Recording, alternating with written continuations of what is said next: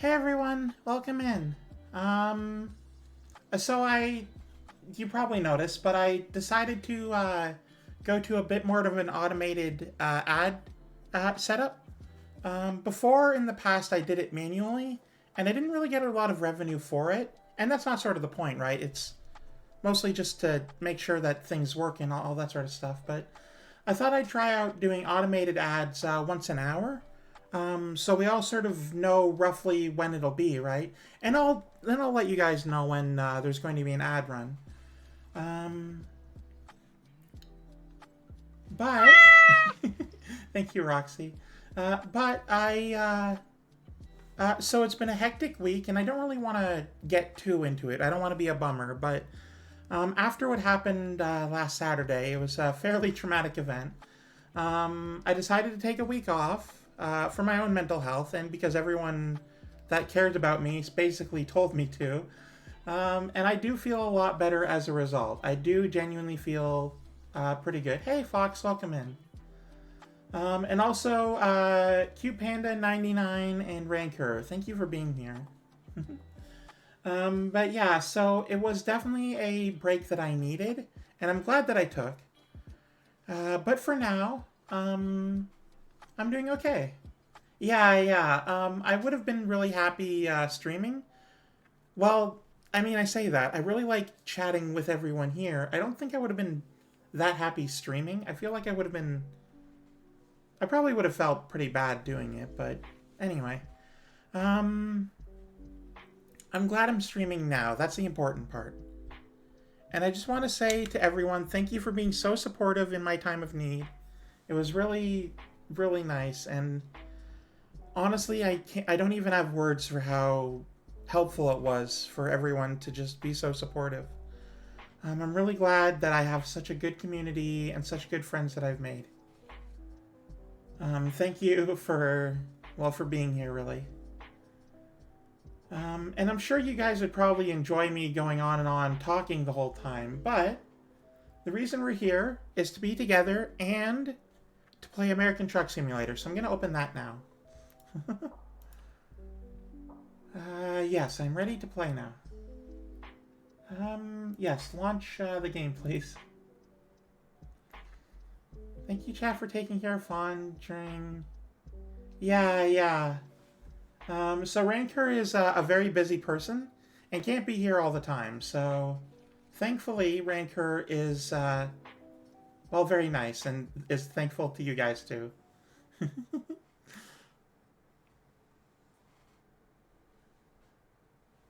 So we're just getting into the game right now. We're gonna see how it goes. One moment as I shift over.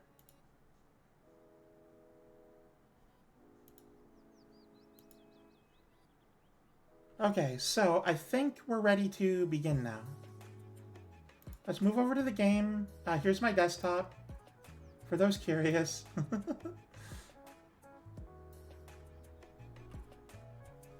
Give it a second. There it is. I've been told that it wouldn't be a fun stream without at one point seeing my desktop, and I do find that very amusing as a thought.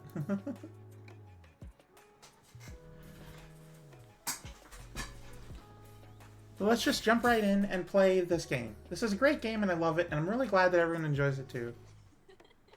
I genuinely had no idea when I started that American Truck Simulator would be so popular, but it's grown into the flagship stream game for my channel, so I feel really good about that.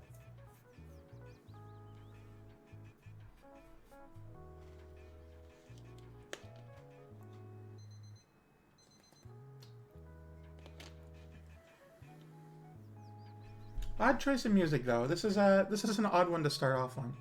Ooh, the Halloween event is still going on. Okay. It's been a few weeks, American Truck Simulator devs, but hey, you know what? We can still do stuff. It's fine.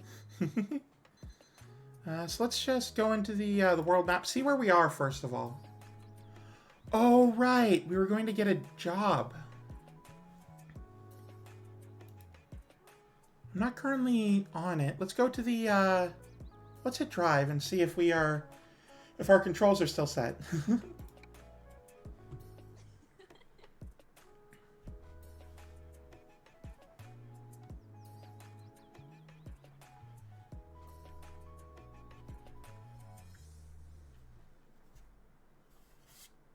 Because this game has at least twice now reset all of my controls. Let's see if we're still good.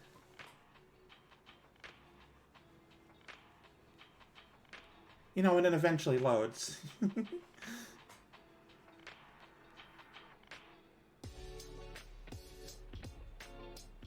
Okay.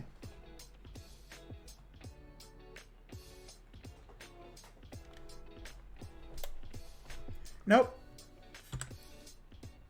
Oh, hang on. Games... Oh, whoa. Okay, maybe it was working.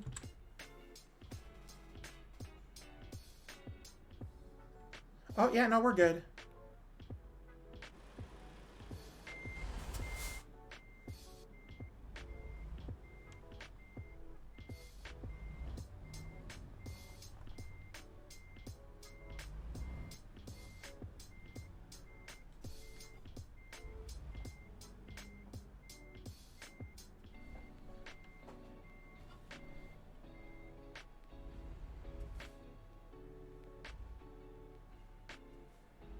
It requires a pretty beefy PC to play. I mean, I would imagine so. Admittedly, I have a pretty good PC anyway. Because I just like playing games. I think this game definitely doesn't take as much to play as to stream. You know, like all games, right? Oh, thank you for the hydrate. One moment.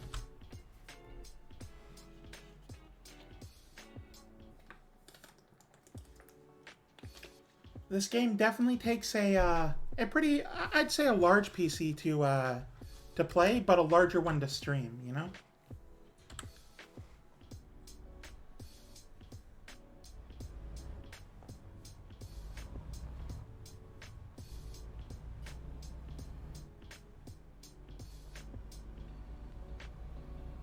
Mm-hmm.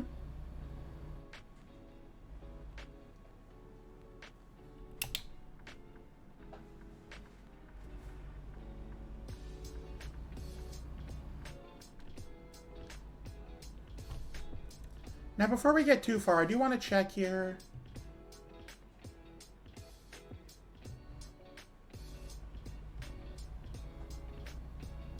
Okay, that's the pedal. That's the... Oh, no, that turns off the engine. Well, it's a very empty-ish sort of game.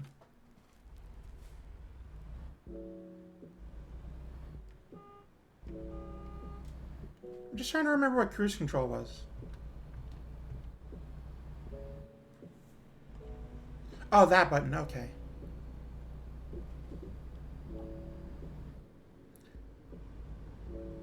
Well, let's see here. This is the city of Glendive in Montana, which, as far as I know, is a very unpopulated city, so maybe move there, and then it'll be like that.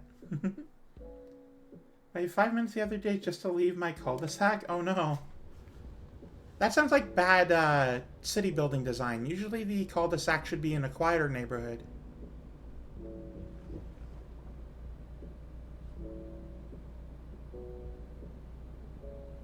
You know, places off of the main road. I've watched a lot of people play City Skylines, and they always talk about arterial roads.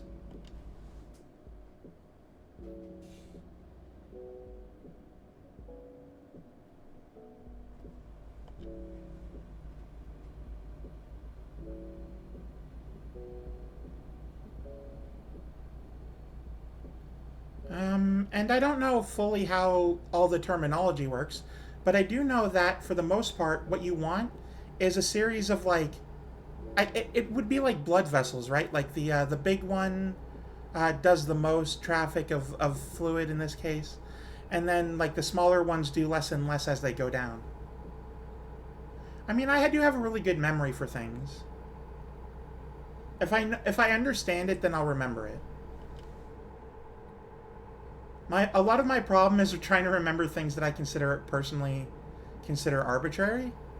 which is unfortunately a lot of things that other people don't consider arbitrary. So I get into trouble a lot.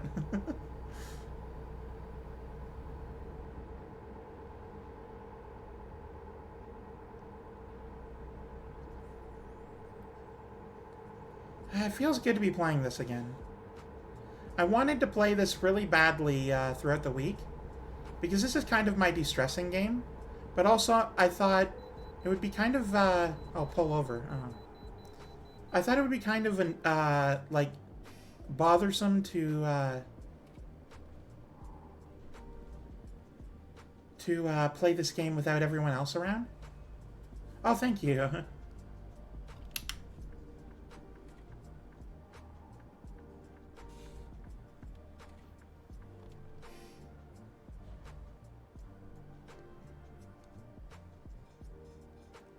High capacity highways, and you're right, it's like blood arteries. Yeah, yeah. Press 0 button or enter. Enter. There you go. Oh, is my truck in a bad shape? It doesn't matter. Figure it out later. You're a collector and local. I feel like the name Arterial feels like, more fancy. And it would be interesting if there were more fancy terms for all the roads.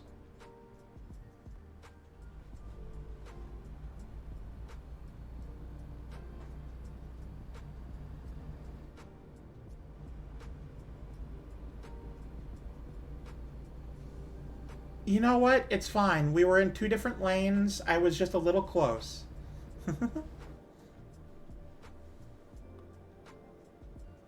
Sydney. Yeah, I made it to Australia.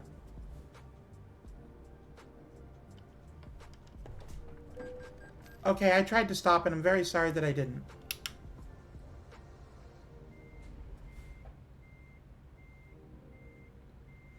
Very durable cars, though.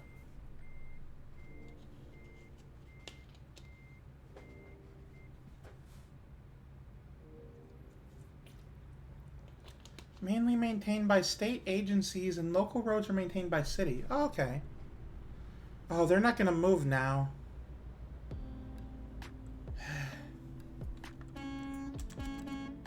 I know I hit you, but move.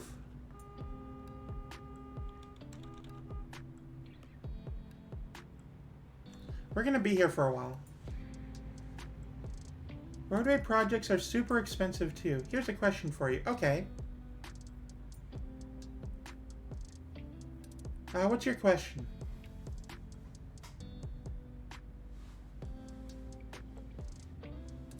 Oh, there you go.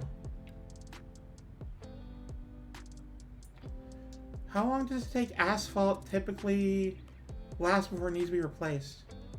Well, I guess it would depend. I mean, I don't really live around asphalt, right? I live in the north. A lot of the roads are just dirt, but my guess is, I don't know, 15 years? That feels right to me.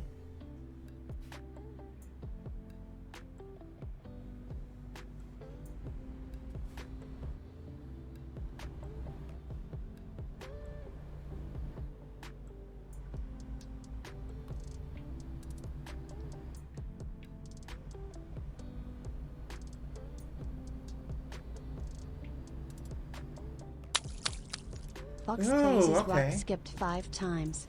Consolation prize. It's actually 10 years. 3. Well, thank you for the consolation prize. Oh.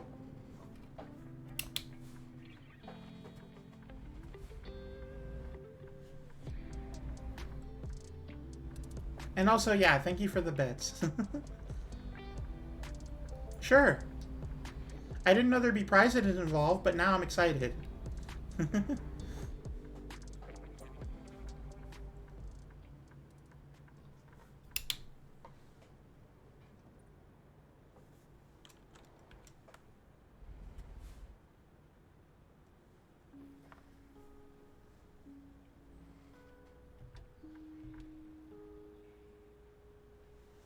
If you want to have your roadway last longer, what could you use instead of asphalt? I know concrete probably isn't a good idea. It has to basically just be, you know, dirt or gravel or stone or something. Basically, it just has to be as strong as the earth under it. Um, I was going to joke and say Kevlar, but I'm not going to say that. For a real answer, I guess I would just say gravel.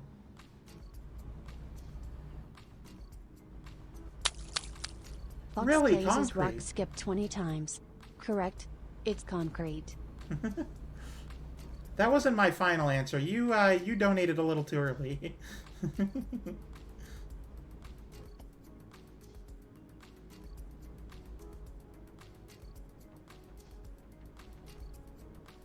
Well, gravel is used everywhere because it's basically just dirt, but more visually appealing. I mean, for roads anyway.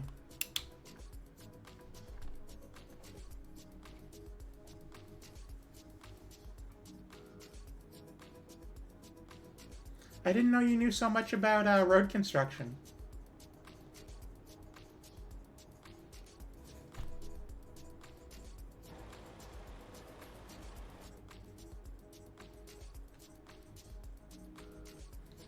Well, also gravel doesn't get to... I mean, dirt, you have to worry about it becoming mud, but gravel, I would think, wouldn't have that sort of problem.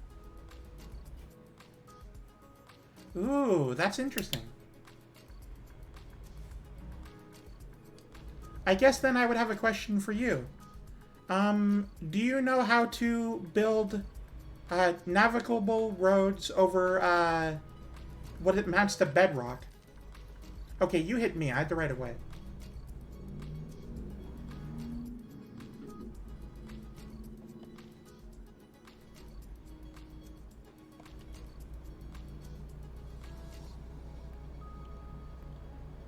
How would you design a road that goes over the Canadian Shield? That's my question to you.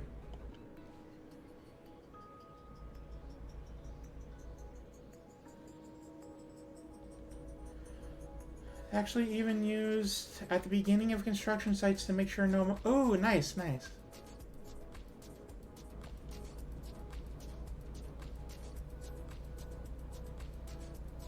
Well, I can tell you one thing. Like, I don't live on the actual shield itself. There is a, like an area that's basically free of it, you know, where I am, around Hudson Bay. But, yeah, between here and, basically the entire south, it is just, because of the glacier... Oh, hey, Janer, welcome in. We're talking about road construction. Because the glacier from thousands of years ago scraped off all of the dirt and, like, pushed it to the south, that's why places like Ohio and Pennsylvania have such rich, fertile soil, while anywhere north basically has no architecture or agriculture of any kind. So when it thawed and receded, it just left that exposed bedrock there. And in the last few thousand years, topsoil has begun to show, but it isn't fully there yet, so there's a lot of exposed bedrock.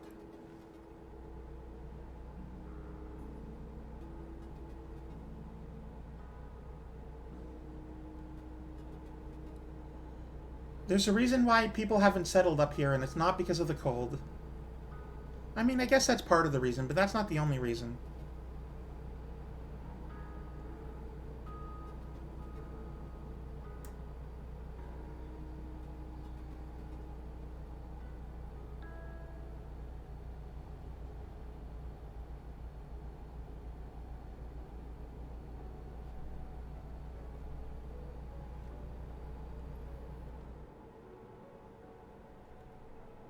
But with, in areas with lots of ice, there isn't really that much ice throughout the year. You have to use concrete, but it's super expensive. Think like, yeah, well, first of all, it isn't really permafrost. I'm in a forest. People have their own house down in colder places. Yeah, it's not the cold. It's the fact of the rocks, right? But what I know about the future is that because of global warming and populations and stuff, People are going to start moving north from the U.S. to like northern parts of the U.S., including parts of Canada, and the southwestern Ontario area is already pretty full of people. So they're going to start pushing north up, well, not up to here, but like getting up here. So it's going to be a real big rush to determine how to very cheaply make good roads that work up here, like on the Canadian Shield. So if I were you, I'd get on that. Freeze thaw is a big issue because you have to build two vastly different weather conditions. Oh yeah, I guess it is freeze thaw. I didn't realize you were talking about that.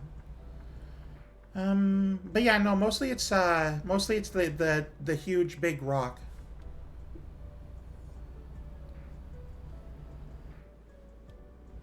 Because it freeze thaws in the west too. They get a lot of snow and then it melts. And there's a lot more infrastructure out there. It's just there's none up here because of the shield. Make sure that uses resin and some additives that helps keeping the concrete together. Yeah, but it has to be a cheap way to go about it, right?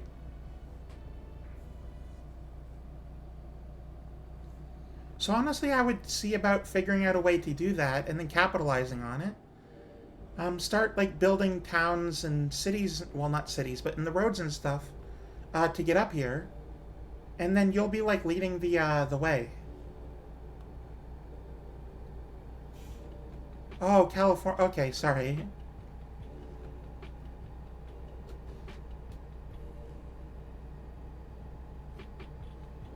Yeah. A good way to well, part of the Canadian Shield actually goes down into Michigan and Minnesota. So I'd look into that because there's probably like state law stuff for that. Well, maybe not laws, but like ways of doing things.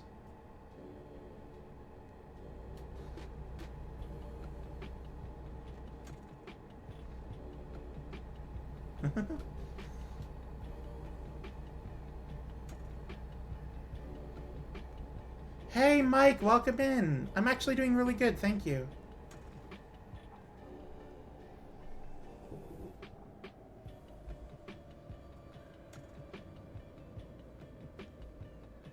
It was a hell of a weekend for me, but I'm doing a lot better than I have been. My break was really helpful.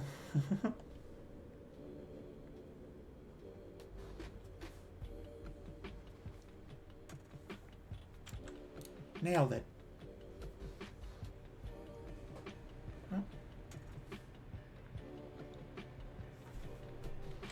Alright, where's the closest, let's see here. I'll probably end up sleeping there.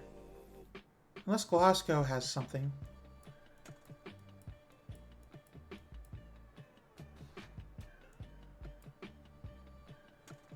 There's nothing out that way.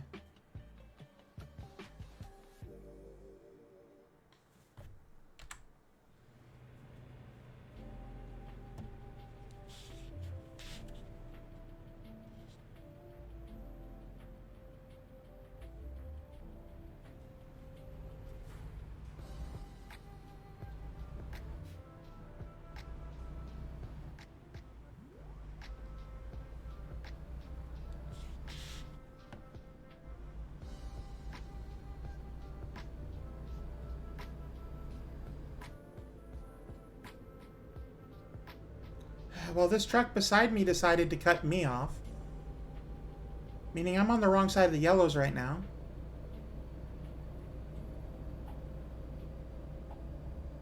I did not let you in. You forced your way in.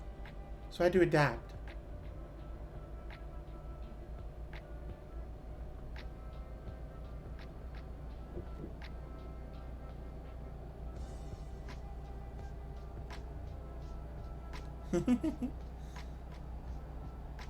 It happens. Don't worry about it. Thank you. It comes from months and months of driving and not really caring about anyone else.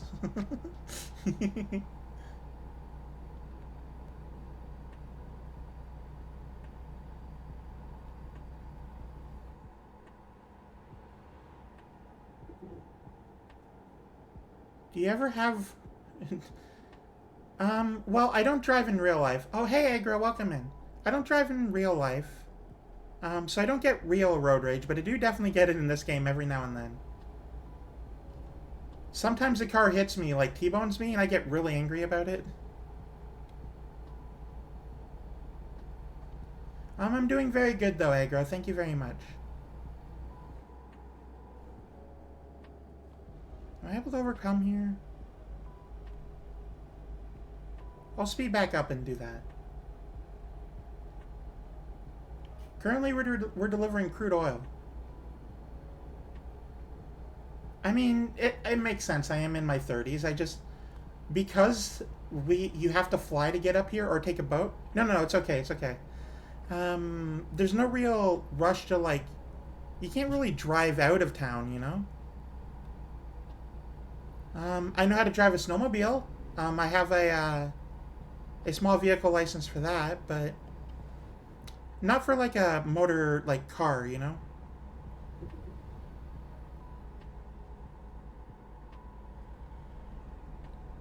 Also, for a, not for a summer, but for hockey season when I was a teenager, I drove the Zamboni, so that sort of counts, I guess.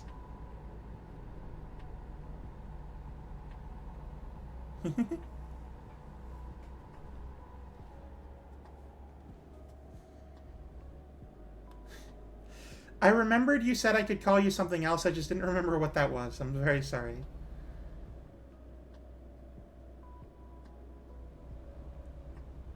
If you'd really like me to call you Juniper, I can. I can try anyway.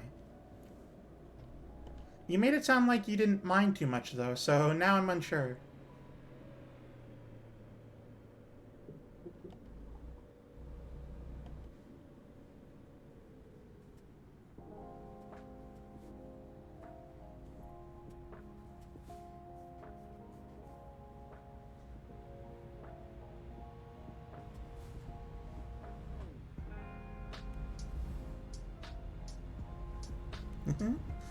You just remind me so often, right? It makes me wonder. First of all, it's an I, not a Y for Zamboni. Don't worry about it. But yes, it is for, so the Zamboni, its purpose is to, because while people are skating, they cut up the ice, right? They make it less safe to skate on slowly as time goes on. I guess kind of like a road. So the Zamboni sort of like slightly remelts the ice, and then it takes maybe a minute or two to refreeze, and then it's safe to start skating on again. It also makes it look nicer, so that too. If you're interested, there's a way to change a person's name in OBS so that it help remind you. Hi Vivi, welcome in. I'm doing really good. I've been asked that a lot in the last few minutes. But yes, I'm having a good time. Thank you for asking. Currently, right now, we're talking about driving, because of course that's the best conversation to have here, and also because I drove a Zamboni in high school. I mean, for one season, but you know.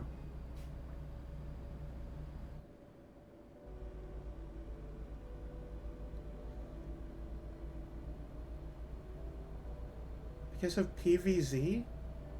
Oh. Don't read chat while you're merging.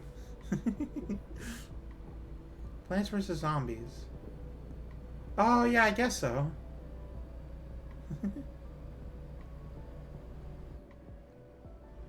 But yeah, a Zamboni has an I at the end of it, just for your reference. Hey, Tanya, dear, welcome in. We're talking about driving. Have you ever driven or seen someone drive a Zamboni? Ooh, only one crashed today, actually.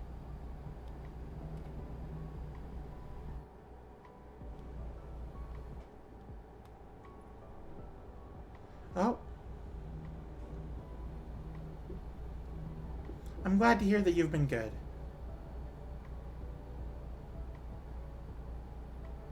Ooh, how did that go? I'm very sorry I missed it.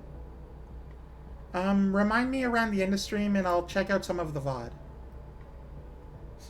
Look, going into oncoming traffic doesn't count as a crash, it counts as a possible crash. There's a difference.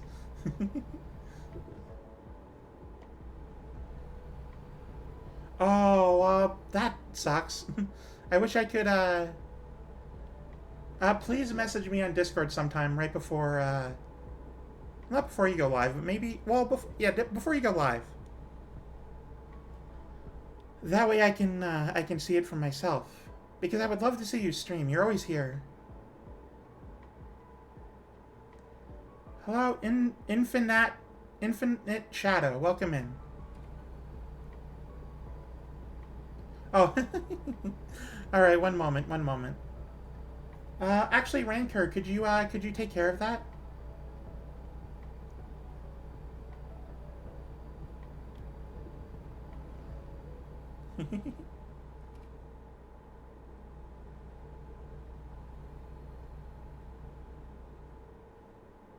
I'm doing very good, Shadow, thank you. Well, when you don't waste it all on the meow or the goose honk, you usually have a lot left over.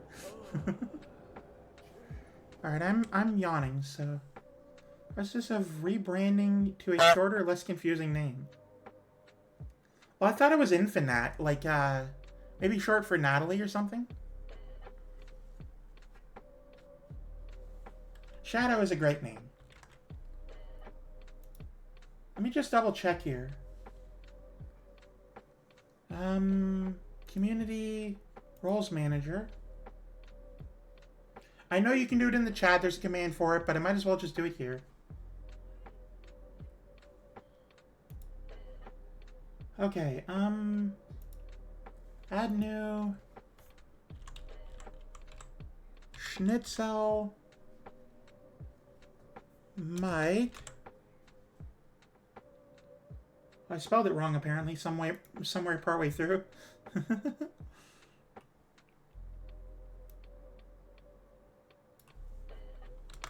Oh, I forgot the C. Yeah, that would do it.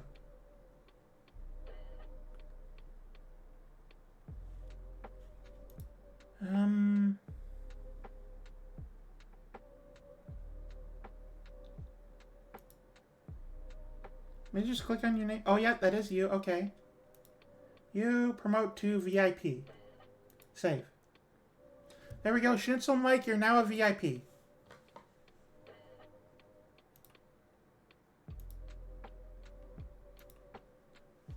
Let's see here. My new PC is strong enough to stream at a low resolution so I can actually start playing. Ooh. Girl, a Shadow Ghost VTuber so fits. I played Enlisted, that one World War II free-to-play battleground game.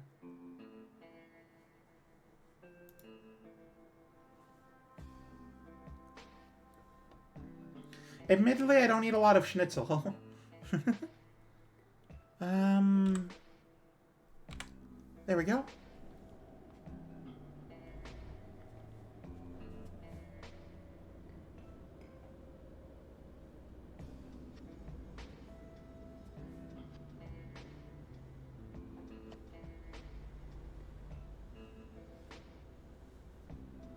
I went to the map specifically so I could find a place to sleep.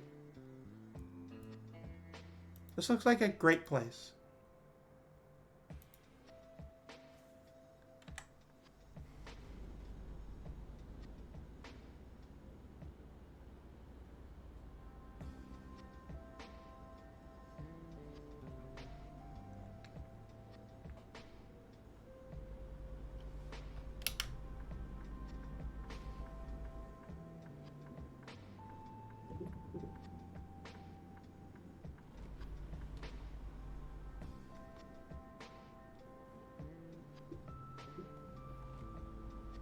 There we go.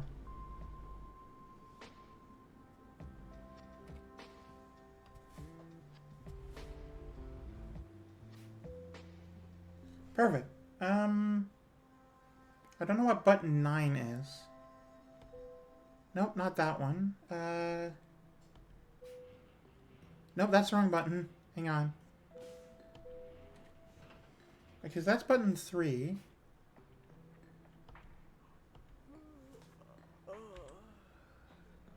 Ah, screw it. Hit the keyboard. There we go.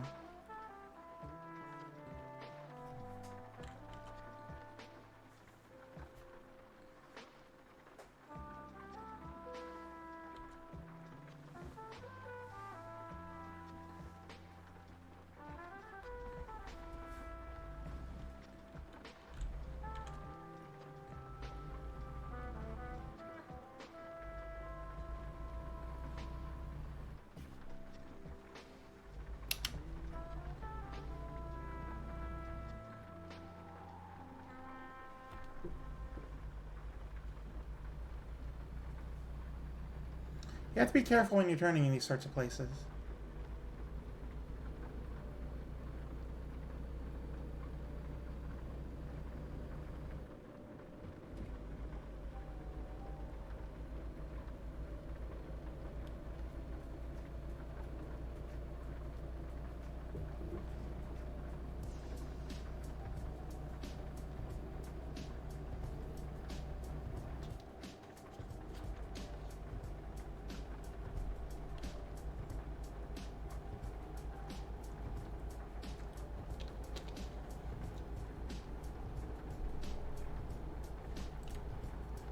So I think it's time we start talking about different games that have been coming out recently. Because surprisingly, there's been a lot of, like, really interesting ones that have just been coming out recently. The main one that I want to talk about is Talos Principle 2. Now, I love the first Talos Principle, and I'm very happy about it. I enjoyed it a lot, and I actually bought the second one. I don't know if I'll stream it or not. I definitely want to do a little bit of playing beforehand. Because I feel like that there's a lot of dialogue in that game compared to the first one. I might stream the first one. But the second one, from what I've seen, has a lot of talking and a lot of like NPCs and stuff. And I don't like playing those sorts of games on stream. I feel like all the dialogue gets in the way of sort of chatting, right? There's multiple places I haven't gotten to it. Okay. But yeah, so from what I've seen, and I've only seen the first like half an hour or so, so I'm really excited to play that. But there's a lot of like NPCs and stuff, and there's dialogue branching trees and stuff like that. So I'm really excited to play that when I get the chance to.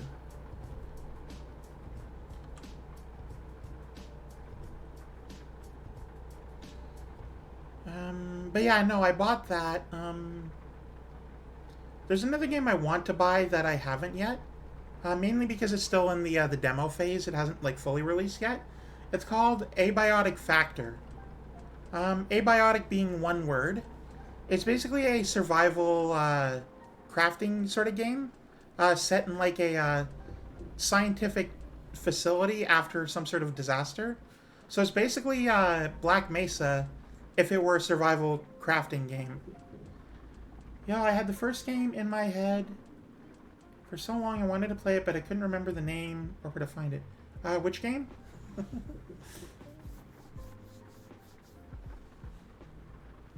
Unless you mean the Talos Principle, in which case... Yeah.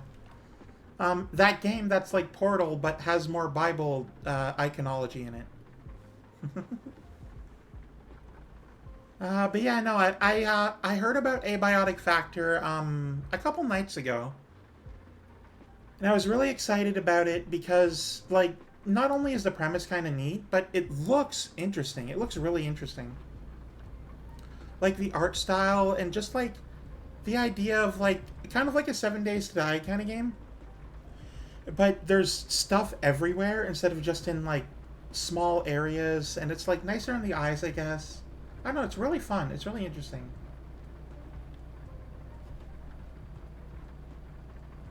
I forgot to grab it on Steam when I had the chance earlier. Do I play Mario Kart? I don't have a Switch, so I can't, unfortunately. I'm mostly a Steam gamer, though I do sometimes Epic Games, and sometimes stuff like that. But yeah, no, mainly PC. If you have PC games you'd like, though, we can talk about that.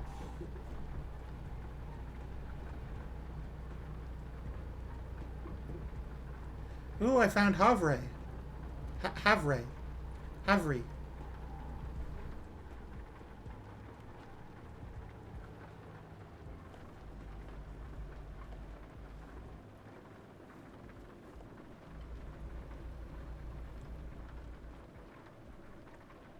I would love to play Mario Kart, though. I used to own a Switch Lite, but I gave it to my nephew last Christmas. Because the final DLC came out. Oh, it's the final DLC. Ooh. I didn't know that. I have a PNG avatar too. Oh, that's very nice. I'm very glad to hear that, Tanya.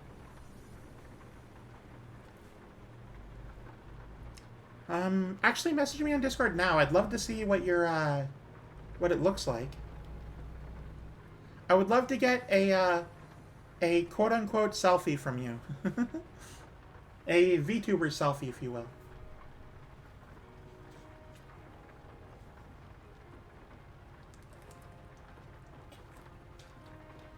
I didn't know it was the final DLC, though. I thought it was just another one. That's really cool, though. I'm glad. I use AI to create a base, but when I move to Live 2D, want to use that AI image to inspire a real artist to make... Well, so here's the thing about AI art, right? First of all, it's controversial, so you're going to get a lot of different opinions on it. My opinion, and I'm not going to say that other people can't have their own opinion, but my opinion is that it's not really art. It's more like a generation, right? Like an AI-generated image. It's a fabricated image. Like, it's a fab, right? It's not an art, it's a fab. That's my personal opinion. And if people want to make fabricated art, then they can, right? But it's not the same as, like, normal art, you know? No, I can go faster than this. Now, the thing about using AI art for things, like AI fabricated art, for different stuff, is actually, if you look at my my Twitter profile, my banner, or the banner I use for Twitch, of the cozy looking cabin with the stuff on the shelves and stuff, that was actually based on initially on an AI fabricator, an AI fab that I sorry, the terms are still sort of new to me. That was based initially. I asked my friend who knows how to do that sort of stuff to come up with like maybe 100 different images of the inside of a cabin that I could use. I picked... Why aren't I slowing... Well, that's 2 crashes. Eventually, I went to an artist that I know well and who does really good art. And I said, hey, this is the image that I sort of want. Could you do this one, but like, you know, an actual piece of art? Instead of... Because you could tell the architecture is very... You could very tell it was AI. It was broken in a lot of places, but... What I did was, like, I took it to them, and they essentially redrew it all from scratch, but, like, as the base. And I think that's the best way to use AI fabricated art. Is as a base for, like, actual art being made. You have to edit AI a bit so I can edit images. Failed to way station. Oh, I didn't even see that message. Well, but I just can't draw, and I don't have the funds to commission right now, so... I mean, that is fair. I can't draw either, and I definitely don't have the funds. What I have, though, is a lot of really talented friends who are willing to help me out. Something for people to look at. Yeah, yeah. Well, there are free programs out there. Let's see here. What's the one that I've heard of? Because I know that there's free, especially now, there's free VTuber programs. That, like, you can have... Oh, there's this one that it's like Reg 2. So you don't have to worry about that. What it is it's a live 2D sort of thing, and you can... There's very limited character customization, but it has it. So you can make a version of what you want, and then use that. Oh, whoops. I'm trying to remember the name of it. It's on itch.io, I know that, and it's free. Ooh, there's a train somewhere nearby.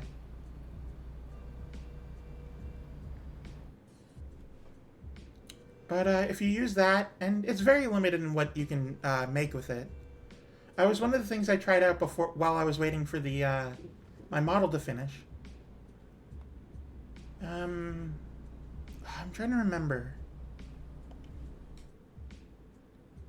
No, what I did is controversial, but it's like, for me, it's that or no. Well, that's what I'm trying to say. There are options. You don't just have to do this one thing that everyone thinks is controversial. There are different options you can do. And it's especially better because just using AI fabrication, it can't move, and the program I'm thinking about, which is free, it does move. Like it follows your body and it blinks. It opens its mouth, that sort of stuff. It's a really simple program, but it's very nice for beginners. I highly recommend it, and I definitely the person who makes it. I recommend paying them if you can, like $5, right? It's on itch.io. It's very cheap, and it does basically all the work you want of a model for you, and you can use that instead of the AI thing, and that way no one will ever complain or care. It basically you're avoiding arguments at that point. Because while I'm sort of relaxed and don't mind too much, I know everyone else does, so. I didn't think early on that I would have to pick between liking computers and liking art. But then the AI people went to war with the artists, and now it's a weird internet we live in.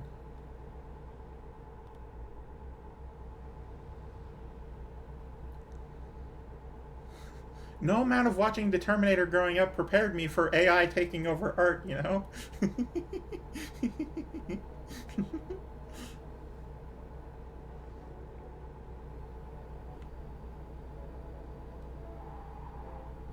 Oh!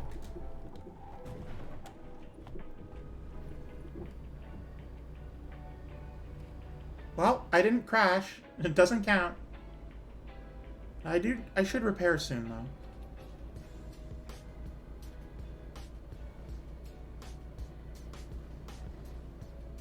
Actually, let me look up the name of that one. For all those watching and who are curious. Oh.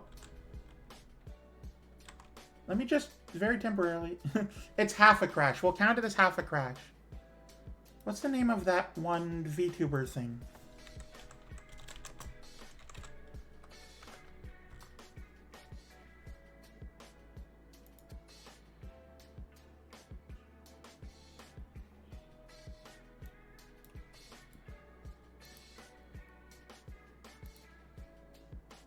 Okay, here we go. I'm gonna post it in here. I'm gonna paste it in here. I'm gonna get rid of all the link stuff. Just copy this and go to the link, and then it's very good. In a PNG myself, I can't draw either, but know the janky goober style kind of grew on me. Yeah, that's the thing, right? You can't get too attached to things that you know you're going to replace eventually. I really like my model, but I know that once I go to Live 2D eventually, once I get into my new model, this is not how I will look. I'll look very similar, of course. This is definitely like how I look, but it'll be different, right? I'll be in more than one dimension. But yes, please go to this link and download this program, and you'll be able to be a free VTuber. I can't recommend it enough.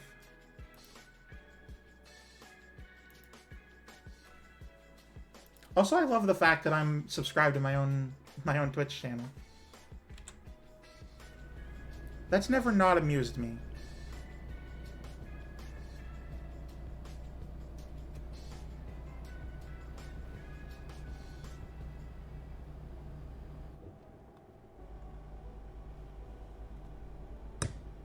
Oh hey, Undead King, welcome in. Thank you so much for the 3 months.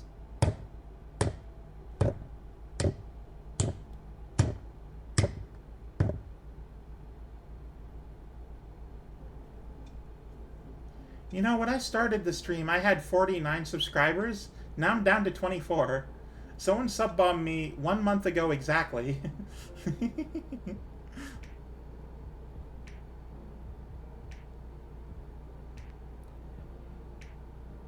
Oh.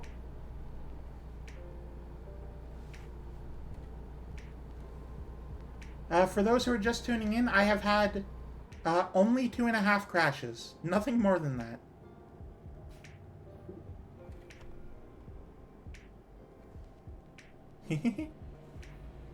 Hey, it's okay. Like, if they don't want to, that's up to them, right? I'm not gonna beg them. I'm not gonna bug people to subscribe to me. Yeah, only 2.5. And I bet you're wondering, well, how do you have half a crash? Well, I'll tell you, you almost tip over while going at 105, and then don't.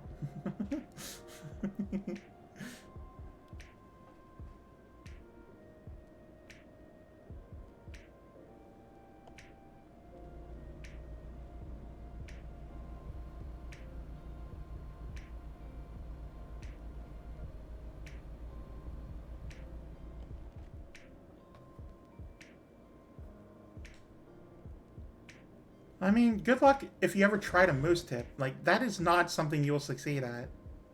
I'm sorry to say, but you will not win if you try to moose tip.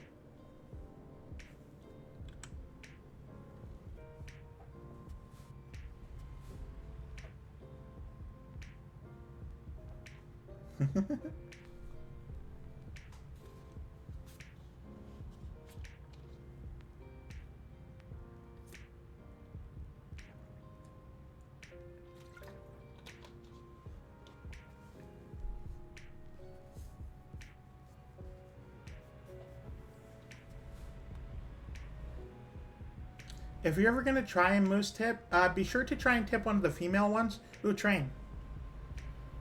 Because if you try and tip a male moose, it will probably kick you across the continent.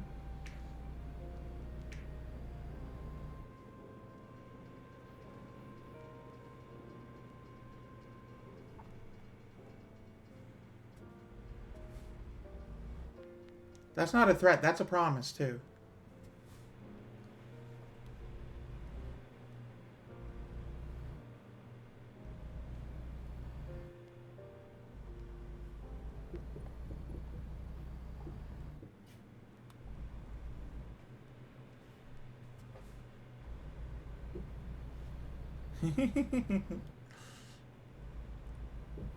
If you find a real moose in real life, be sure to make sure that that moose is willing to let you be near it. And then from there, just sort of do your own thing.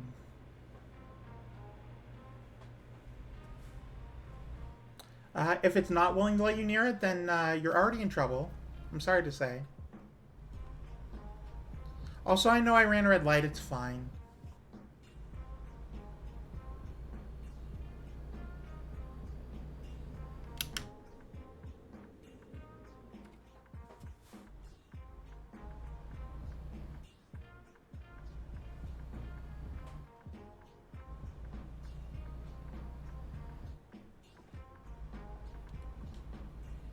But red just means you need to go faster, right?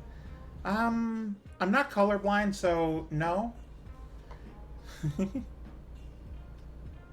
That's why orcs paint their vehicles red. Oh.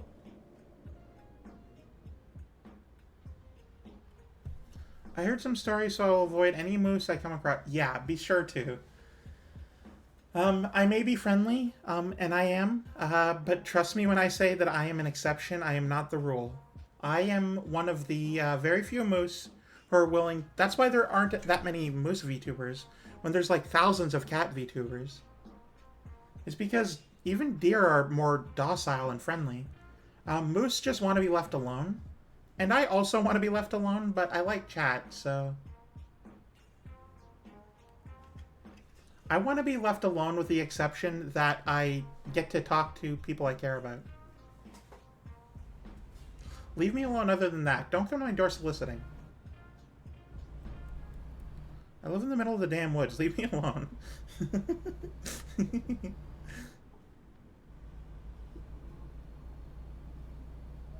Moose Wendigo. That sounds fantastic.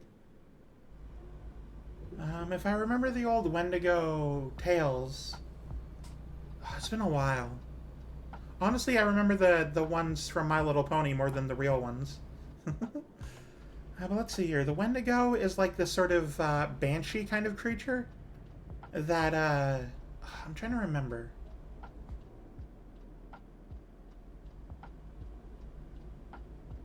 It's not coming to me, but I know that it's native folklore, and it is very scary. I'll share this other one I was working on. Yeah. Post it in the arts and crafts chat. I would love to see that.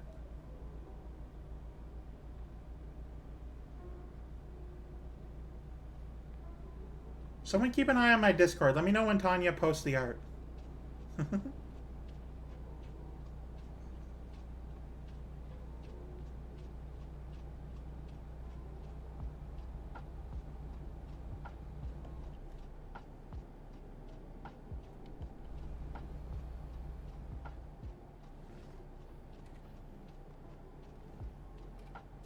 I know that the cleric beast from Bloodborne is based off the Wendigo. Ooh, okay.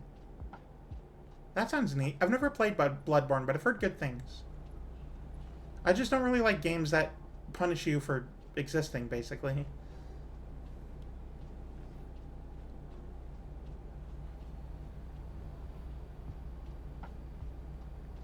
It also doesn't help that I don't own a PlayStation.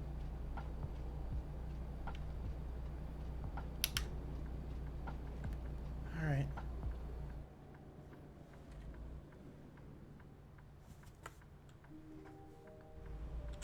Let's see here. The only reason I used what I used was because I wanted the military theme. And most free tools can achieve that, although it's not like I will never commission either in the future. But yeah, like I understand what you were saying. Oh, if you're not in the Discord, you can befriend me on Discord in general.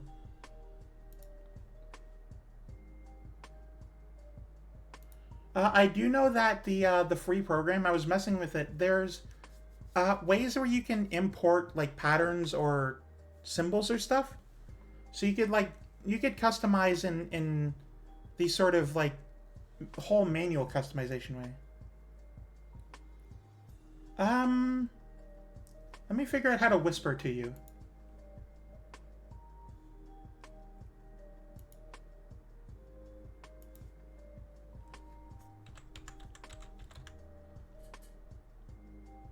Also, since I'm taking a short break anyway, let's run the ad. So I'm gonna run a minute-long ad. Feel free to grab a snack or something. We're taking a break in the meantime while Tanya and I chat. We'll be right back.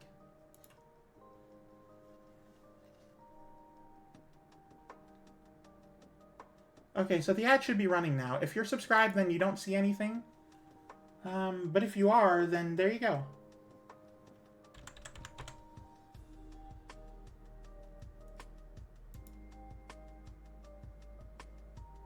Whisper. Here we go. Got it?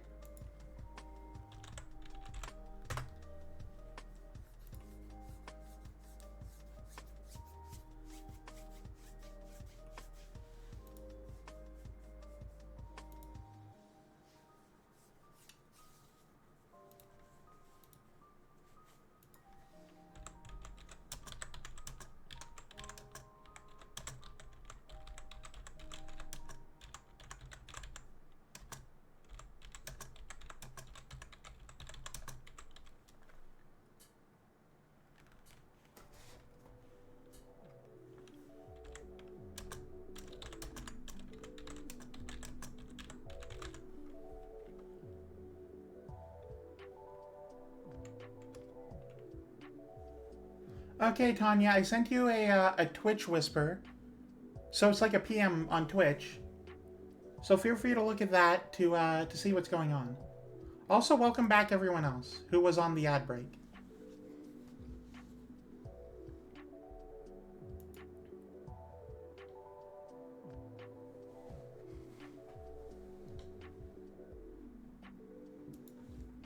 Alright, let's get back to the game. Oh.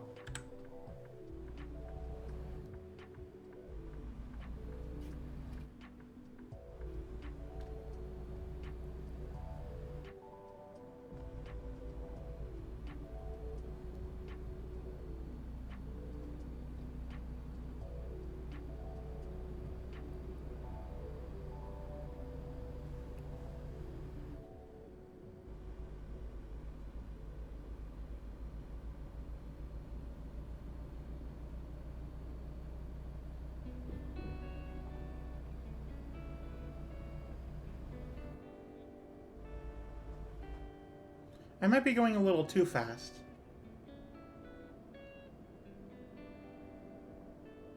But that's fine. That's what naturally slowing down is for. Use less gas that way, too.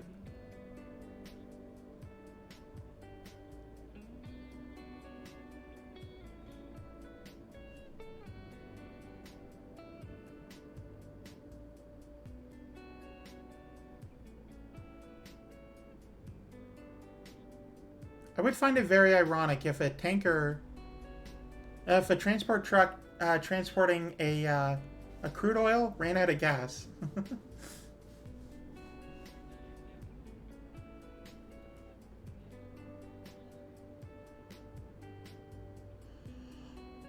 Ah.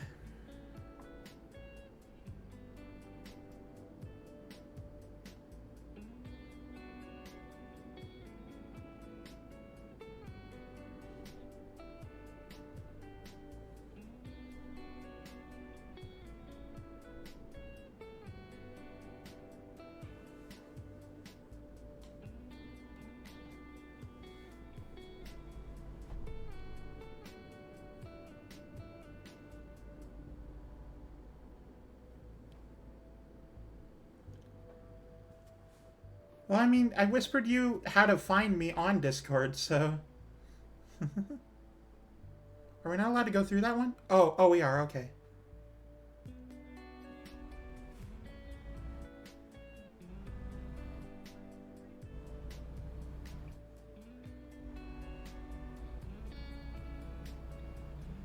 You don't have a Twitter account? I mean, fair enough, that's probably the best way to go about it. I'm just, after last week, a little hesitant to do Discord-related things while streaming. So, I hope you don't mind.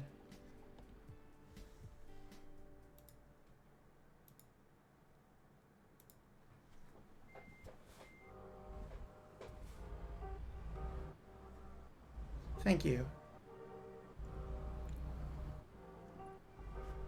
Thank you very much. It's been a long road to recovery, but I'm a little hesitant.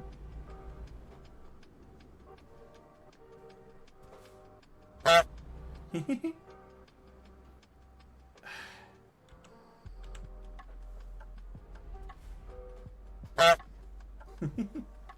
love that honk. It's so good.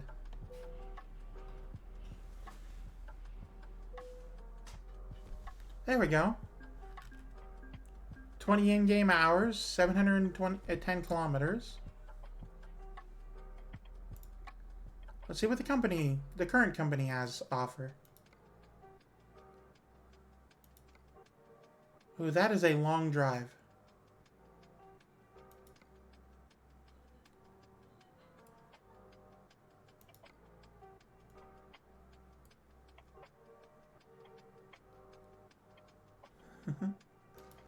Okay, so let's check out the map here.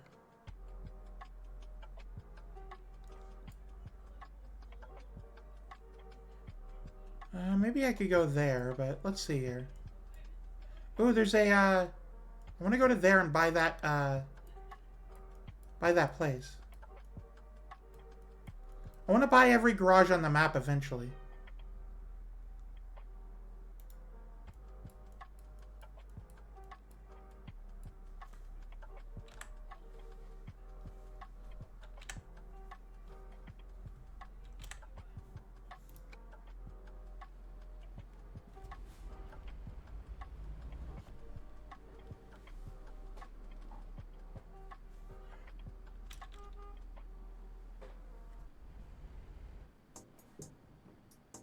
Thank you for finally deciding that I was allowed out.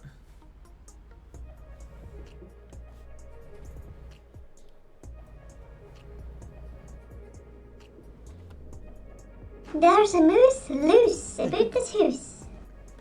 I mean, if I'm being perfectly honest, you probably don't need to make a Twitter.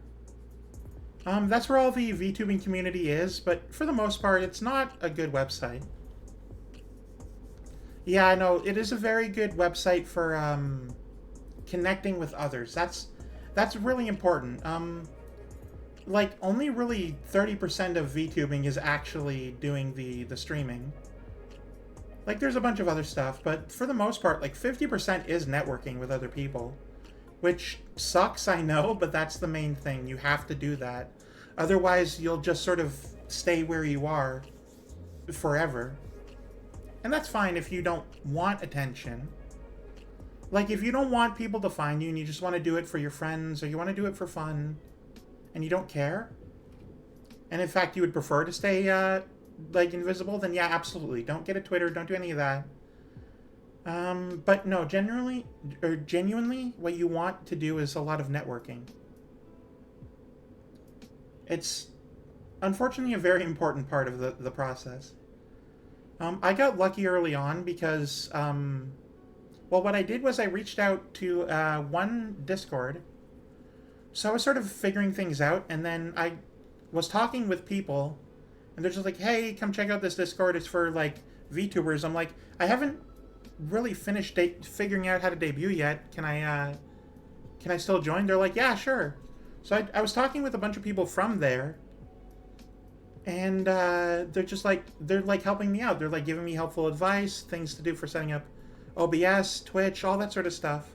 And I'm really grateful, and I'll never not be grateful. That's actually, I believe, where I met Catbag, who is my first mod and general advertiser, who does all my promos on Twitter. And I was talking, and I basically asked, hey, what's a really good way to get engagement? Well, not engagement, like, to sort of interact with people. And Catbag was just like, well, do those drop your PNG posts and interact with those, and then you'll just be chatting with a bunch of people. I started out doing, like, maybe 2 total, like, a week. But as time slowly went on, I figured out, yeah, I know, this is what I want to do. That's why I'm trying to do network. I'm very good at talking. Oh, I'm not very good at talking to people either. Don't worry about that. But I can help you out if you'd like. We can chat on Discord after the fact, though.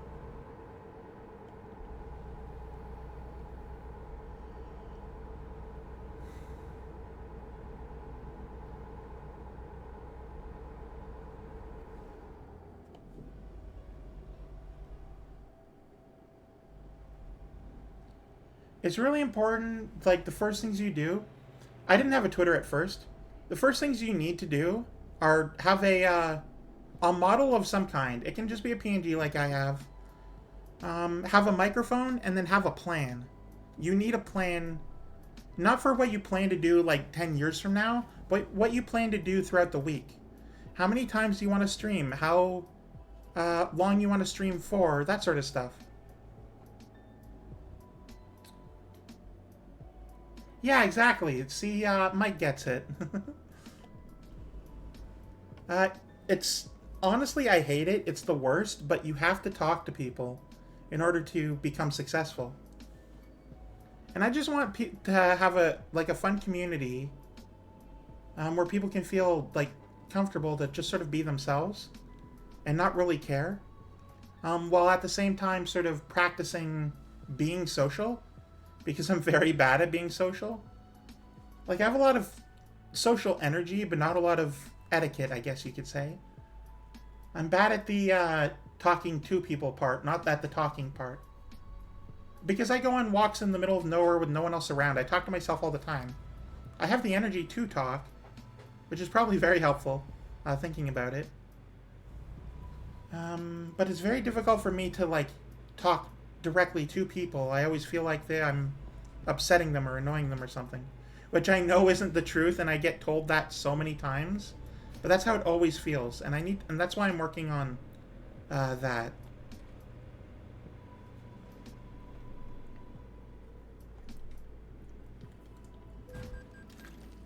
You could have kept moving, you know.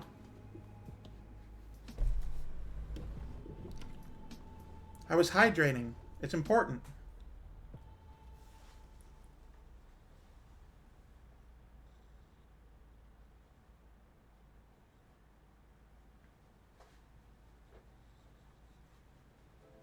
Yeah, the fact of the matter is, all you need to do is to advertise yourself. And that's it. That's all. Try to be nice, of course. Um, I do my smile face. Just as like a well, because I like it. It's nice, but also it sort of sets the tone for how my sentences are going. If I didn't do them, a lot of people say I sound like I'm talking matter-of-factly in any text message. So I'm trying to I try to set the tone for how I want people to interpret what I'm saying. Because that's the main thing, right? You have to make sure that people interpret you like the proper way, the way you want to be interpreted.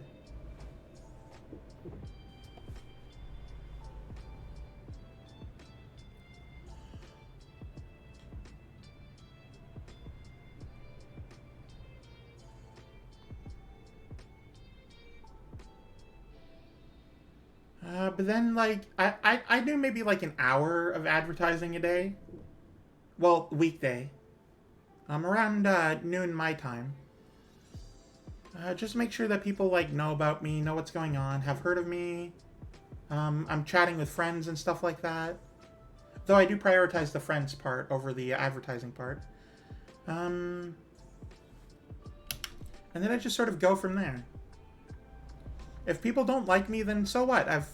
I've cast my net out to a lot of fish, and they will either like me or not, and that's... Really, it's not about being liked, it's about people knowing you, you know? I don't know what I'm talking about anymore. It's just a bunch of empty advice, honestly.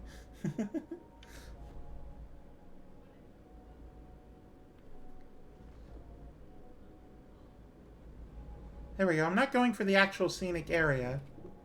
Or to it. I'm just trying to mark it off on my map as a road I've been on.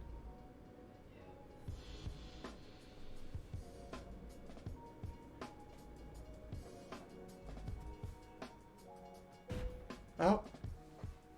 I thought it would be up by the time I was through. Hey, no worries.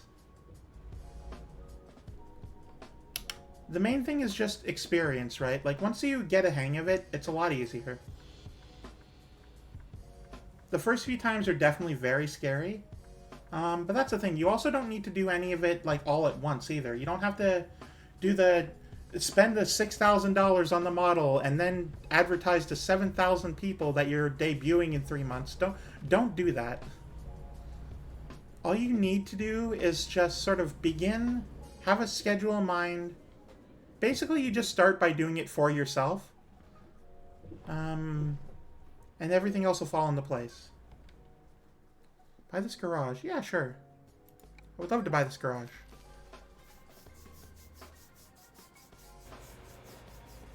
It's not my headquarters, thank you.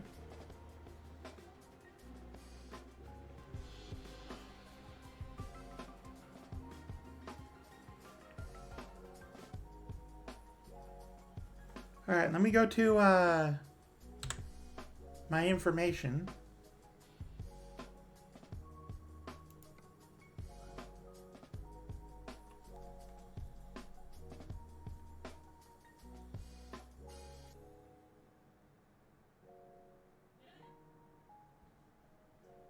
Oh, have a very good time, Undead King. I should really focus on drivers and trucks, less so than garages. But either way, I have a garage in now the 4 corners of the available map, and that's important to me.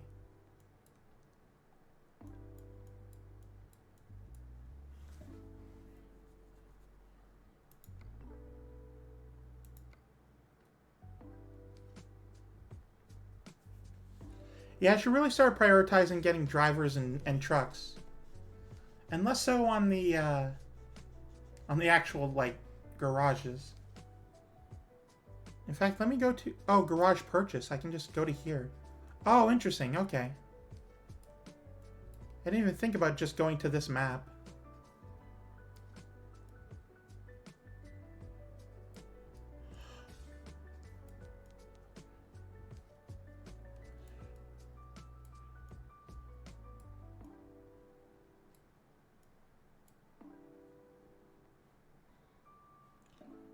Go to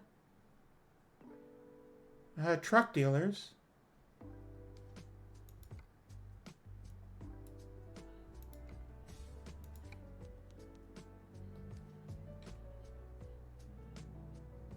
I want to prioritize... Oh, no. Oh, it goes up instead of going down. I want to prioritize getting a bunch of these. If I buy maybe 2 or 3 more, then it should be good.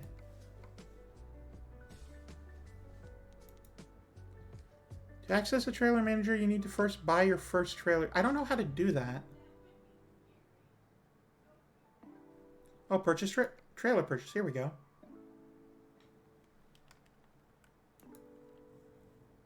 Oh, that's so large. Hang on.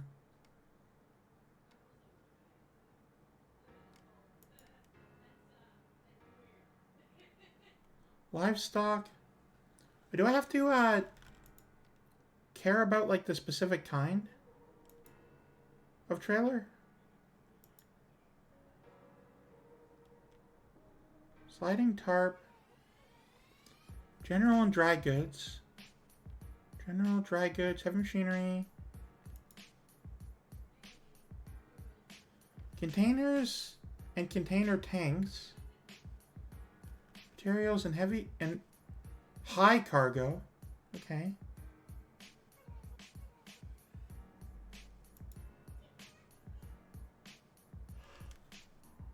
Do I just buy it?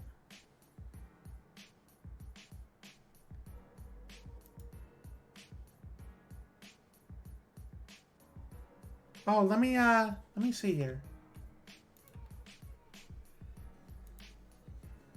Welcome in, by the way.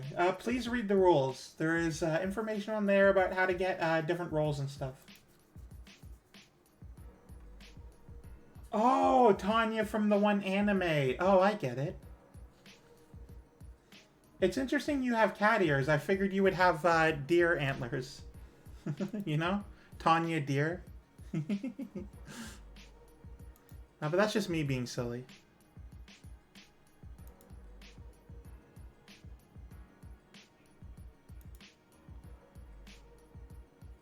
Living animals. Light bulk material. General and dry goods. Frozen chilled goods. Do I just buy every kind of trailer type? They look very good. I definitely think you should focus on figuring out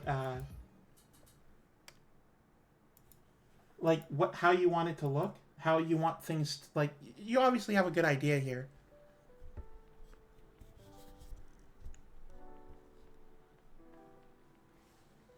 Just in general, that sort of thing, you know? I understood what you were saying, Fawn. I thought you wanted to message me in Discord and to join your Discord. That's why it took me so long to post. Good news, I made a Twitter. No, don't worry, don't worry. We can talk. I'm just sort of streaming right now, so it's a little difficult to focus. Let me go to the job market, though.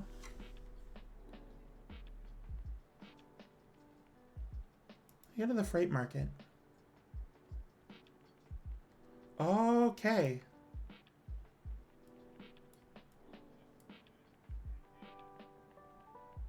What can I get from here? Oh, that's not too bad.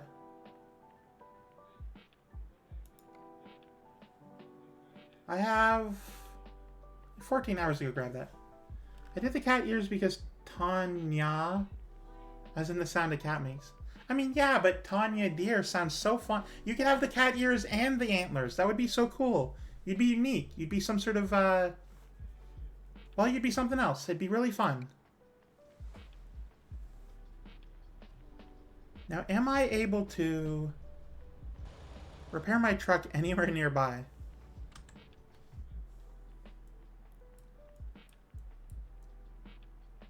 I'll go back to there? Ugh, fine. I think it'd be really cool. Now, keep in mind you don't have to do just what I'm saying. You can do whatever you'd like. I just think it'd be neat. Anything to be, to stand out, you know?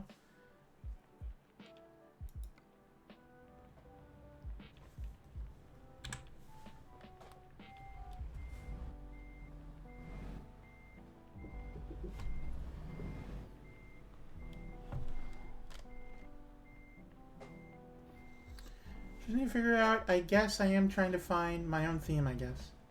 And I gotta say, you're not a bad driver. You don't have to lie to my face like that. I've been doing very well, thank you. How have you been doing, Angel VT?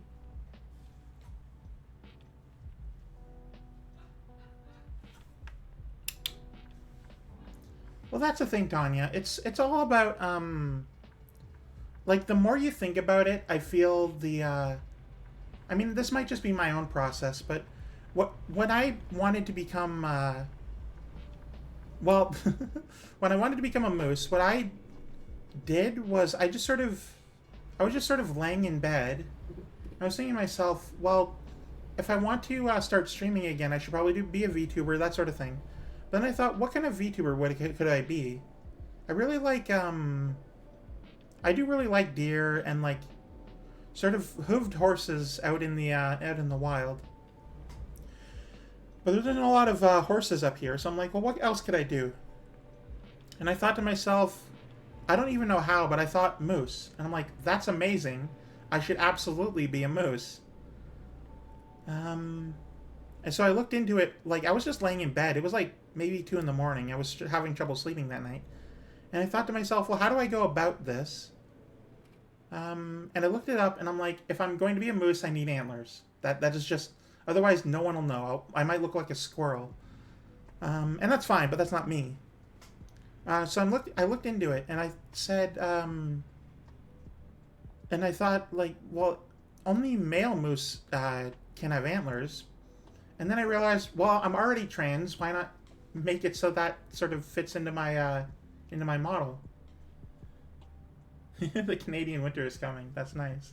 I love the snow. It's been snowing here for the last week and a half or so. But yeah, so I'm like, well, I have to have the antlers, and then, you know, trans moose, and it was great. Which Avi is better, though, the human one or the cat one? Well, if you want better subjective, I like the first one because the art looks better. It's nice, though. Do you like it? It's cozy. Yeah. You wouldn't expect a moose to be cozy, but here I am.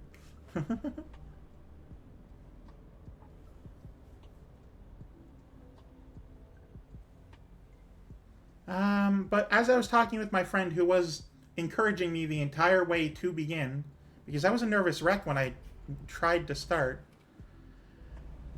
and she talked me into it, and we just sort of talked, and she thought being a moose would be a great idea, because they're majestic and large, and she says that I'm majestic, even though I doubt it. I'm a large person, but that's just, you know, me.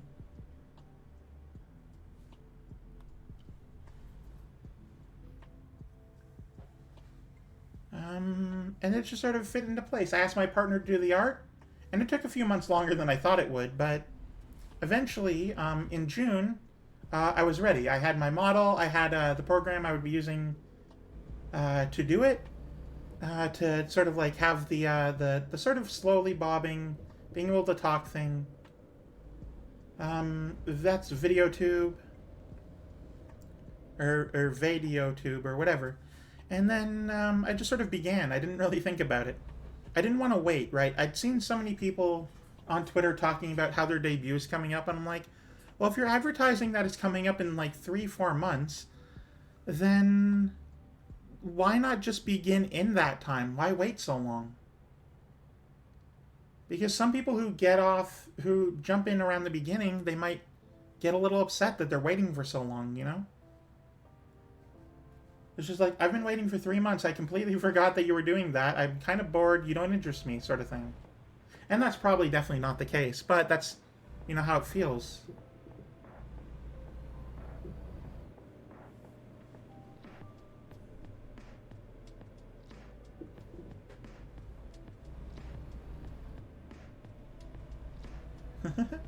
Well, it's not all about being cute. It's about being true to yourself. My model looks cozy because the art matches my personality. And I am just a quiet, sort of keep to myself kind of girl. And that's, you know, that's what my my partner drew.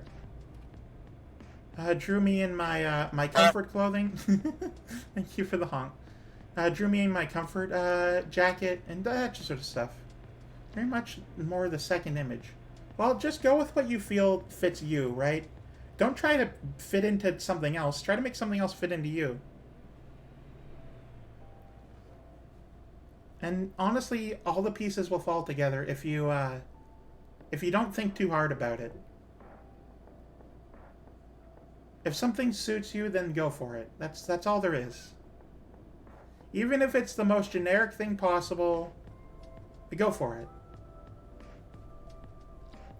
I've always had the problem of being myself, but I think you're right. Yeah, I know. Trust me, I get it. I really, really get it. Trust me. Of course. It's just about basically how I did it. I'm gonna break the rules a little bit and talk about break the immersion. How I did it. Well, I guess the whole conversation is. Basically, I just sort of ignore, like, I came up with the idea and stuff, and I ignored everyone at all for the first little bit. I tried my hardest to just sort of imagine I was talking to myself. I ignored like the chat. I ignored the everything, and my idea was that I would get used to doing it before I would fully acknowledge that everyone was there.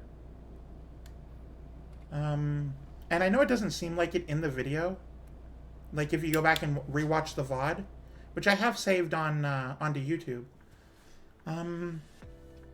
I just sort of I talked and I just sort of had words come out of my mouth. I didn't really think about them. I just sort of ignored everything so I could feel comfortable, I guess you could say. And I'm glad I did, because for me specifically, I don't think I would have survived if I didn't. Aw, have a good night, Mike.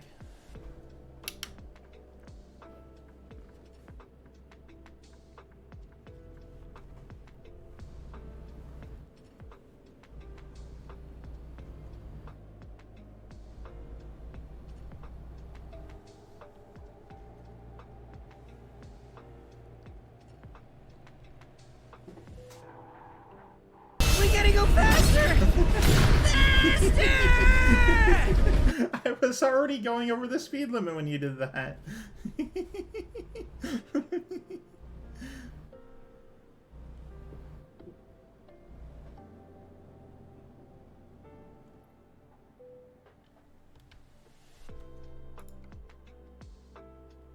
Repair everything for me, please. Thank you. Alright, I gotta go get my, my latest job.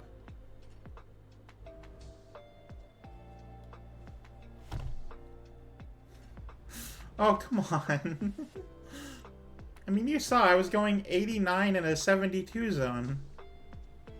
Don't bonk me, that hurts.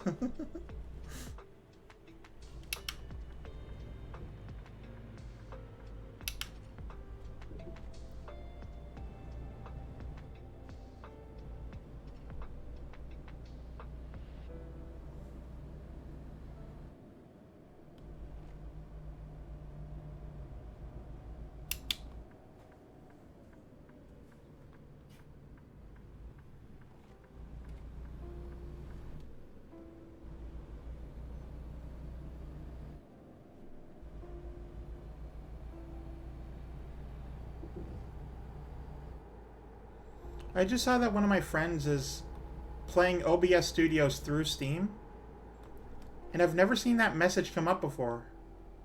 I've never seen Steam like notify me that my friend is playing OBS Studio. That's really funny. I like that.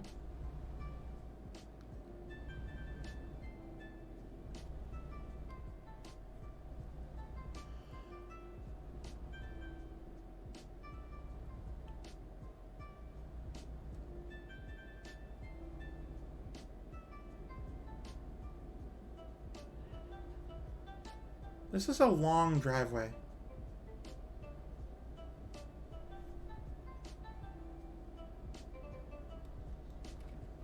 Make open mouth version of the image I showed you, but for now my images kind of do the Discord thing where one is brighter than the other. Yeah, originally I had it so that I would jump up and down when I spoke, but I thought it was too distracting. I thought I wanted to go for a more like relaxed feel. That's why I slowly sway back and forth as I'm streaming.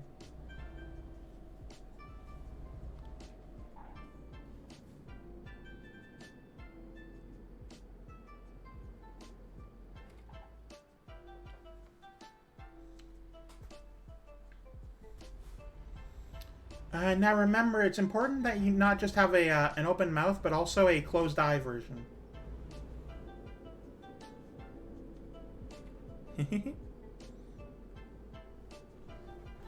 Well, back here.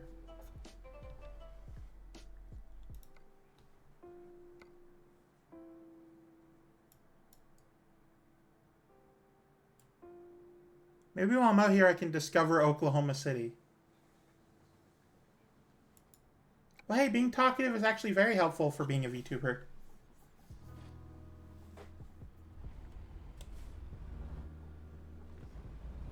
I was actually at a partial disadvantage because I'm not very good at being social.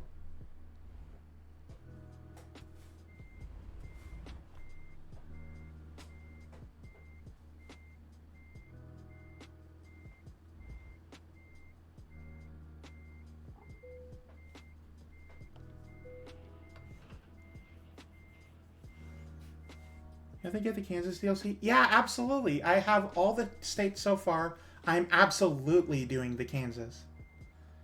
I will try to do the live 2D thing you mentioned. I do have a webcam. Yeah, it's important, well, for that you would have a webcam, but also that you're just comfortable with it, right? Like, if it's not working out, feel free not to use it. I'm just trying to, I guess, help it so that you don't end up arguing with a bunch of people who are vitriolic about the whole AI thing. Well, I messaged it in chat earlier if you want to scroll up.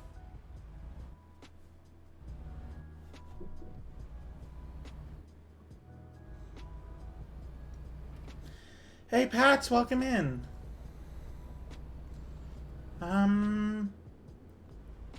You on NVIDIA or AMD GPU? Oh, that's not for me. If you're asking me, I have no idea. But yes, Pats, I'm doing great, thank you. How are you doing?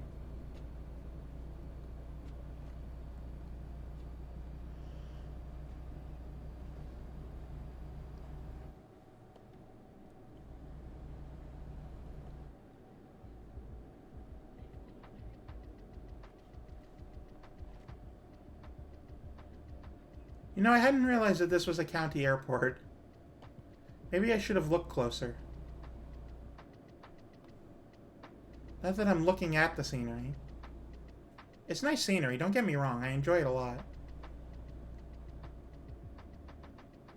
Just making my normal rounds. Thank you, of course. Oh my god, wait, hang on. That's a Canadian flag up there. What are you doing here?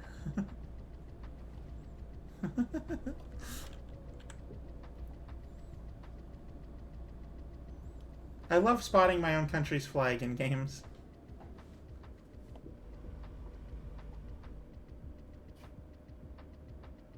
I guess we're close to the border. It would count, right?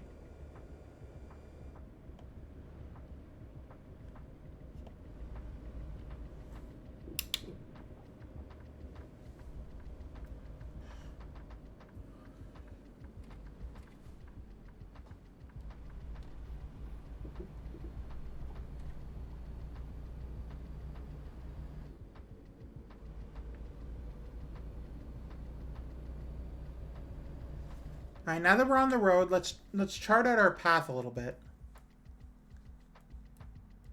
Looks like we're going this way, which we've never been before. Through a town I've never been to before. But then we get to here, and we have been here before. Through this area, new road. I'm very excited to do this bit. It's all new and exciting. And then we've definitely been here before. We've been there. I could try to go here, but I don't really want to go too far off the path here. Then we end up in Tulsa.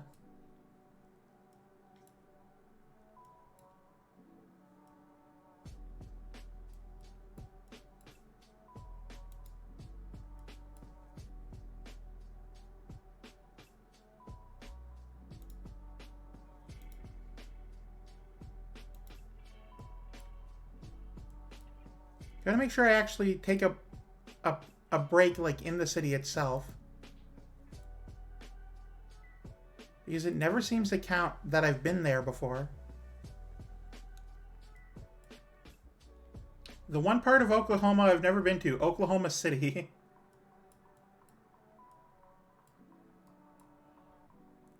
But yeah, we're gonna have some new adventures as we go along the way for at least a while. It's cool this person made a VTuber yet. Yeah, they're a really neat mod. They're a little goofy. But honestly, I like people who are kind of goofy and dorky. It's great.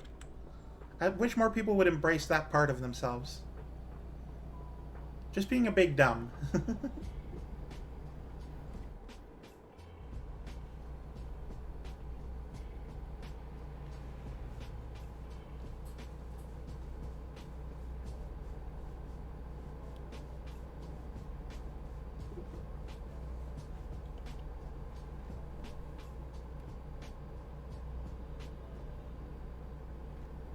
Like, they made a neat Yeah, no, I like it a lot. That's why I'm recommending it to you.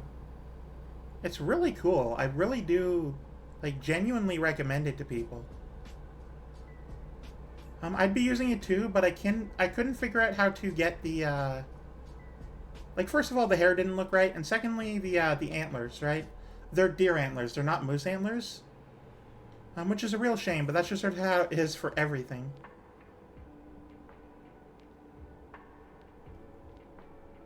So I eventually decided for PNG Tuber.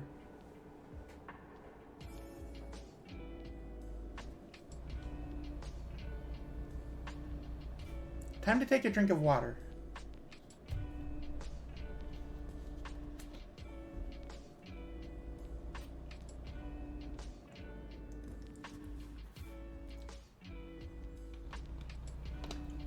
Well, that was a bad time for that to happen.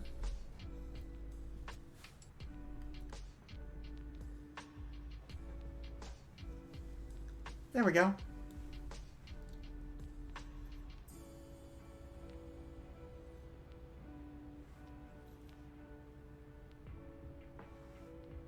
In fact, I'm a little too far to the left here. Hang on. Let me move myself closer to you guys. There I am.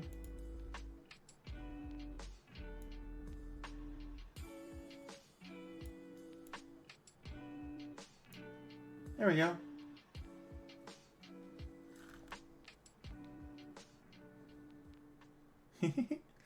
Sometimes I like to get very close to chat. Hello, how are you? Have you been good?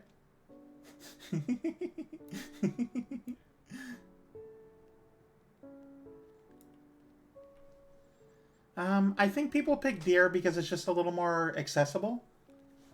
It's the reason people pick, like a dragon over, you know, a toucan, right? You're not going to see a lot of toucan VTubers. Dragons are cooler and they're more well-known. I mean, you're going to see more ghosts than you are, say, swamp things. Because that's just sort of the more accessible of the ideas. That's what people want to do, you know?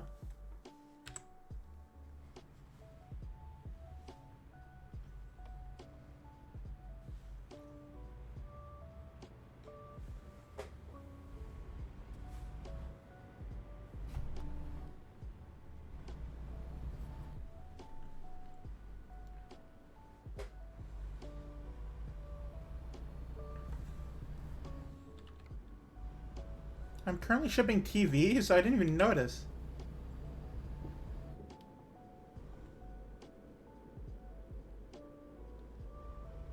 Well, it's not that everyone's copying each other. Unless you mean the entire human race, in which case, yes. Because no idea is really unique. That's not even that big of a deal. That's not even that big of a problem, you know?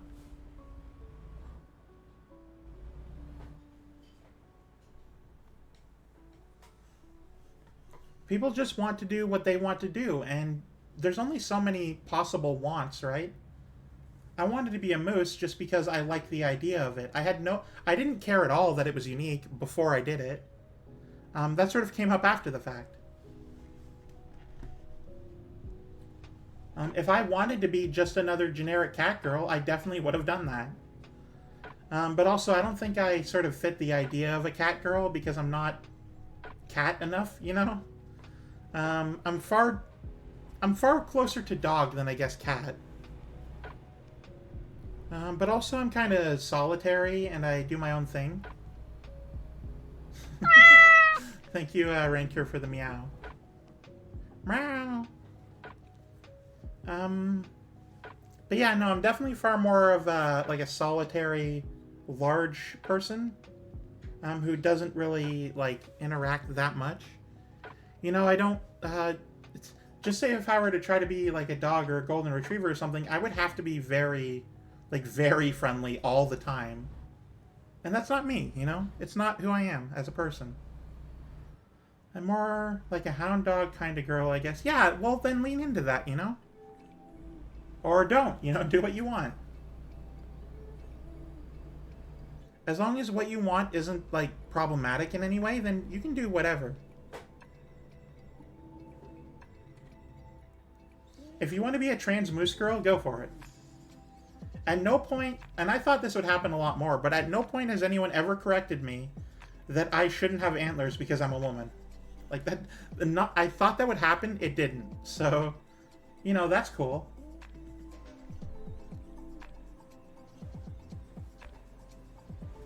Oh, we're traveling by the home store right now.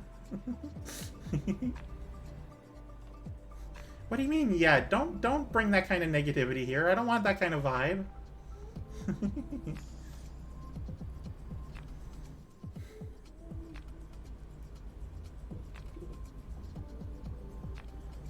To be honest, when I got money to commission, I will ask for an anime hound dog girl. Ooh, that sounds fantastic, actually. You're already Fantiki, animal. No sense gender gating antlers, I guess. Well, that's the thing, right? Like, this is the internet. People are gonna gatekeep whatever they want. That's just sort of what they do, you know. If it doesn't fit their idea of a logical whatever, then they're gonna fight about it. And slowing down takes a lot longer than I thought it would. Hound dog girl with a military theme. Yeah, yeah. Be like a bloodhound, you know. You're the one. Maybe not specifically military. Maybe like a police thing. Like you're a police hound dog, and you are the one that sniffs out the criminals. But you're smarter than an actual dog because you have you're an anthro dog, so you can like lead full-on investigations and find criminals and stuff like that. That sounds really neat. And not only is it neat, but it's really simple too. You don't have to have like 10 paragraphs to describe it. Which I think, for me at least, and other people, like, this is a point of contention. You can do whatever you want, but like, for me, having a simple idea means you have a lot more space to grow. And my introduction is basically, I'm a 6'5" moose in northern Ontario in a cabin in the woods, and I'm a lumberjack. Like, those are the two things. And basically everyone immediately knows already what I look like. Without even seeing me, they know I'm wearing plaid and a tank top, and they know I have moose antlers. Like, that's just things they know.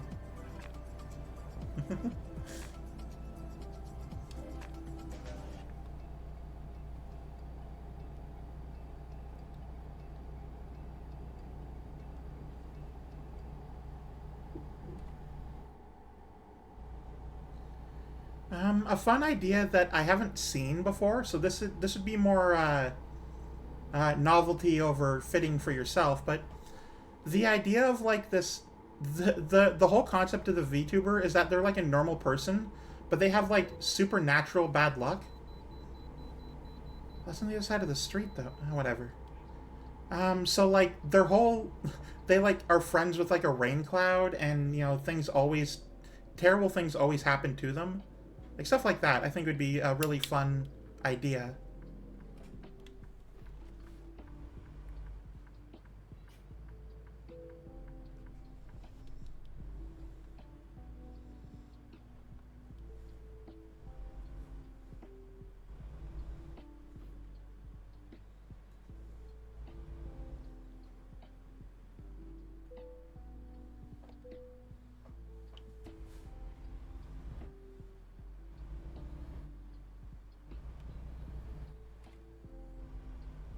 Oh.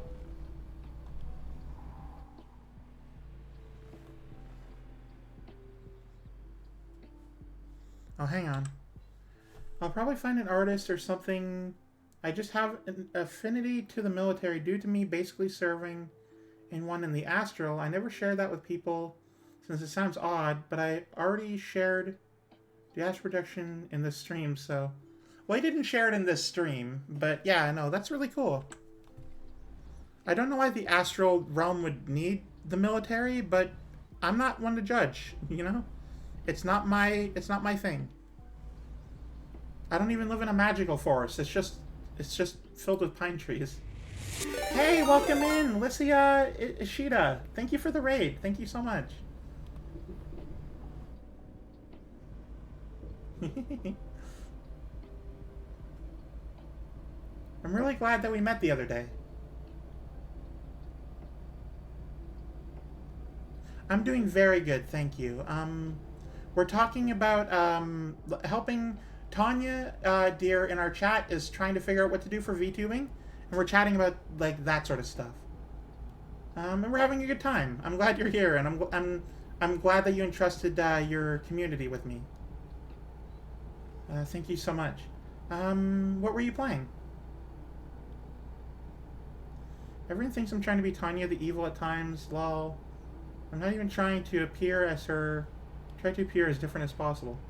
Well, that's the thing. I didn't even think about that until you showed the images in my Discord.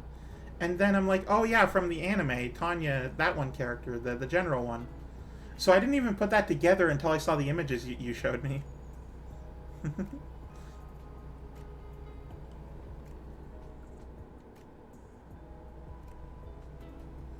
But yes, Lycia, welcome in. Thank you for being here. Thank you for rating.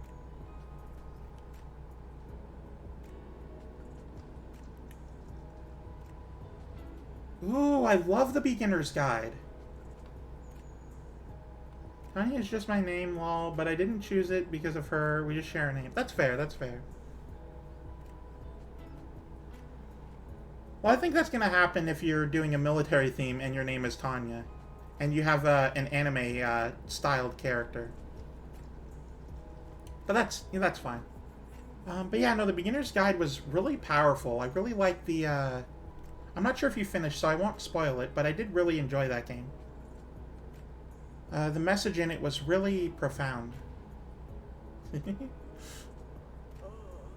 Oh. That's a yawn. Time to find a place to sleep. Ooh, okay. Yeah, no, it's a really, really nice game. I like it a lot.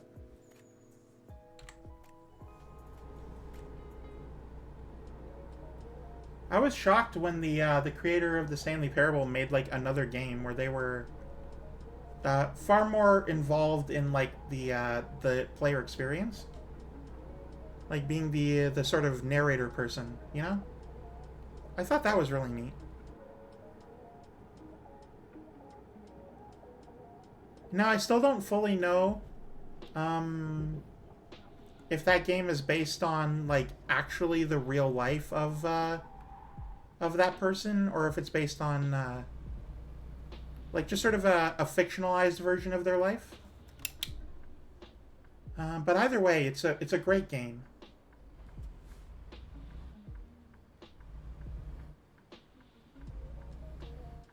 I had the itch in playing, watching Boa. I saw this and was like, oh, play it, why not? Yeah, it's a very different experience, but it's very good. Tanya the Bloodhound. Yep. I still think you should go for like a police theme and be like a bloodhound. But that's just me. You know, I'm not...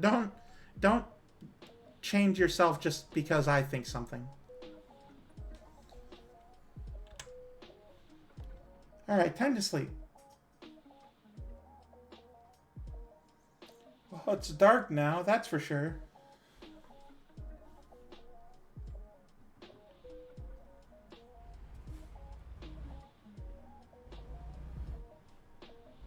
Respect the wildlife, says that sign. Even on the highway. Yeah, guys. Respect all the wildlife. All the quadrupedal life. TYT, making sure it's you. Even the PNG tubing is expensive. You ever drive at night IRL, Fawn? I don't actually drive, is the thing. I live in the middle of nowhere. You can't even get to the town I live near by driving. You have to fly or take a very irregularly scheduled cargo boat. So, you know, it's not easy getting up here. There's no need to have a license. We were discussing this earlier this stream, actually. I can drive a snowmobile and a Zamboni, but not a car. Play a lot of war games like World of Tanks and Enlisted, which is also a big reason why I chose the theme. That's fair. Now, you said that before, but I figured there was roads to drive around me. Well, I mean, there are, but there's no real, like, pressure to get a driver's license. Like, why am I going to drive around town? I could walk. I walk to town. Why can't I walk through it, you know? It's only like 3,000 people. It's not that big of a place. Yes, there are roads, of course, and people do drive up here, but not, like... You don't really need to, you know? Plus, gas is, like, expensive. My god. Like, you think it's bad in the city. Imagine having that in the middle of nowhere, and you have to, like, have that shipped here by cargo. You know, that's not cheap. But yes, I'll find someone to do a simple bust-up anthro bloodhound woman. Yeah, that sounds great. Is there artists on Twitter? There's thousands of artists on Twitter, but be careful because you might get one of those, like CG artists who really... They want your money. They don't want to do art for you. That is fair, though. If it's a smaller town, you can legit walk everywhere. Yeah. I mean, I wouldn't call 3,000... Well, I mean, 2,800 like that small, but... It's certainly smaller than the city. Thank you for the honk, Savvy. Welcome in. I really want to commission an artist and make me the Saboteur. Well, that's the thing, right? Like, if you talk to some of the people on my server and get in contact with... Yeah, it's the good honk. It's the goose honk. If you get in contact with some of the artists on my server, I can promise you that they're good... Like, they're good, you know, legitimate people. I have a very specific rule, and we ban people over this. If you're badgering people on my server about, like, commissioning you, then you are not a real artist. You are a fraud, and we do not stand for that.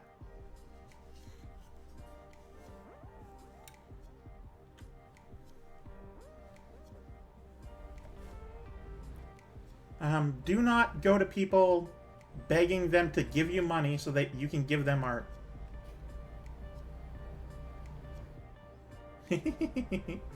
Yeah, this game has some great drivers.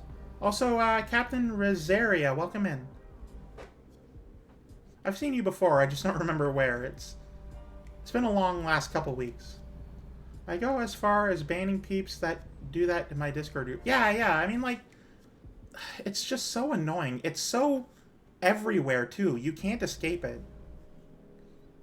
You just want to enjoy your time, right? You don't want to be bothered by some dick who just wants to, like, scam you out of money or whatever. And they always start so casual, too. It's like, hey, how are you going? How's the whatever? Are you a VTuber? And I say, yes, of course. Obviously, I'm a VTuber. It says it everywhere. Look for 5 seconds, you'll know.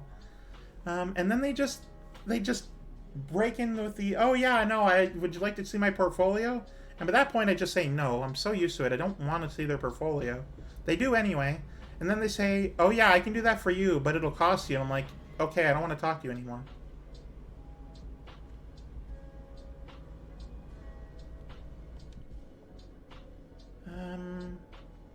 I lurk a lot and say hi every now and then. Well, I'm glad that you say hi every now and then. I'm very happy for my lurkers. I just don't get to talk to them as much, by design. I'm very happy to have lurkers. I just wish I could talk to them. But that would defeat the point of them being lurkers. So, it's a little difficult of a line to thread. Yeah, if you're looking for an artist, work with people for recommendations. Don't respond to people who are joining Discord servers for work, and don't mention it publicly on Twitter. Yeah, no, never do that. Oh, you will... Oh my god, never say the word art on Twitter. You will get so many DMs from people. Half of them aren't even, like, real people. They just are annoying. Go into art-related communities and ask there. They'll be happy to help you. Some of them are a little pricey, but hey, you know what? If you want quality art, you have to pay for it. I'll stand by that.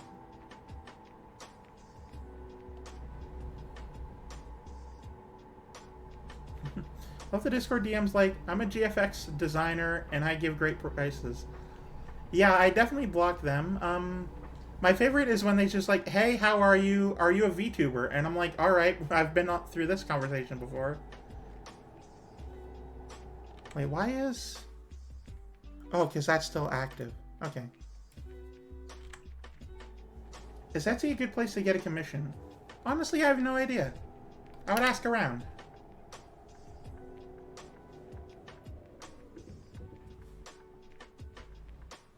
Well, I mean, I guess you are asking around. People here, is Etsy a good place to get art commissions for being a VTuber?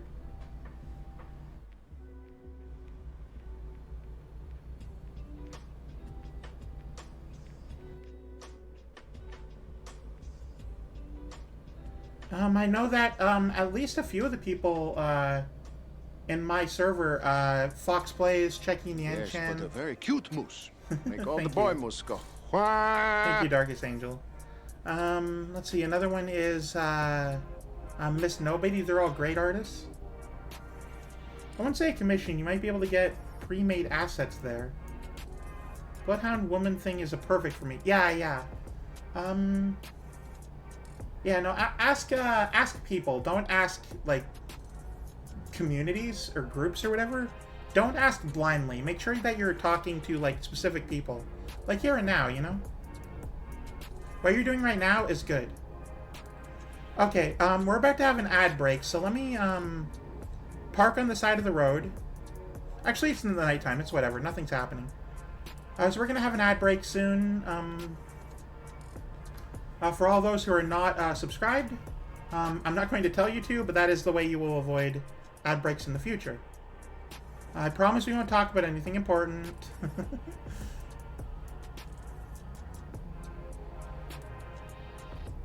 Please enjoy whatever movie it's going to tell you to, Yeah, go get a snack. Go get a snack.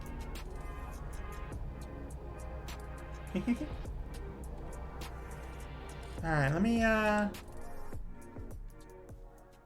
Okay, one moment. I'll just run it now, screw it.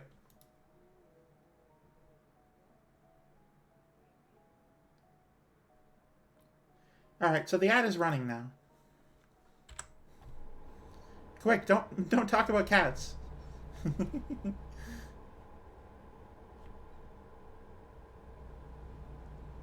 At least Twitch adverts aren't crazy as you. Yeah, I know. It's been so bad recently. Like they are getting rid of the ad blockers, and that's okay. I get it, but they're doing it in such a We probably shouldn't talk about this while no one is here, but they're doing it in such a obtrusive way. I don't like the way they're doing ad stuff on YouTube. I don't care about the ads I get. I care about how they're doing it. Because, like, every 5 seconds you get 2 unskippable ads, and it's just never ending. And videos are longer now than they used to be.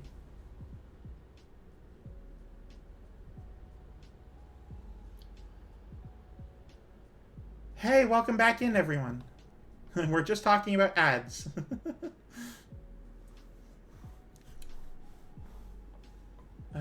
Is that a red light? I'm just gonna stop just in case. Yeah, no, for YouTube ads, like, I don't mind the ones I get because I don't really even pay attention to remember them.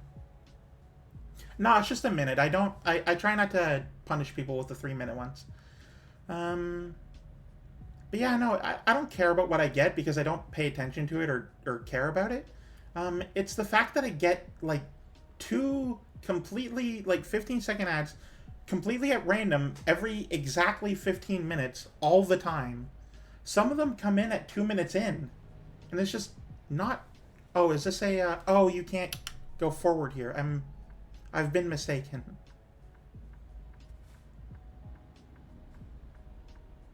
I thought I could cross. I didn't see the X's there.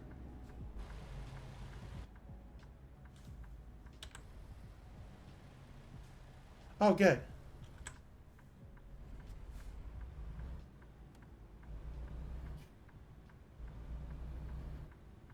Because to me, an ad should be something that you're prepared for. On TV, which, I mean, is a bad metric to compare to. They've been doing it for a lot longer, but, like, the television show very specifically, like, builds to an ad break. So it's not, like, sudden. It's not completely out of nowhere. It's prepared, you know, you're ready for it. On YouTube, though, you don't have that luxury. And a lot of the times you get them, like, 2 minutes into the video.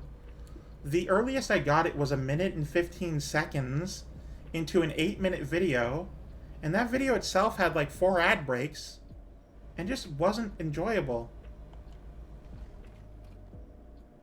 There's a way to avoid that sort of thing. Don't tell anyone, but if you put a hyphen between the T and the U, the second U, and the YouTube link at the top, it will bring you to a version that doesn't have ads. It also doesn't save your progress, so if it's a longer video, you're going to have to remember where you stopped. Don't tell anyone, though. It's a secret.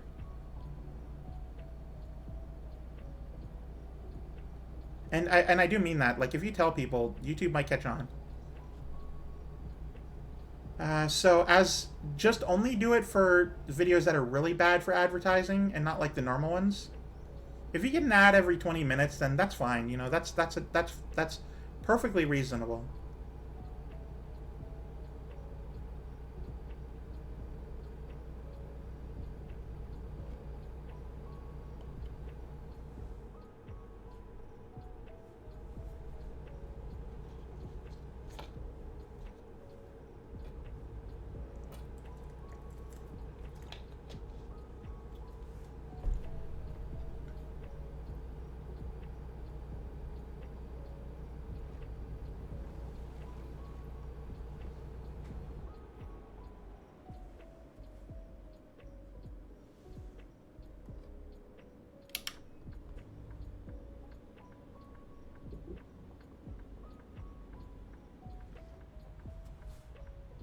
Oh, thank you for letting me in. I had the yield sign. You had the right of way, so I'm glad that you, I'm sorry that I was braking instead of going.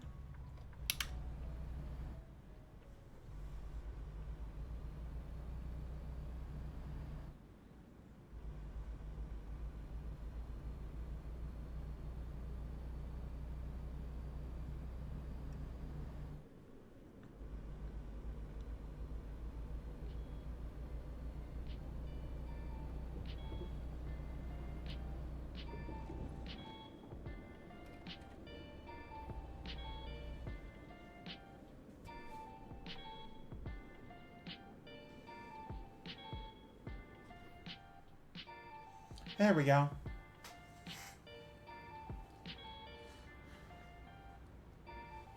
Ready and relaxed.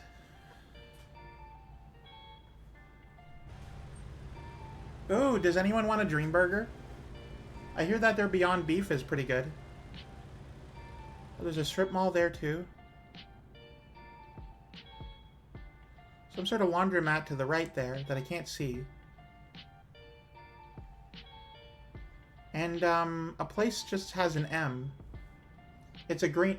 Go to the Green Arches and you'll find a convenience store of some kind. Possibly donuts. I don't know.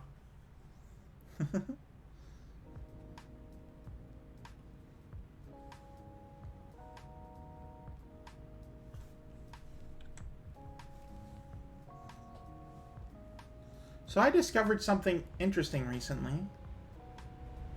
So if any of my viewers right now are American, I'd like to talk to you about something. So I learned that I was watching some people play PlateUp in a YouTube video, and they were discussing burgers, right? I don't eat them, but I talk about them. And what I learned, apparently, is that... Oh. I'd like to go through, please. Damn it, I'm on break again. What I learned is that apparently Americans refer to a chicken burger as a chicken sandwich and are very vitriol about... They're very angry about this if you do it wrong. They'll call you out and they'll be angry about it too.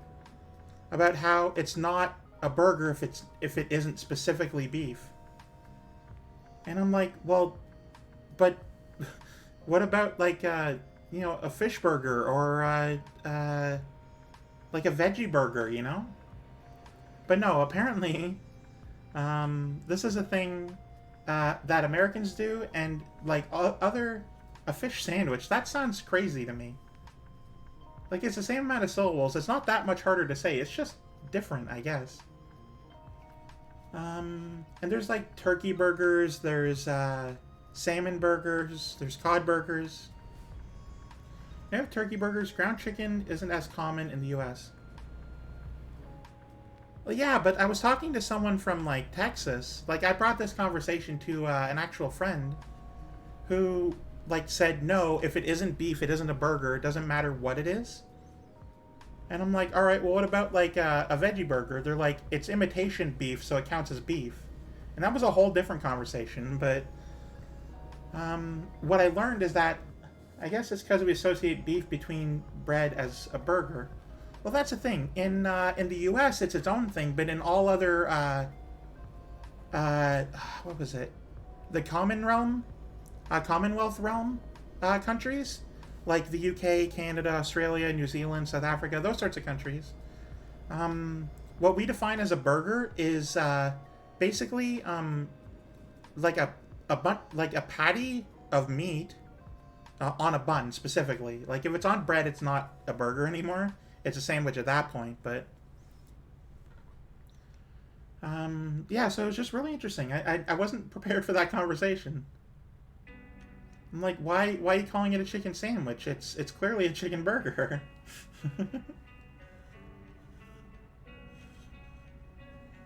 But no, it was interesting. My friends and I came to our own conclusive definition. No, wrong button. Oh. While the U.S. isn't monolithic, it's more like the European Union. People in the U.S., for instance, call soda pop different things by region. Yeah, that's true. So a roast beef sandwich is a burger? Well, a roast beef sandwich could be a burger if it were on a bun, but usually it's on 2 pieces of bread. At least that's my take on it. Also, thank you for the chat, Bailey Jameson. Like, there's a difference between a turkey sandwich and a turkey burger.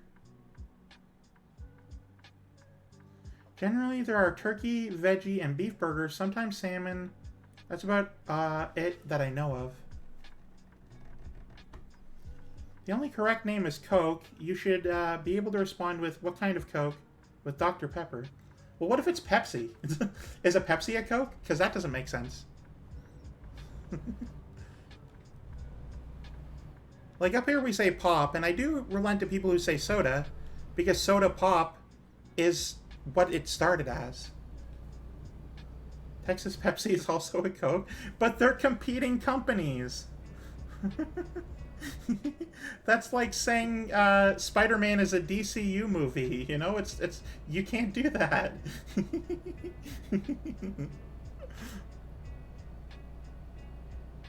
Doesn't matter. Dr. Pepper is also Coke. Well, I think Dr. Pepper is actually a Coca-Cola product. I don't know, but that's what I think.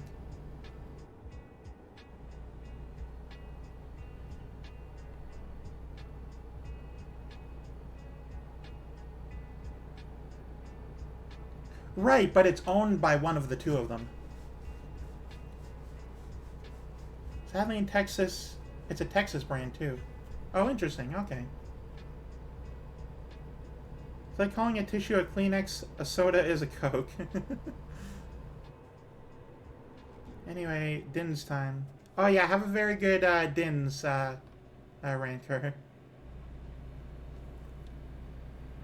I'm getting weird light spikes. I'm not sure why.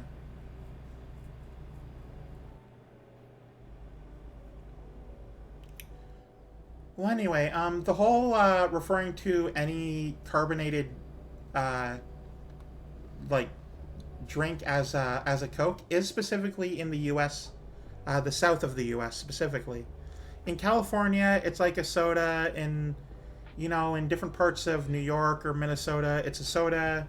Some parts do pop. Up here we do pop. It's a different thing. Dr. Pepper owns other things like RC. One of the root beers, Brisk. One of the orange ones. Oh, interesting. I thought...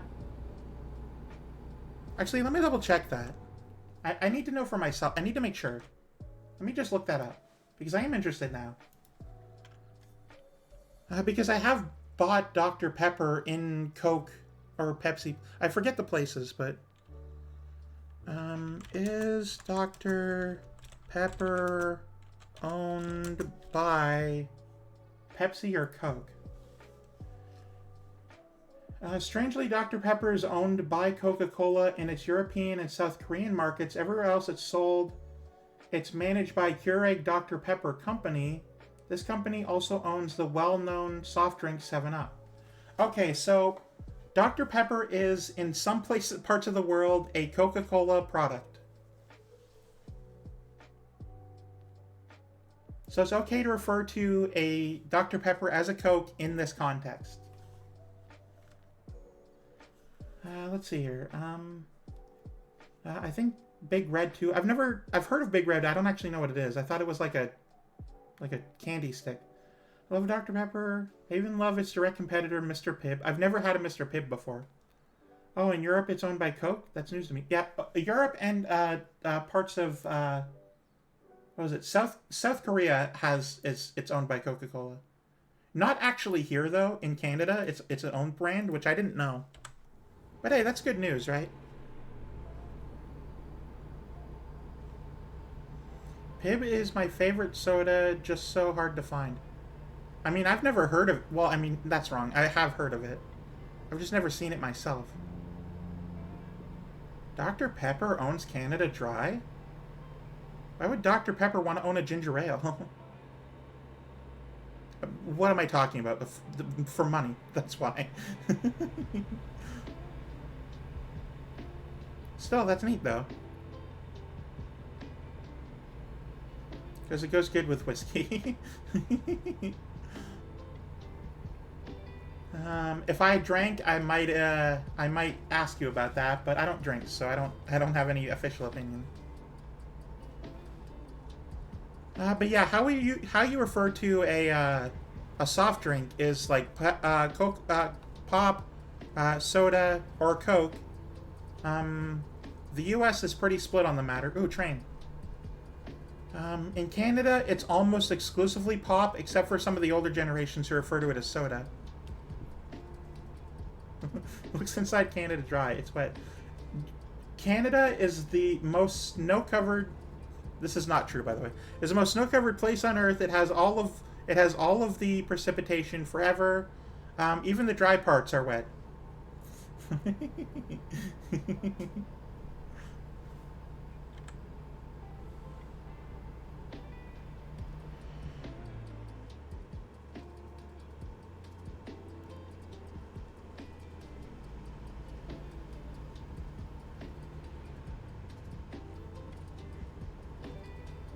But anyway, up here there is snow, which I'm really glad about because the mosquito season is finally over.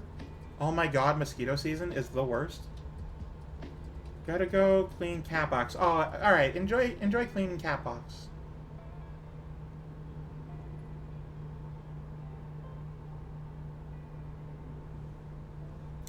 But yeah, the way things are called in different places is very interesting to me. A while ago, I saw like these different maps, like heat maps for what different things were called in different places.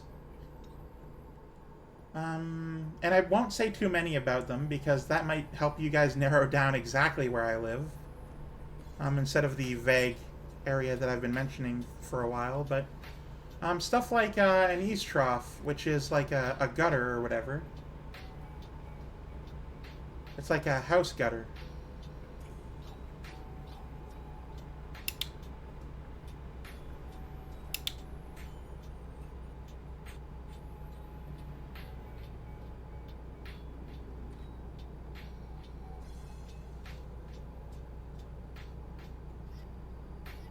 I try to keep my terminology sort of as neutral as possible. For the most part, anyway. I will die on the Pop Hill. It's the least amount of syllables. It's the easiest to say.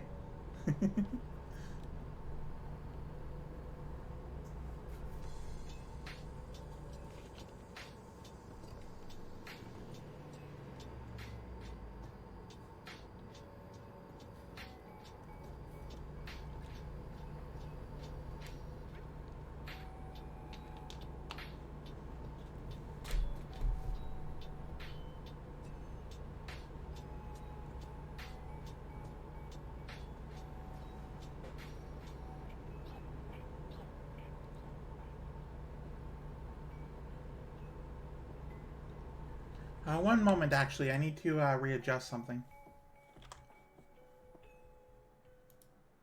There we go. That's a lot better. It was just a thing for me. Don't worry about it.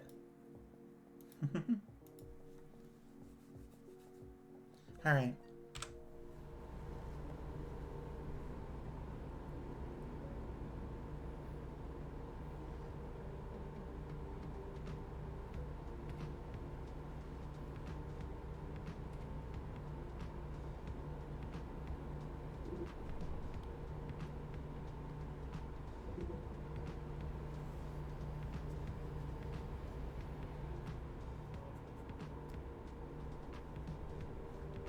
I should probably slow down a little bit.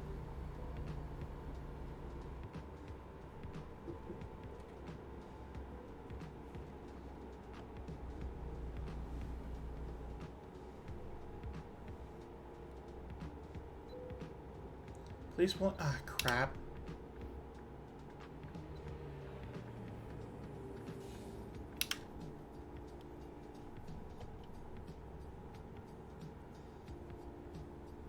I may have to save and quit. I'm getting a lot of weird lag, and I'm not sure how I feel about it.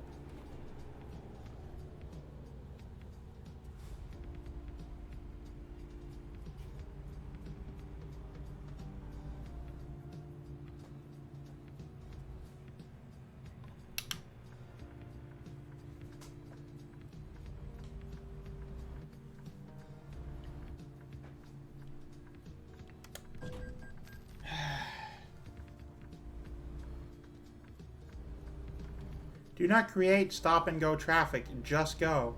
There was no one there.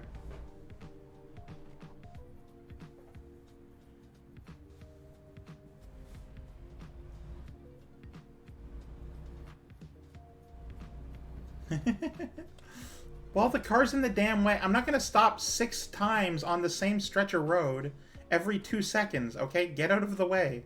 Drive. You're in a car.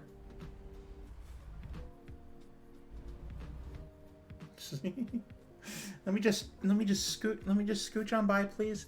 Please? Thank you. Can I just squeeze through here, please?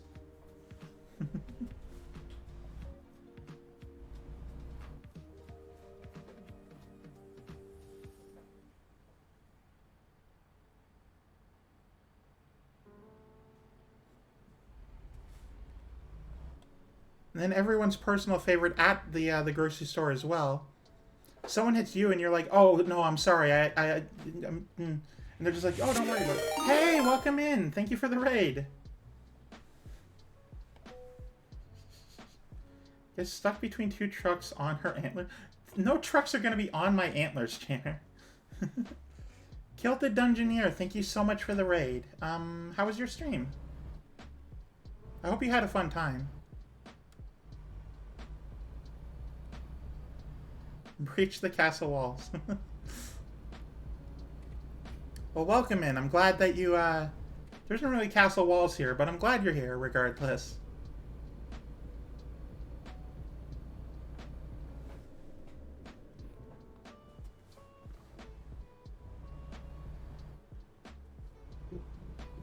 My stream has been a bit wild with King of the Castle and Stronghold. Ooh.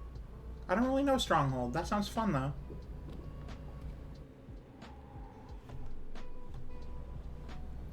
It's been crazy here. We've crashed. We've had 4.5 crashes so far.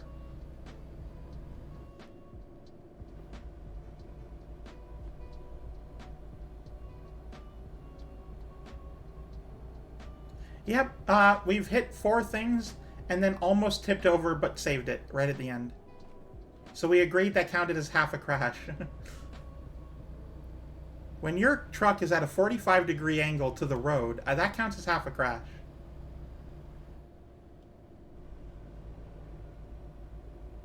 It was pretty scary. I was going 105 when I had to turn.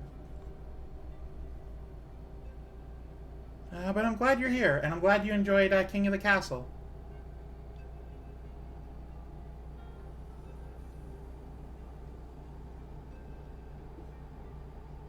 We were just talking about the different things that that Canadians versus Americans say, including the ever-present, apparently, chicken sandwich versus chicken burger debate.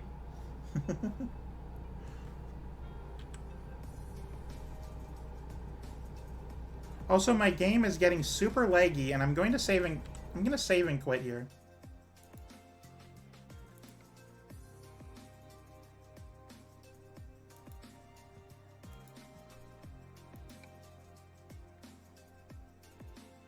We're going to load this save. Hopefully that means that the, well, actually, wait, no, I think we're just going to close and reopen the game. I'm sorry to the raiders who just got here, but it's been progressively getting more and more laggy as time has gone on. So we're just going to sit on the screen for a little bit. Not too long, you know, just hanging out. And I'm going to reset the game. And also, Tanya dear is back. So we're just going to very quickly reset the game. It should be fine. It'll save automatically. I did manually save, so it's fine. So while we're here, how's everybody doing out there? Out there in Radio Land? I hope you're having a great day. All things considered, it's been a very hectic week for me. But I had a very supportive group of friends, and I'm feeling a lot better. Thankfully. I had sliders and tater tots. Ooh. That sounds good.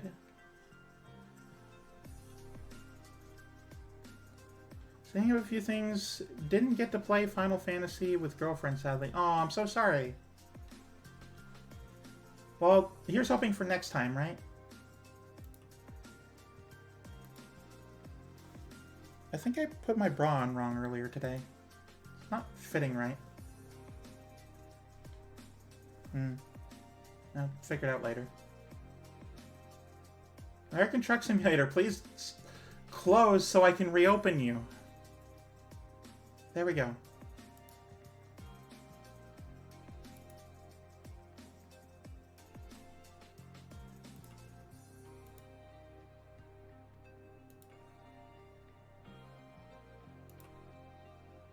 You know, I just realized I should probably shout out the 2 people who have raided me today. Oh, hang on, the game is loading.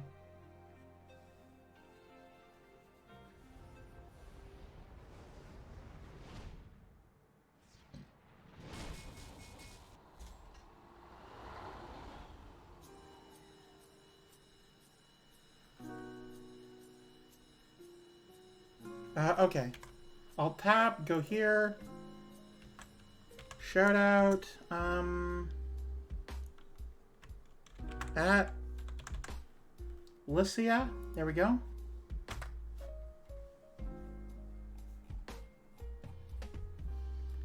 Let's see here. My bras never like to work either sometimes. I want to stream more during the day. I love streaming in the day. Yeah. I mean, I like streaming in the day too because mostly I go to sleep afterwards. And then also shout out at Kilted Dungeoneer. There we go.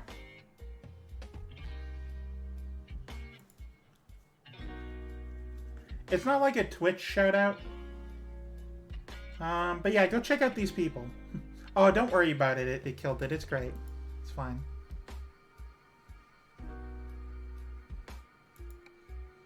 I mean, it's only sometimes that, Tanya, that my bra doesn't fit properly. I don't know. I think I just, when I'm, sometimes in the morning, I'm kind of hasty. Don't put it on right. Don't notice until hours later.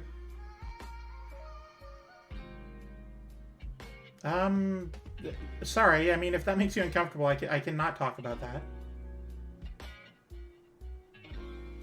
I mean, yeah, I guess you did say sometimes. That's fair. That's fair. I'm glad it's not all the time. I was about to recommend, like, changing your brand or something. Get refitted, maybe.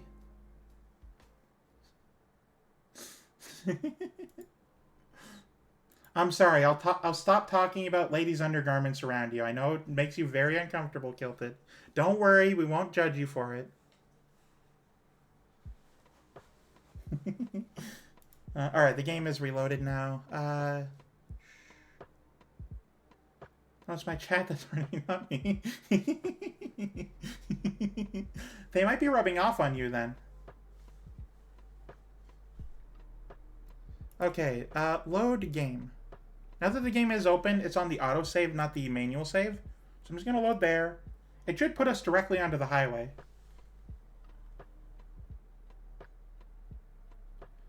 I cannot become Canadian.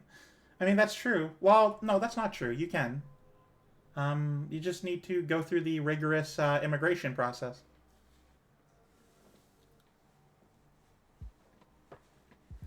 Detroit, become human. I mean, become Canadian.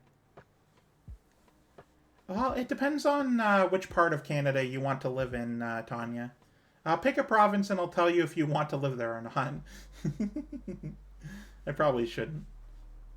Nah, I'll become Yankee. Oh, here we go.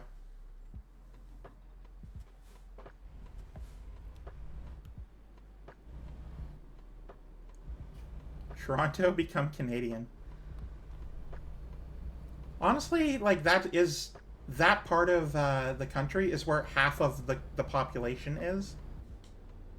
Like, the bit between Montreal and Ottawa, or not Ottawa, sorry, Windsor, or for anyone who has ever heard anything, basically between Montreal and Detroit is where over 50% of the Canadian population lives. Which is a real shame because they have very different ideals. I would maybe live in BC. BC is great if you like mountain scenery. If you like the environment, that's very important to people in BC, I've heard. And also, apparently they get earthquakes because they're on the Pacific Ring of Fire. So, that scares me, but if it doesn't scare you off, then feel free to go there. Also, if you're going to the city specifically and not like a small town, like, say, Banff. Banff is in Alberta. Well, whatever. Then you're going to have to pay, like, exorbitant fees just to live in a crappy place. Hey, Lost Boy, welcome in. We're talking about if you were to possibly move to Canada. Vancouver is one of the big cities in the country, so it's, from what I've heard, the most expensive to live in. Okay, alright. I don't know the city life very much. I've been there a few times. I've only visited, though. Crowded? Yeah, no, that would be pretty bad. Honestly, just live in one of the small towns in BC. It'll be a lot better. Now, unfortunately, this is the part where we talk about political leanings, because if you're moving to Canada, you have to make sure that you know the political climate around you, because we're basically miniature the United States. We're like the US Light, and that means that we have a very similar spread of political spectrum. And I don't really want to get into it. I kind of want to keep things light, but if you're gonna live in the west part of the country, like basically between the mountains and the lakes, you're gonna want to be more right-leaning or know how to hide it better. If I didn't have a farm and cold-blooded animals, I would be in Canada. Oh, you have cold-blooded animals. Ooh, cool. Like what? Alberta in particular is very similar to Texas. And more than just politics, actually, because it is the oil part of the country. You Canadians are basically Americans. Careful who you say that to. Oh, you have snakes. Those are really cool. I wish I could have a snake. I've wanted to have like a... Oh, what snake? Like a... I mean, I don't know snakes very well. I've just always wanted like a pet reptile. But it gets way too cold up here, and a heating lamp would be so expensive.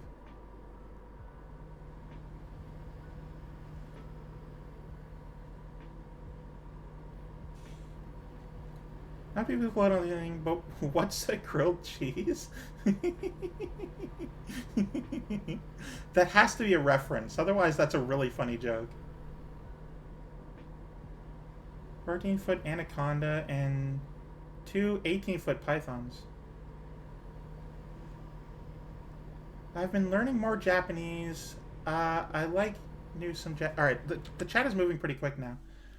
No, wait, what's poutine? WTF, you're still here.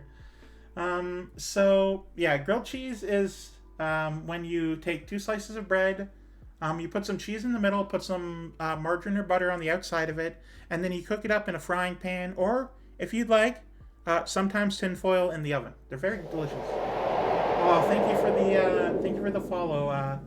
Valorous Dove. That's a great name. I like that a lot. If you're asking for poutine, or if you're from the snobbish Quebec part of the country, poutine. They don't pronounce it with the E at the end. Poutine is basically, good poutine. The basic 3 ingredients are fries, gravy, and cheese curds. The gravy has to be warm enough to melt the cheese, and the fries have to be starchy enough to absorb the gravy. It's its own sort of thing. It's really good. Any friend who killed it is a friend of mine. Well, we actually only met the one time. I don't know how long ago. Maybe 2 months ago? Because I was doing King of the Castle. Which I haven't done since. But it's nice to meet you both. Well, it's nice to meet you, Dove. I have met Kilted before.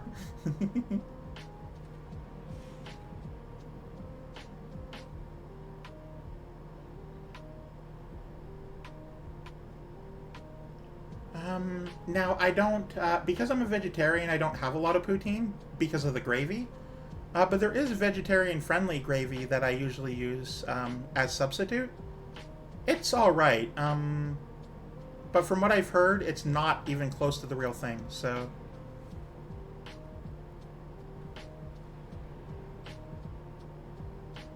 See, I wish I could hang out more. I'm so wrapped up in my own stuff. I mean, that's fine. I did take the last week we were that just happened off, so don't feel too upset about it.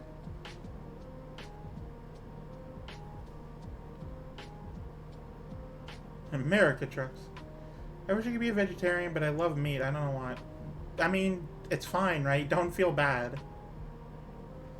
I mean, I don't even not eat meat just for the whole animal thing. I do like animals, but that's not why. I just don't like meat, you know? It's just not a food type I enjoy, so I don't eat it. Also, moose are herbivores, so there's that too. as like an added bonus. Let's see here. Don't worry, I'll kidnap Kilted and take him away from his problems. I grew up in fish, chicken, pork. It's hard to try a vegetarian for me. Odd choice of wording, but no, I get it.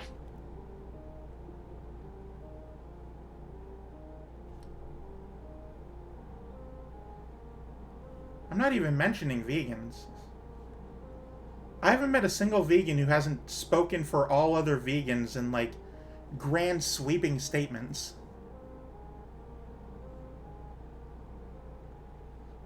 Like, somebody posted a while ago saying, like, they posted a really, you know, like, very healthy looking person, probably themselves, saying, I've been vegan for 7 years and I'm doing great. And I'm like, yeah, that sounds great.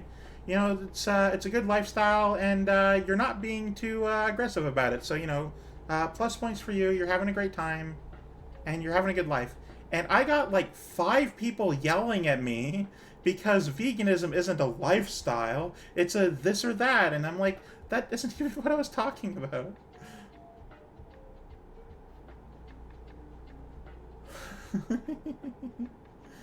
Something, a robot lady and a tall red-haired lady, something or another. My hair is only red on my model. It's actually more of a chestnut in real life.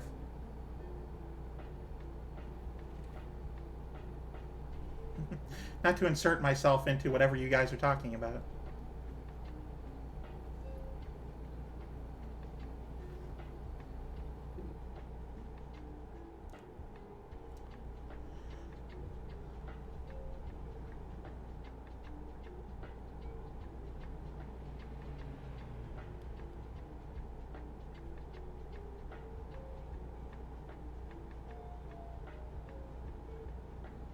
I'm really sad that I have to go 97 right here.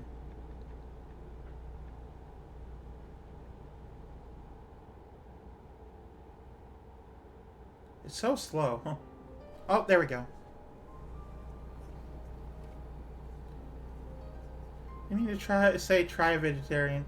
No, don't worry about it. It's fine. I don't think you're going to eat me. I'm running out of fuel. Damn. Hang on. Oh, just past the gas station. Alright, we're gonna have to go into there. I like that you're having your own sort of side conversation throughout the stream here.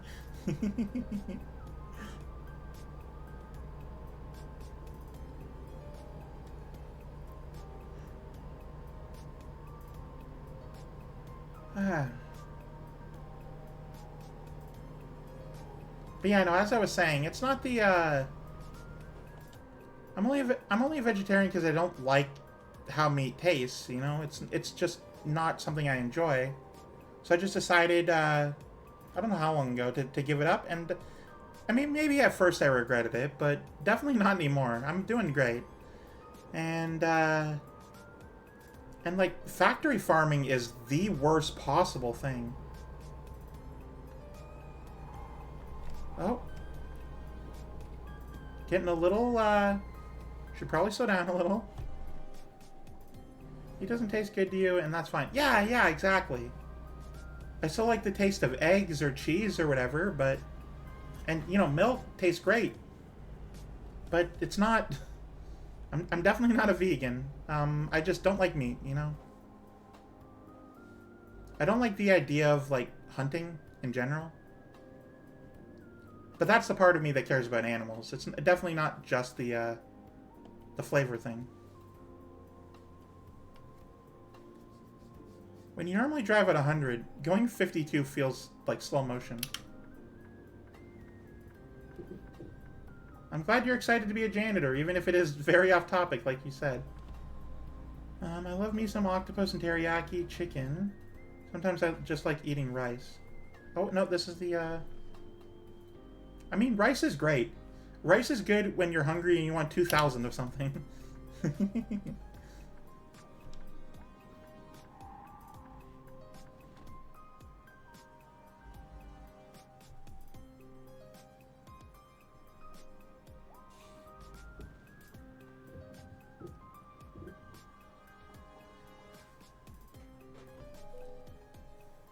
We're eating rice again at times. Yeah, that's true.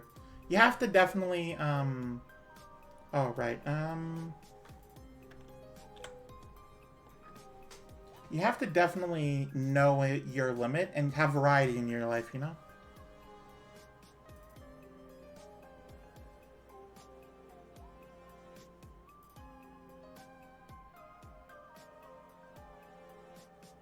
Personally, my favorite way to have rice is with chopped cucumbers. I can usually add a nice flavor to it. It's very bland, I guess, but that's just fine for me. Soy sauce where I put chicken and veggies in it.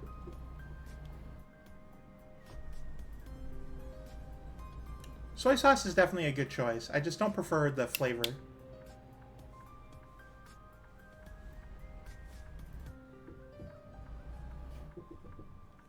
Call me a heathen if you want, but sometimes I have mustard on my rice.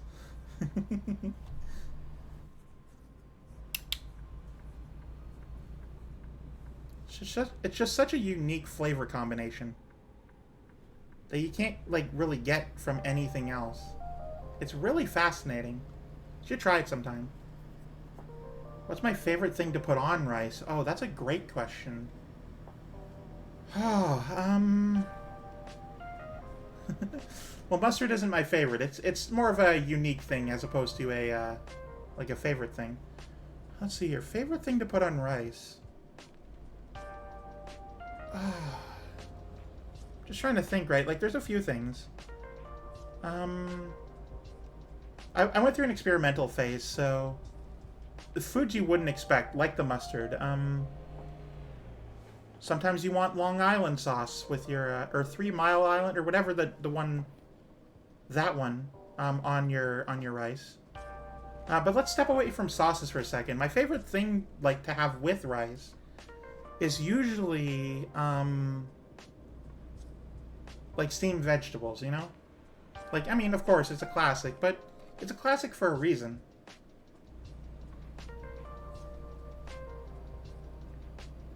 You can't diss, like, steamed carrots and broccoli with rice.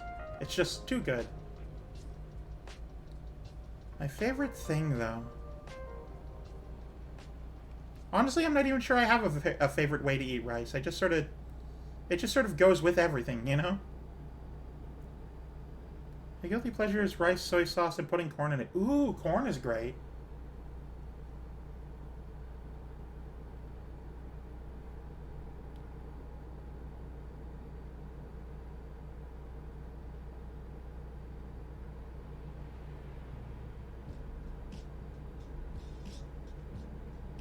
Now here's a question for you. When you have rice, do you enjoy cold rice or do you have to reheat it? This is something I learned as a thing for people. Like, I don't mind cold rice, you know, like after it's, well, not like raw, but like it's been cooked and then cooled down. And that's fine, right? Like, that's okay. It's not good by any means, but it's fine. I can eat it. But I prefer the heated up version. Yeah, but a lot of people I know, well, not a lot, a few people I know, like, they actually, like, prefer cold rice. Well, it's not that weird. Come on. It's a preference thing. So you soy sauce and garlic. Ooh. This is sushi, then I don't care. Yeah, exactly. See, cold rice can go in places.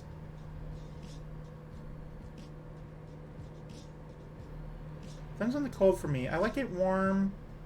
We'll eat it at room temperature. Well, I'm not talking fridge cold. I'm just talking like it cooled down. The people not knowing how a rice cooker works. Well, I might be, I've never used an actual rice cooker before. For me, I just use a pot on the stove, you know? A pot on the burner, and with, you know, obviously with some water, you boil it. You just get some good rice.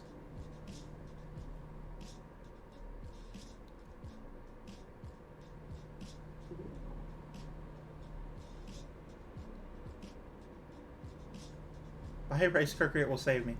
How much will it save me?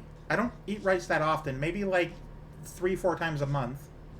How much does a good rice cooker cost? And I'll tell you if it's worth buying.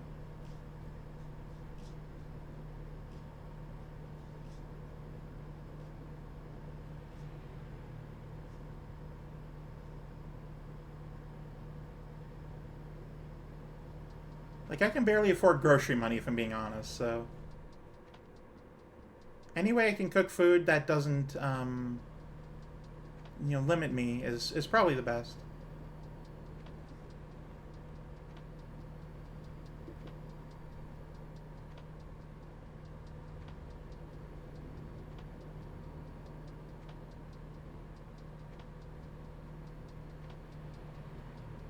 Like, I also don't own a microwave, you know, so...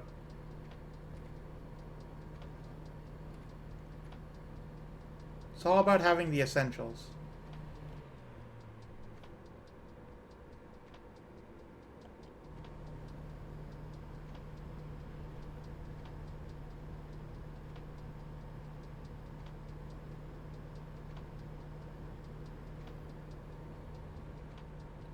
No one needs a rice cooker, though. Like in Japan, they made pots of rice without them in olden days, and a good rice cooker, I saw 90 USD for a Toshiba one. Now that you must go. My own business. Have a good stream, friend. Hope to talk soon. Yeah, yeah. Please have a great time. That's the thing, Tanya. It's different, right? Like in the olden times, as you mentioned, they did have like rice cooking technology. It wasn't like a modern day high tech rice cooker, but they didn't just do it in the pot, right? Like rice was the main thing. While we were discovering thousands of ways to make bread, they were doing thousands of ways to do rice. It's a different culture entirely. Like food culture specifically. We never needed rice because we had wheat. Well, maybe not in Europe. I don't know. You know what? I don't know what I'm talking about. The cheapest one is 20 bucks. Really? You can get a good rice cooker for $20? That doesn't sound right to me. Okay, I've been through that city. I'm going out that way anyway.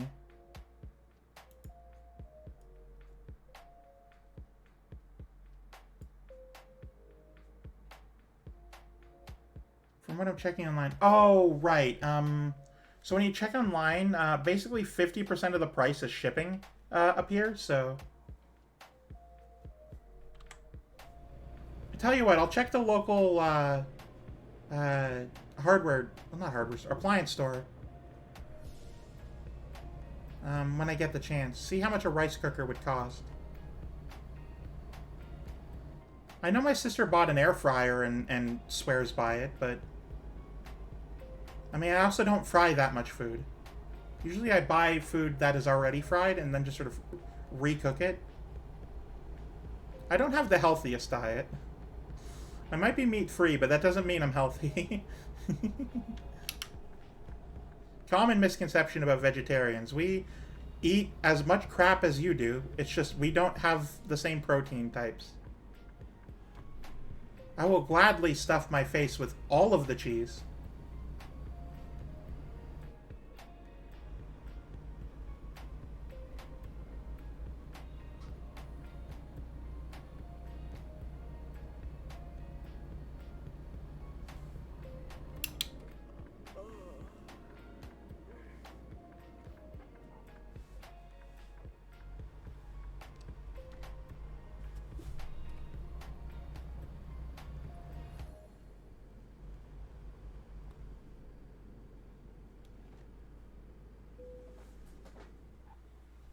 I mean, if I find a good brand that's like cheap enough, I definitely will see about getting one. But when I'm reading online, don't buy the Black & Decker brand. Okay, that is good information, so thank you. Oh, it's raining now. Ugh.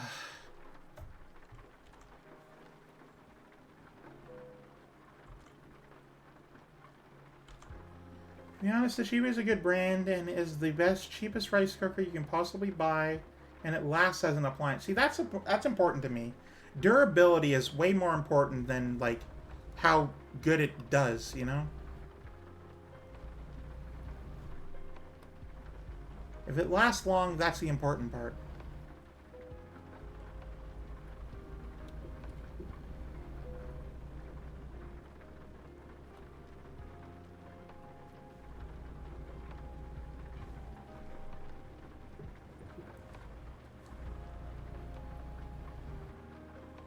I don't want another, like, Tupperware fiasco where I get it and then it just lasts maybe, like, 2 years and then I have to replace it. It's a terrible brand. I don't remember which type of Tupperware it was. It was like those plastic containers, you know, but they just were not good. Also get a 3-cup one because that is basically plenty of rice. Yeah, that's true. I do generally, not always, but generally make single-serving food, you know, for myself. I don't mind making more so I have leftovers later, of course. And sometimes I do have, like, friends or my partner over, so it's fine. I don't mind making extra food. I was never the best chef, but, you know.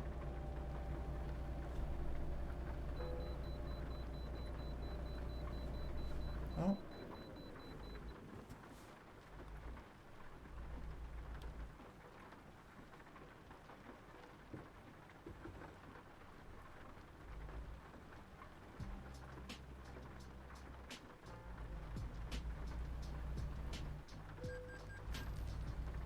I didn't even know there was one before I turned here.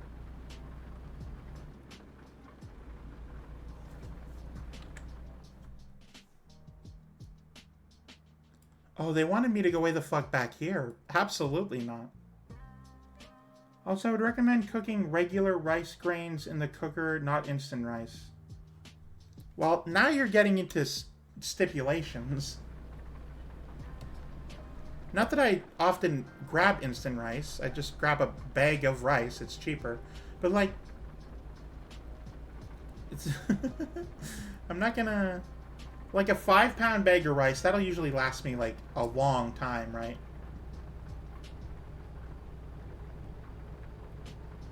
I don't often get instant rice. Hey, Dr. Mad Crazy, welcome in. We're talking about rice. Also, we're getting pretty close to an ad break soon.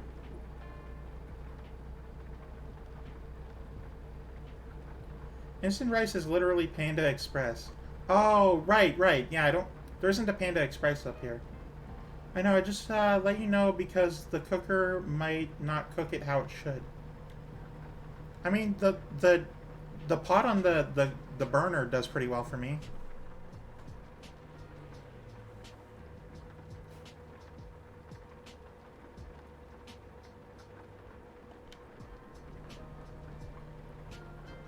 I instant rice because I'm lazy. If you're lazy, just get one bag of 5-pound rice. Will last you like 3 years.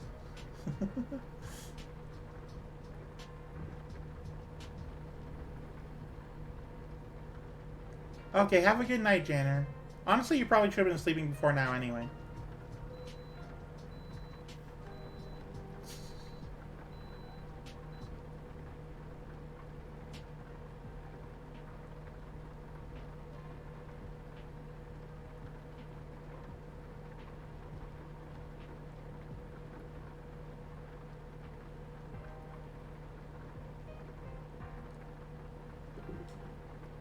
Oh, I should probably put on my my high beams here. To be honest, as long as you are use water and have a way to cook the rice, bam, it's awesome. You have to make sure, the main thing about rice is you can't cook it for too long. Otherwise, when it cools down, it becomes a solid mass. And, like, it's slimy and it's, ugh. I like my rice, when it's done, to be fairly dry. Well, I mean, by itself, before you add stuff to it, right?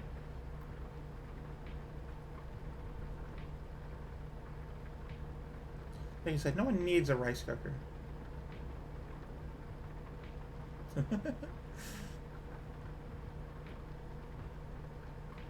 But my favorite food, well, favorite food.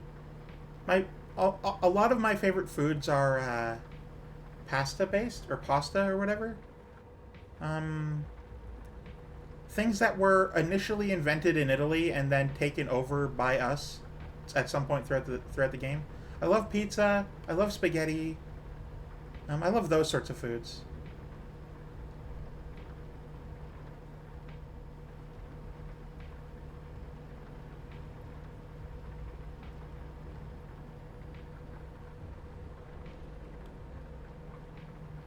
I do like noodles, yeah. I mean, what self-respecting Canadian doesn't like, you know, macaroni and cheese?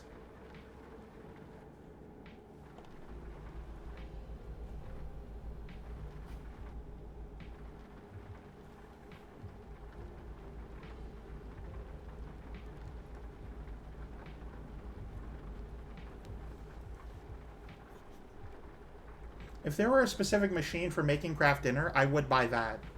Even if it were $300, I would buy it, and then I would just make it, and it would be fantastic. I just hit a few buttons, say, boop, boop, boop, make me craft dinner, and then I'd be very happy. Do you have those microwave mac and cheese cups things? Yeah, we do, we do. They're not... Like, even when I go to my sister's place, and she has a microwave, they're not good. The only good craft dinner is stovetop. Well, I can't... Alright, maybe not. I can't speak for oven mac and cheese. I've never made it, but it might be good. What I like, though, is stovetop. A mess in the microwave. I would imagine so, yeah. It was made for me once, and it was not well cooked. I don't know why... I mean, I guess I understand why people made microwaves. Because in the 50s, everything needed to be convenient and fast and whatever. But if you want food, you have to do it properly. Stovetop craft is the best. It's not crap, I'm sorry. Craft KD, mac and cheese, it's really good. I love how many different options you get. Like, they recently, maybe not recently, but they have like a spicy habanero craft dinner, and I'm not much of a spicy moose girl in general. I don't really like spicy foods though, not as much as other people, but it's good. Like, once you get past the burning sensation in your mouth, the spicy habanero craft dinner is really good flavor. Like, it's fantastic. Oh, I can go faster than this. Good, thank God. I'm so slow.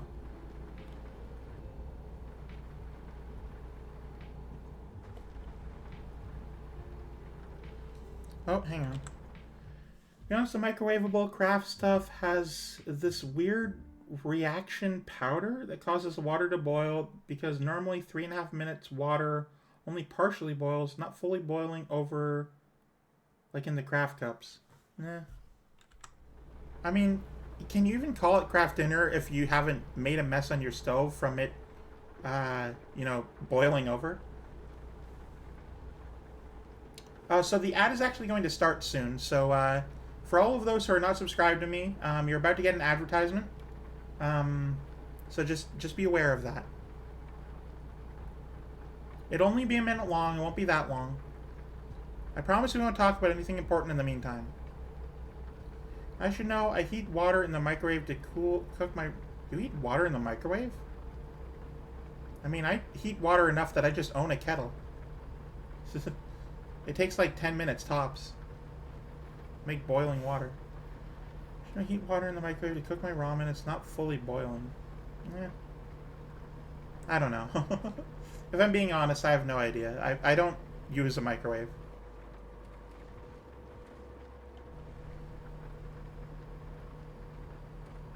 Okay. The ad should be starting now, basically. I don't know. It's been manual so far. I don't know how the automated one works. Also, we're going way too fast. People I live with don't have a kettle. I mean, like, get an electric kettle. $35 is how much it costs to get the one that I have. Essentially, you plug it in, right? And you just have the thing sitting on top of it. Oh, there goes the ad. Okay. You have the thing sitting on top of it, and then you just sort of like set it to the temperature you want. Normally, I do 35 because I don't want, like, you know, because normally I make it for tea or whatever. I don't want like actually boiling water. But you can set it to over 100 if you want. And then you wait for it. The number slowly goes up as it actually starts getting hotter. Oh, I should probably speed back up. And then eventually it's just boiling over. Well, no, it's like doing kettle things. There was an accident there. And for once I wasn't involved, so I'm happy about that.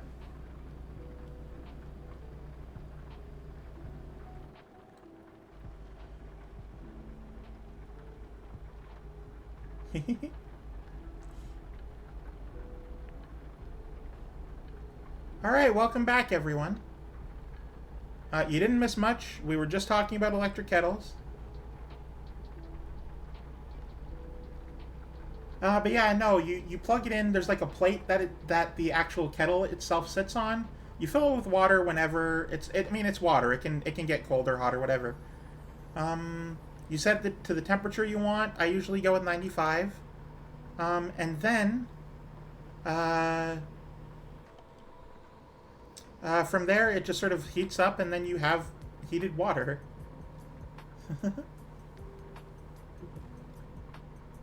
You should look into getting it. If you make a lot of tea or hot chocolate, it's very nice. You can only boil water on the stove so many times before you get tired of it.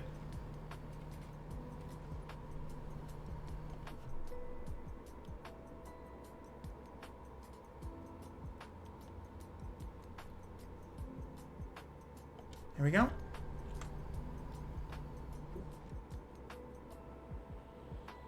Like, so much ramen is crazy. Yeah. I mean, I try not to. Ramen is usually kind of starchy. Or, well, maybe I'm thinking, like, the instant noodle packets probably aren't ramen. You heat the water and put in my bowl, then cover. Yeah.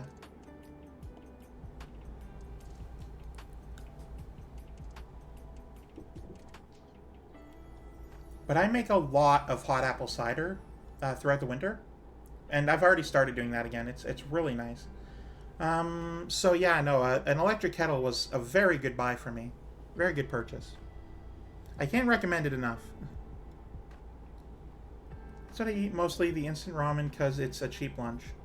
You know what's a really good cheap lunch? Well, actually, you might not have it, but so Walmart has this Walmart has this brand called Great Value. It's like their store brand or whatever, in the grocery section of the Walmart. If you go in there, you can find a Great Value Rising Crust pizza for $5, and it's like 600 some odd grams. So it's a full meal. It's a very dense pizza, and it's small too. So it's like size wise, it's small, but it's still very filling, and it's $5. It's no more than that. At least where I live. So that's usually what I get on my stream days when I don't have enough time to actually make, like, you know, full food. Because tomorrow I'm having fettuccine Alfredo, and that takes a bit more prep time than just set preheat oven and slapping a pizza. But no, I can't recommend the Great Value Rising Crust pizza enough. It is $5 for an entire meal. It's so good. It's so cost effective. I can't believe it. And, like, it's actually, like, halfway decent, too.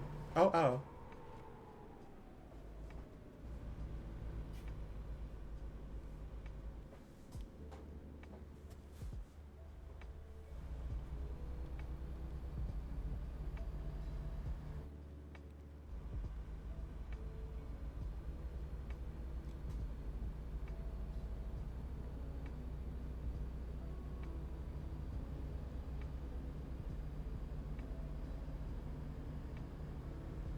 As for me, my guilty pleasure purchase is usually a Lunchable.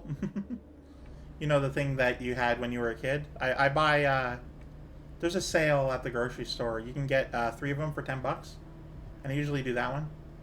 That's pretty good. It's a little costly, of course. It does not fill you, even eating 3 of them, but it's just such a good nostalgic flavor, and I love making them. It's just enjoyable. I gladly pay the money for that one guilty pleasure a week.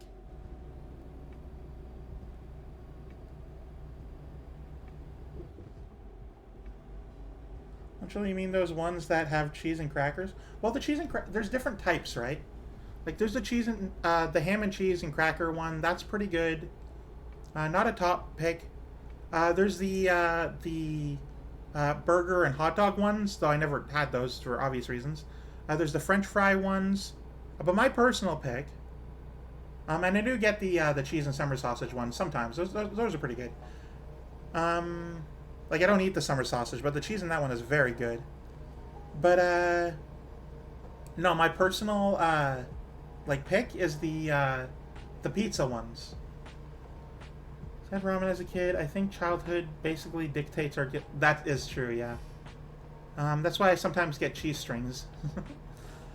But let's see here. The pizza ones, they come with like 3 crusts, I guess. It's like maybe 2 inches wide. 2, 3 inches, whatever. And it comes with like a packet of sauce and like two different things of cheese.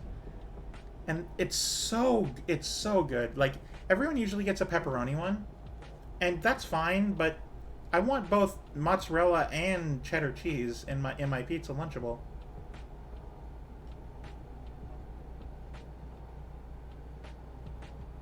And it comes with like a tiny Aero bar, which is great. It's a fantastic way to finish off your pizza, is a tiny chocolate bar.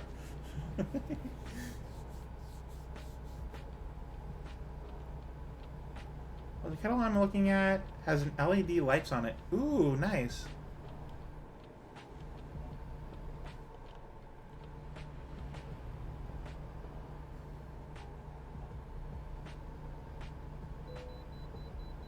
Damn it. I didn't want to stop here. But fine. Well, I mean, all of them tell you when it's hot.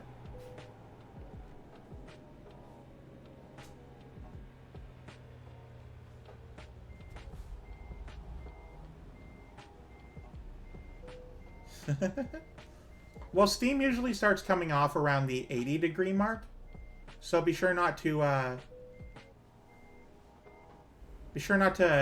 pull it off too early, you know? Just be wary.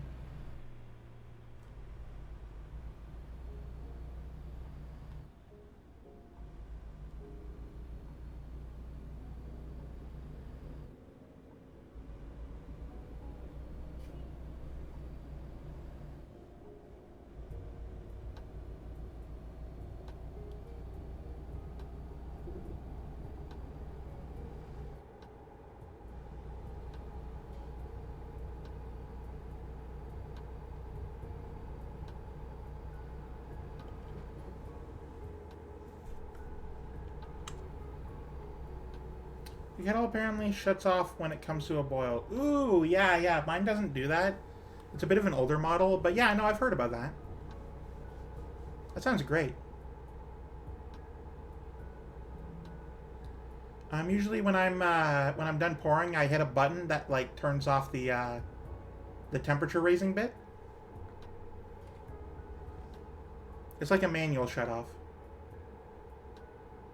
It's also great having it because it tells me what room temperature is. I mean, indirectly, of course, but anytime I set the kettle and the temperature starts going up, it tells you what the water starts at.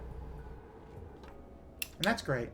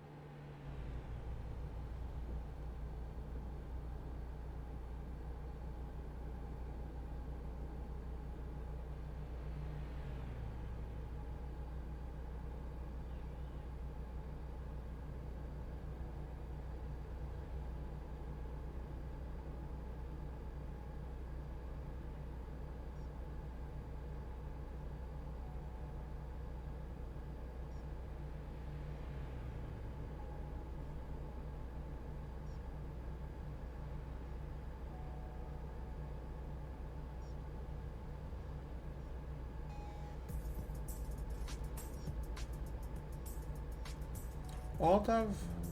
Okay. Sorry, I was just reading the, one of my friends is signed into a game on Steam. I sort of zoned out there for a second. I hope you don't mind. One I found is by Hamilton Beach. Where's Hamilton Beach? I mean, probably by a place called Hamilton, but... Yeah, no, I just sort of completely zoned out, forgot I was streaming for a second. I was just reading off a Steam list. I'm like, oh, right, I'm live and there are people watching right now.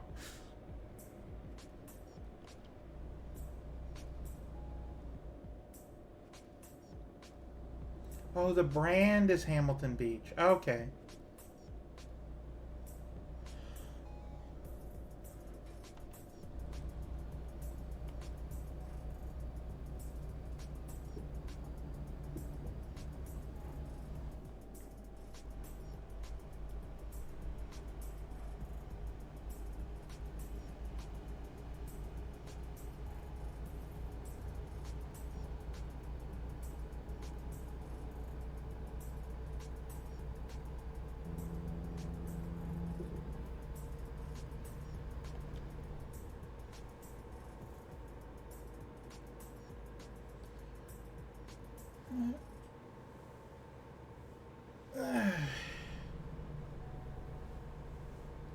It's nice to be streaming again.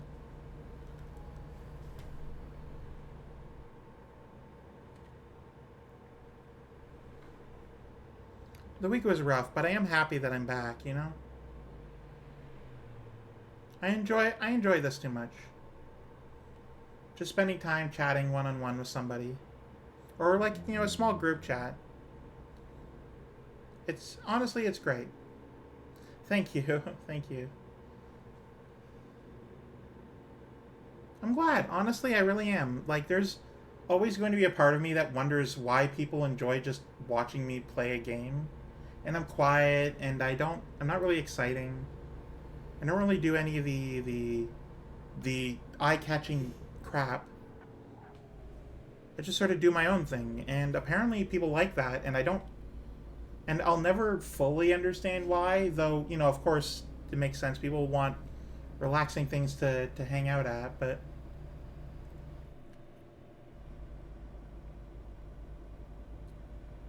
There is always a part of my brain that will, in the background, tell me that I'm not successful because I'm not doing the same things that the successful people are doing. And I know that's all hogwash, I know that, but that is just what the thought in my brain is. Can you hurry up?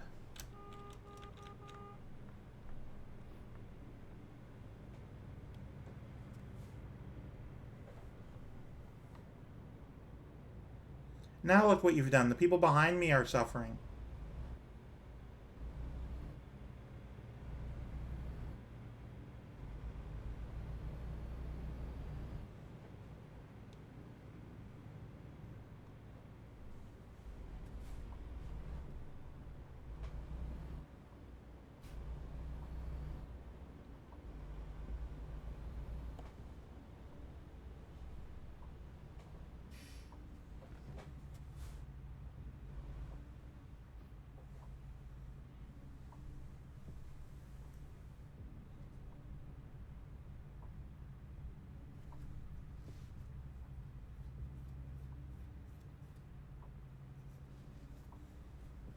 Let's see what we got here. We got pizza, mazzo, hands and bands. Garden of Eden sounds a lot pretty good. Some sort of pawn shop over there.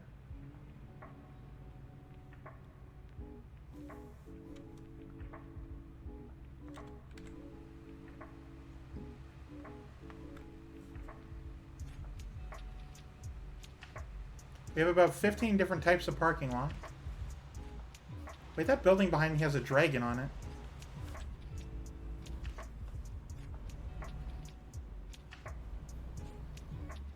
Barbershop. Ooh, okay.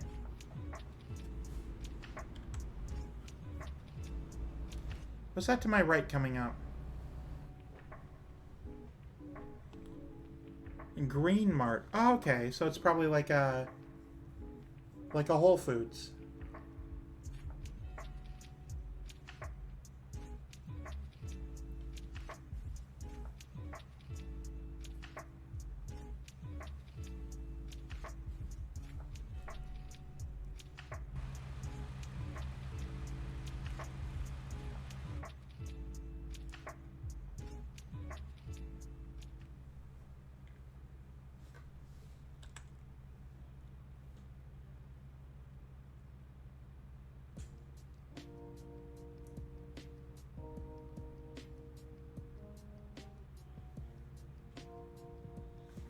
I wonder where we even are.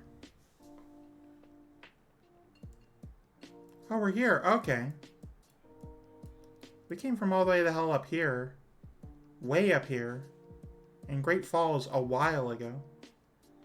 What does Amazon I forget to check out with the kettle? You know, sometimes it's just like that.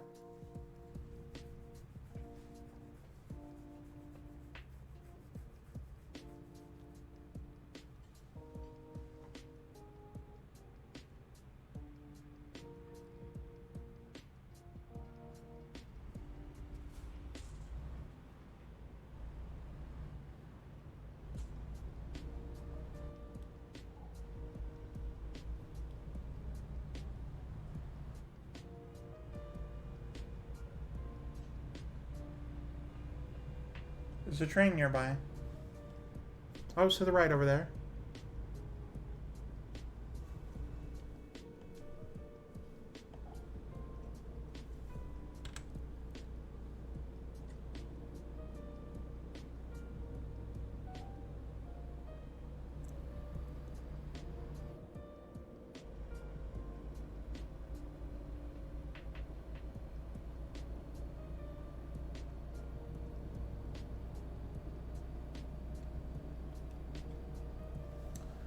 So I was playing Overwatch the other day with a friend of mine, and I realized that so the pedals on the floor, they're like associated with different button and prompts. It's a computer game, so that's sort of going on. I was playing Overwatch, and I was wondering why I was constantly like shooting, and then I realized that my foot was on the gas pedal, and the gas pedal means left click. It's the same thing, really. So it's a case of I learned that I can use the pedals on the ground in combination with my keyboard to play a shooter game. So I was experimenting with that like all the other day.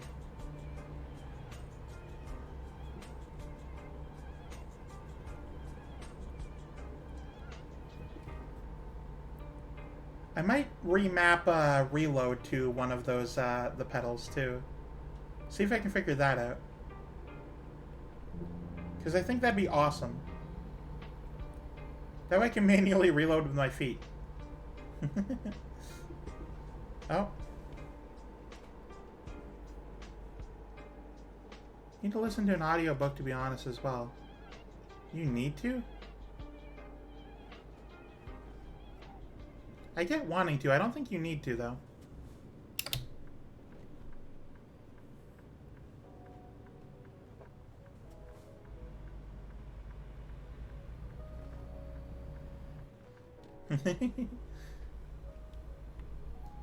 But yeah, no. Audiobooks are great. Personally, I prefer the feel of the paper ones. But I get it. Audiobooks are very convenient.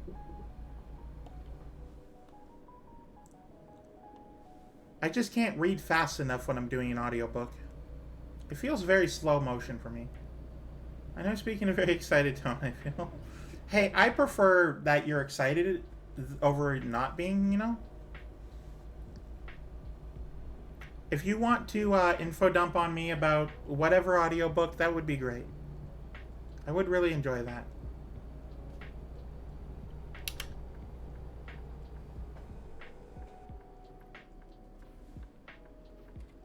Oh, wrong. This is not the right turn yet. That's my turn.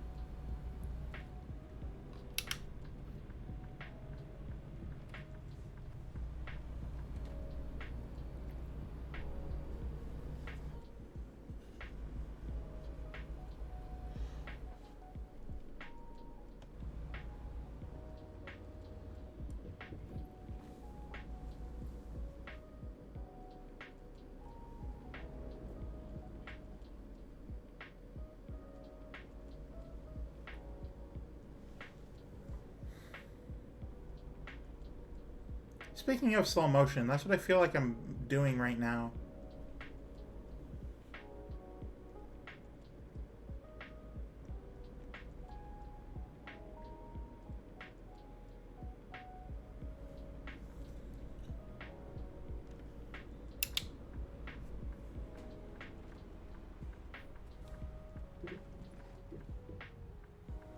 There better not be a train coming up on me.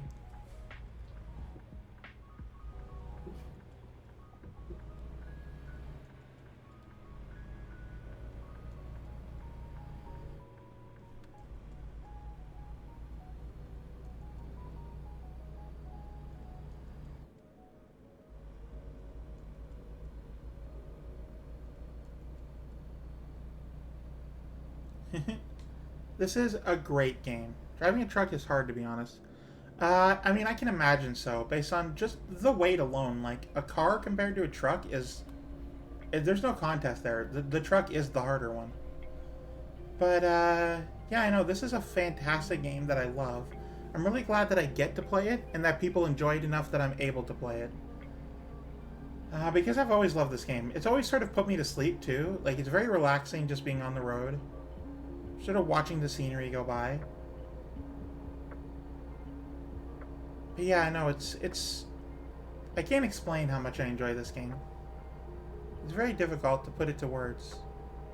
I just do. It's a fun time.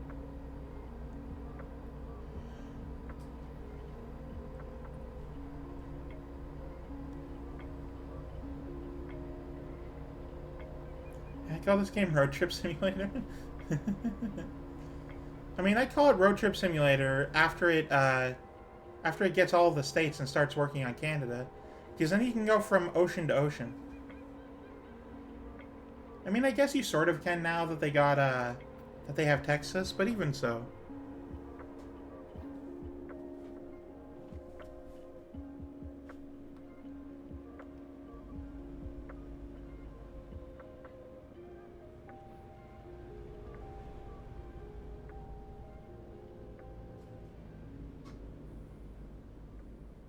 It is fun. It's a lot of fun. I do genuinely enjoy this game a lot. And it's not even just the driving part. Like, if it were just another driving game, I probably wouldn't like it as much. It is genuinely how much effort they put into the scenery. Like, look around. Look at everything passing by. This is fantastic. This is very high fidelity. This is the part of video games that they should care about graphics for. Is the driving around and not moving fast games, you know? Taking it slow. Like, I don't care about the next Call of Duty whatever game. They care so much about graphics for a game that, like, you're not even going to look at most of it because you're too busy focusing on the other players. This game will have more DLC than Euro Truck, I swear. Well, I mean, they definitely will. I think there's more American states than there are European countries, you know? It does feel very much like America, and I have learned a lot about how the West feels, you know? It's a 1 to 20 scale, so it makes sense.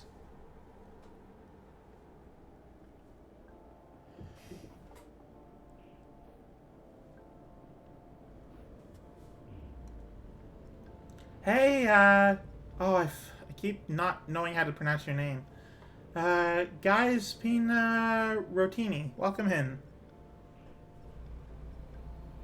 It's Guinea Pig, welcome in.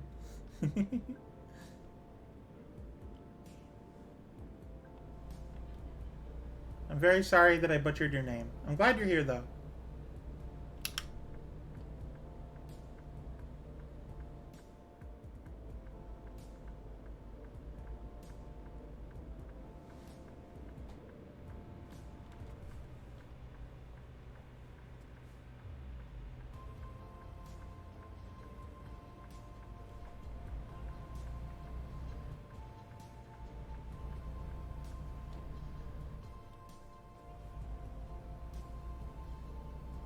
Personally, I really like how much effort Your Truck is fun, though. I mean, I can imagine so.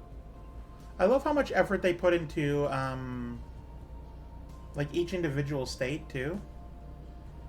Because as I travel further east, regardless of which latitude I'm at, other than the desert, the trees change too. So it does genuinely feel like it's getting closer to like where I live in real life. Giuseppina. A for effort, but here is the phonetic pronunciation. Giuseppina. Giuseppina.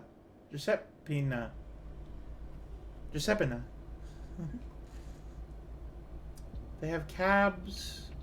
They have cab covers in that game. Like, that's why I'm not too upset about them taking so long to even get as far as they have. They've been going since 2016, I think, 2015 maybe, for American Truck Simulator. And back then, it was just like, oh yeah, this is just the next in the long line of trucking games. Cab over... Oh, there's a... Okay, that's fair. But, you know, it was good. It was alright.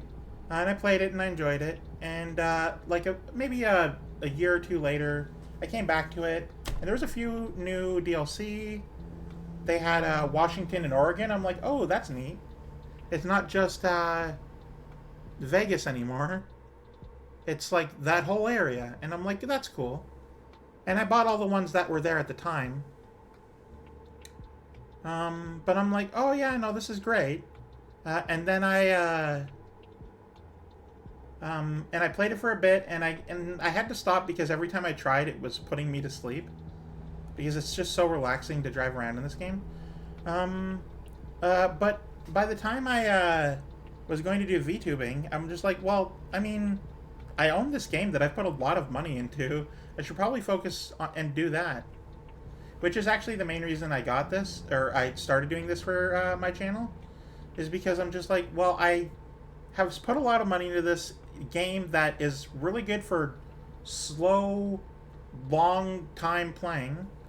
You don't want to do this in short bursts. It doesn't really work out. This is a perfect streaming game. It really is. And then I was afraid that people wouldn't like it because it's kind of boring, but I learned that that isn't a problem, so I'm really happy about that.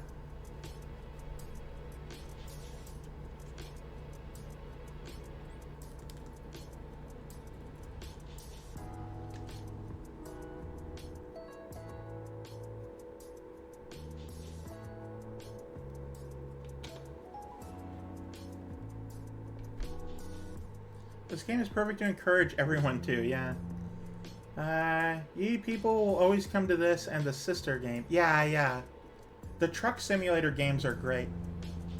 Honestly, I'd love a truck simulator that's in like different areas too. Like a Japanese truck simulator would be so fun.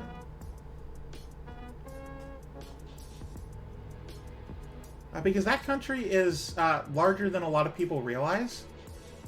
And I don't know this by personal experience. What I know is I looked at a map and I did the true size of country map thing. And I dragged Japan over to the North America, and like the top bit was touching like Newfoundland, and the bottom bit was touching Florida. I'm like, damn, that's a really big country. Like compared to what you think. You think it's just the same as a Great Britain, but it is so much larger than that. So yeah, I know playing Japanese truck simulator would be so fun. I think I would enjoy that a lot. Because I have tried Euro Truck Sim, and it's great, and I enjoy it.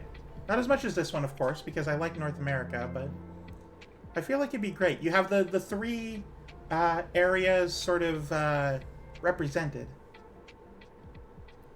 You have the west, the central, and the east. I think that'd be great.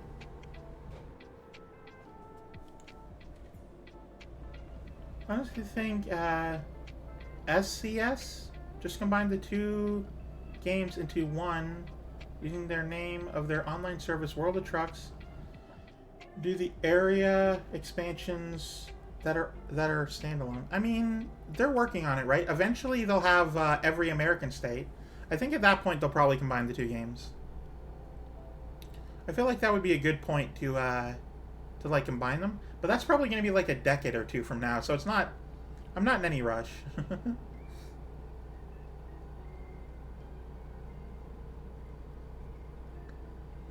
Alright, now everyone be very, very quiet. We're in Oklahoma right now, or at least should be. We have to be careful. This game loves crashing in Oklahoma. Do not perceive Oklahoma. Be very careful. We don't know what's going to happen here.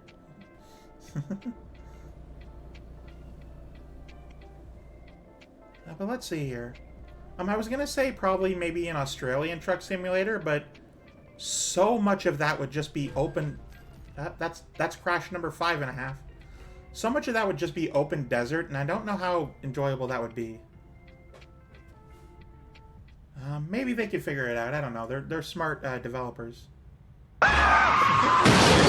Thank you for the rare instance of redeeming the car crash properly.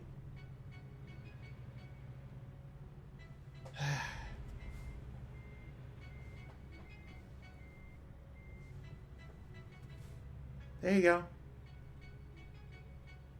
Kangaroo Combat minigame for Australia Truck Sim.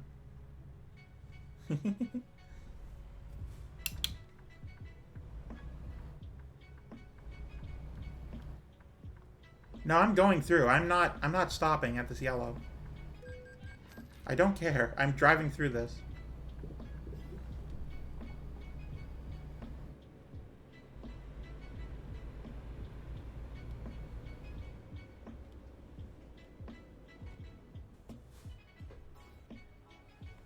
But what else? There would probably be, I don't know about right now, but there's probably, like, plenty of places in Africa you could, drive trucks around, right? Like, that's a thing people do? That is a business model? I don't know much about the countries of that continent. I know there's over 50 countries in Africa. I don't know much about the place in general, though. I mean, other than, I guess, Egypt. Maybe South Africa, because I saw the movie, well, I saw the movies Chappie and District 9, but, you know, those are just movies. I'm not sure. I mean, there's probably a lot of market for, like, maybe just Brazil or possibly the other countries of South America truck sim.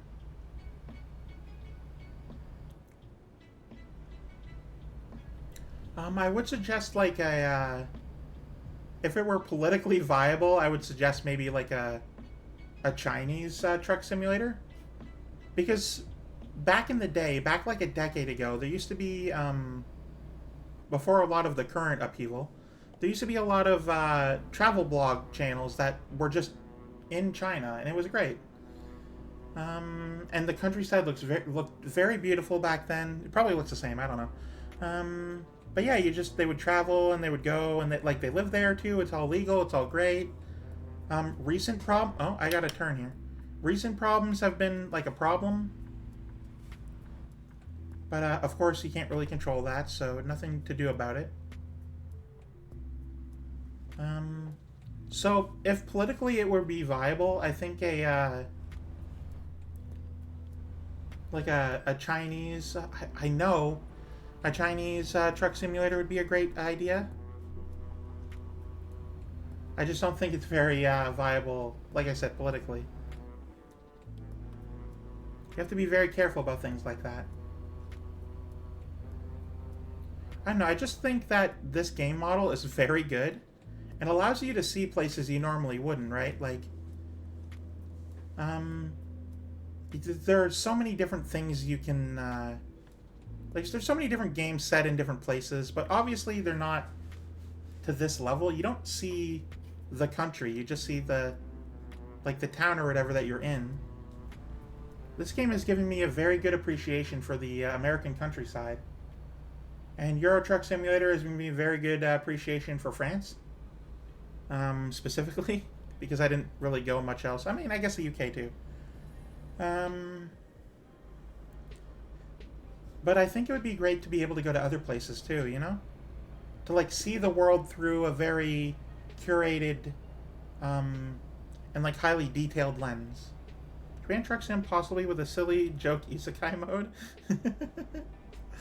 If you accidentally hit somebody, like, there's pedestrians. If you accidentally hit a pedestrian, They like glitch out and like go up into the sky.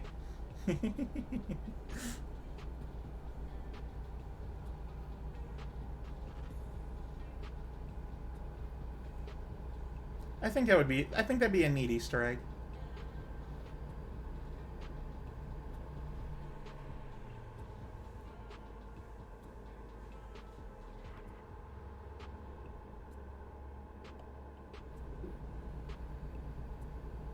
Instead of delivering loads in Isekai mode, you have a specific civilian to hit.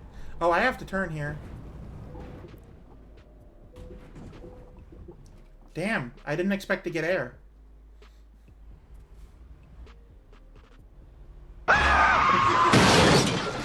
Alright, that's car crash 6.5, but I got air on that, so I'm taking a half off. Have you found the rubber duckies yet? I'm not sure what you're referring to, if I'm being honest.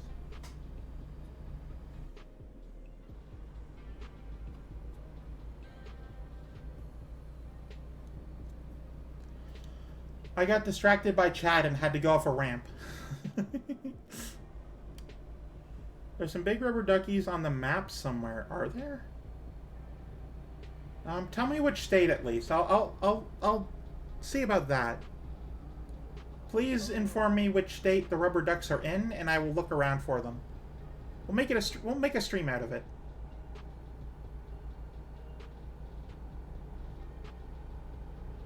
Like, you know, next week or something.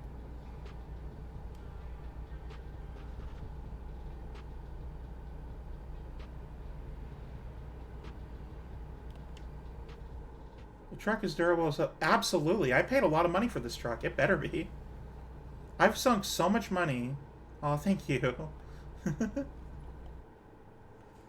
When I hit the ground, my chest jiggled pretty hard, so you know that hurt a little. But other than that.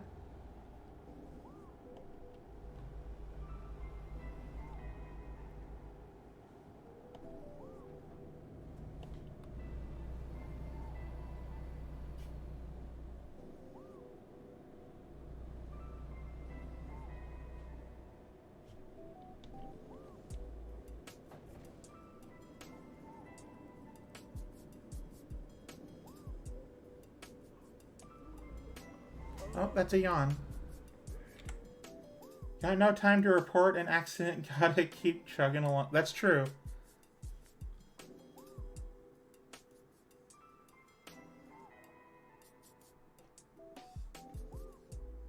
I've already been here, but I haven't been to here. And it allows me to sleep, so I'm going to do that. That's where I'm going. And then we're going to have a great time, go to Oklahoma City. It'll be great. I have to pay a toll here.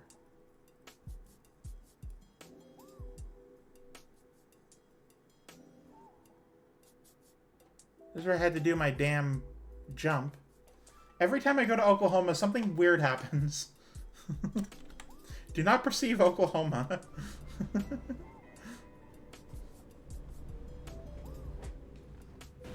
Oh, 7. You can't slow down fast enough in this game.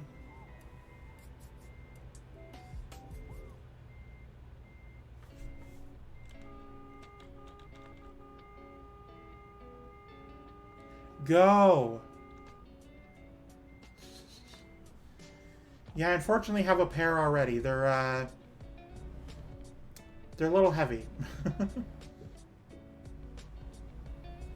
They're also already deployed. I can't stuff those anywhere.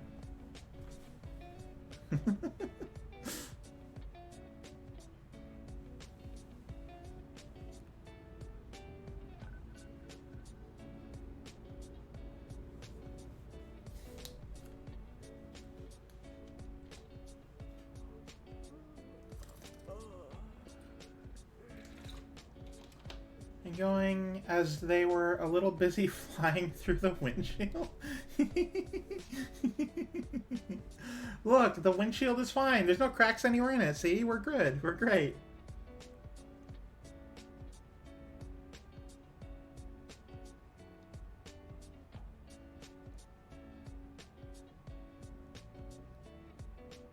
The windshield is fine.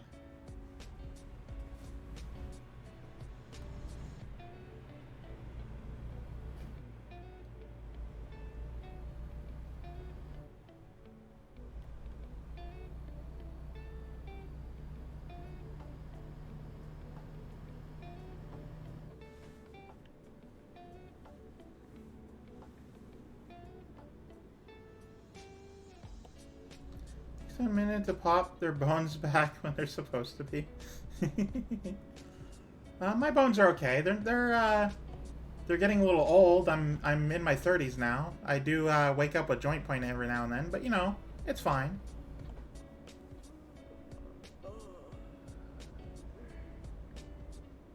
My bones are okay. These old bag of moose bones are doing fine.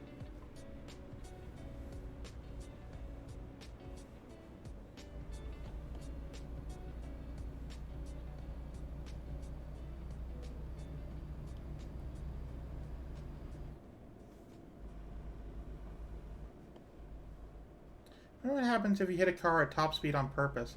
In this, I don't know about real life, probably bad things. In this game, you take the car with you for quite a distance.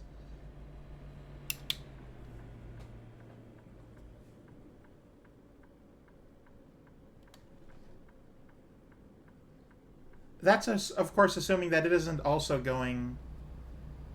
Also, I've never gone top speed in this game. But yeah, if the car is stationary and you're going basically the speed limit outside of towns, that car goes, right? You take it and you pull it with you. They've not implemented real life crash. No, they don't. They don't do crash physics, which is great because otherwise I would it'd be a lot worse to drive in this game if they did. It'd be a lot more difficult for sure.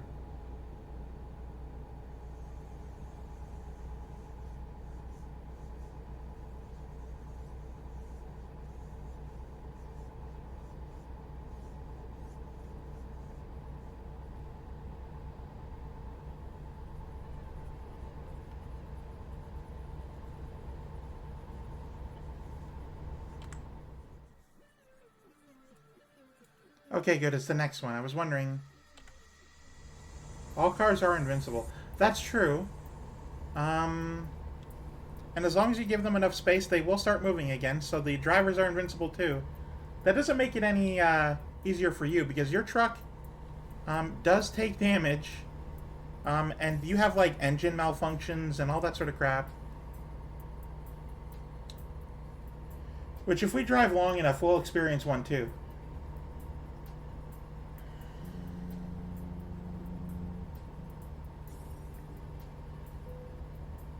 I'm getting tired. I am finding the next sleeping spot. Just like real life. Yep. That's the part that's like realistic, right? It's not the crashing physics. This isn't a game about crashing. It's a game about tending your truck and delivering cargo. And those two things are very realistically handled.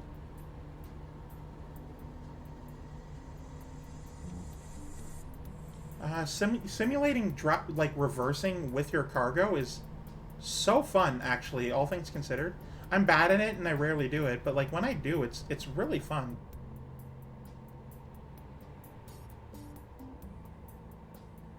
Where's the drink a shit ton of caffeine and drive for 24 hours option? Oh, I have to turn here. Okay. Nevada has some, and California has one being towed in regards to the rubber ducks. Okay. Oklahoma City discovered, baby.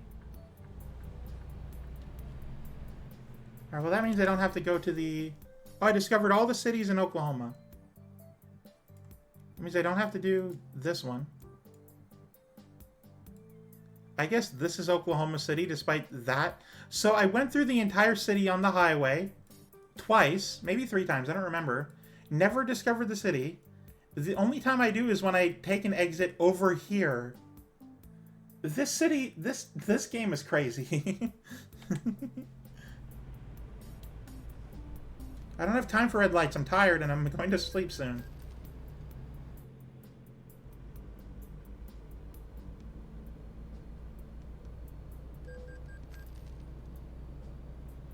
How big the file size of the game will be with the entire congruent US? I don't know. Probably large. It's definitely already fairly big. But a lot of the size of the game is in the DLCs.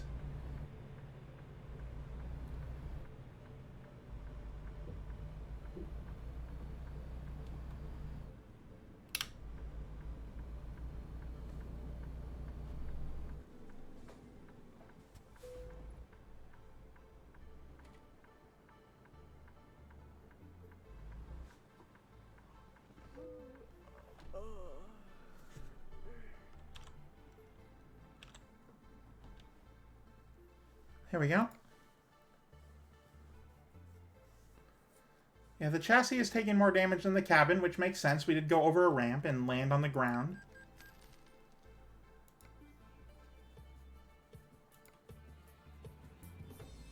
Okay, where do we sleep then? I think over here. Yeah, do some games out there only 15 to 17 gigabytes? Jeez, yeah.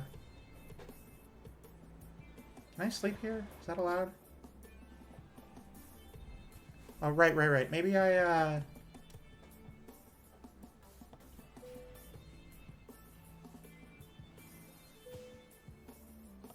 Well, GTA is made by Rockstar, and they don't know how to optimize crap.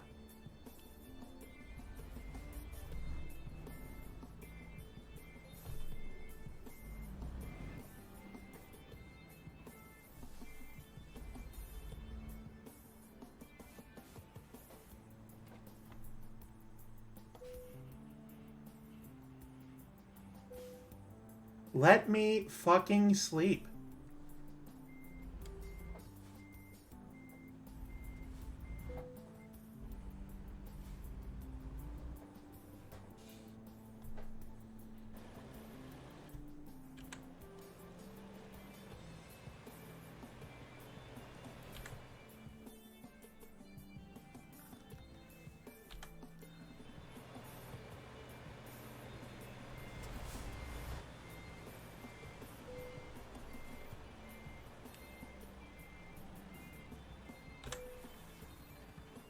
Thank God.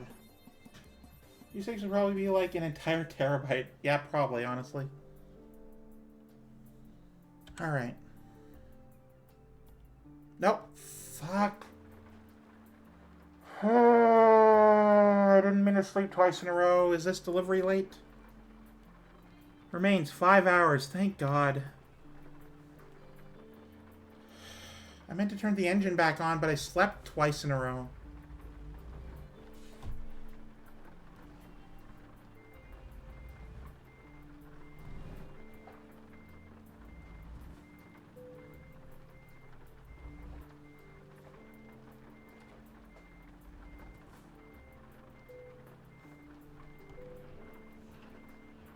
Sheepaholic Girl's just like me. I'm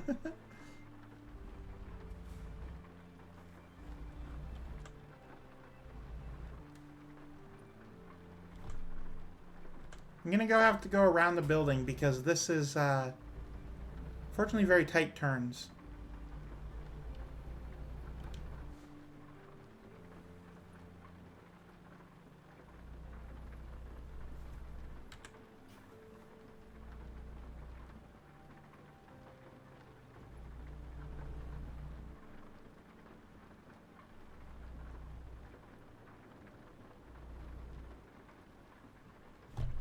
I mean, I got time. I don't have to casually speed for this one.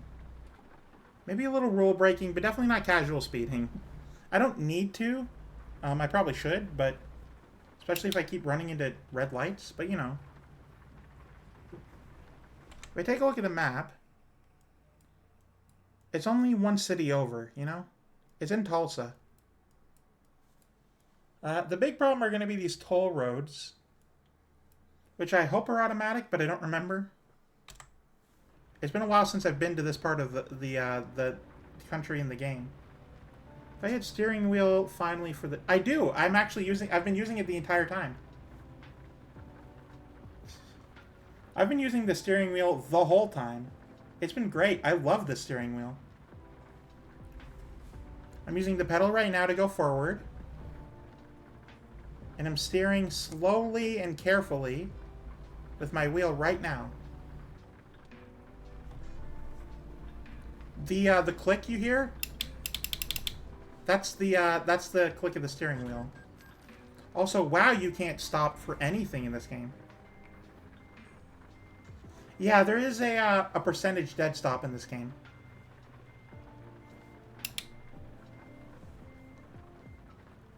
It was initially set to 20%. That's crash number 8, by the way, if people are keeping track. I might implement a crash tracker. I forget what I was saying. Oh, the dead zone, right. It was initially set to 20%, and I'm like, wow, this doesn't feel good. So I set it down to, I think, either 5 or 10%. Something lower.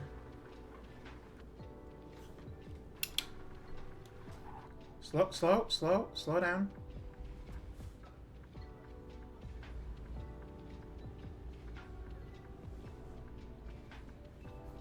Take a drink while we wait for the light to turn.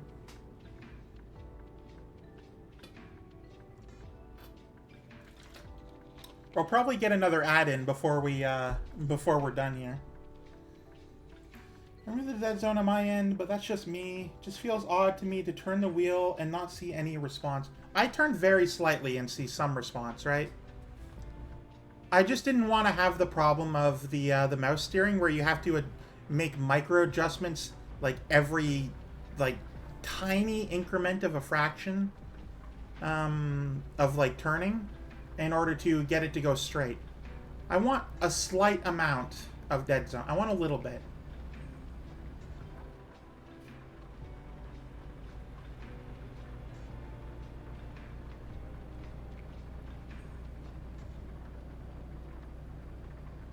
Got myself a Sprite cranberry. Ooh, cranberries are great. A little bitter, but I like them. Well, I mean, they're a lot bitter, but they're a good flavor for other things. Specifically, a Sprite. That's a really good use of cranberry. Knocking sounds and multiple... a muffled Sprite cranberry. I mean, if you want knocking sounds... That's my desk. Oh, I'm going too fast in the rain, which is bad.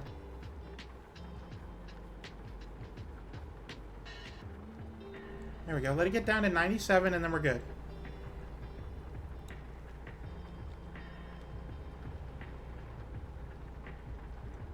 Alright, job remains 5.5 hours.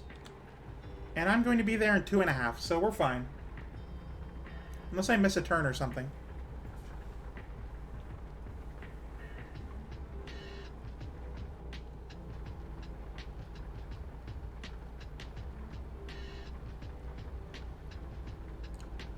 But for this game, though, a lot of the states they've already done are very large. So I'm wondering, like, other than the big cities, of course, like New York City or whatever, I feel like it'll be a lot less time for the smaller states to come out, because it won't be as much programming. Animated LeBron James will now break into my home in the name of Sprite Cranberry. This is a meme I'm not familiar with. You two are talking in tongues or something. I have no idea. Zoomer humor or something.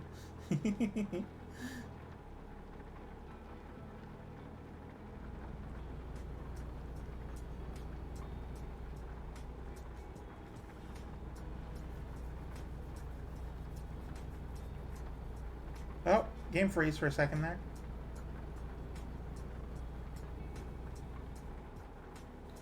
Too old to be a Zoomer, I think. Well, that's the thing, right? I recently learned that apparently a friend of mine considers Gen Z and Zoomers to be different things.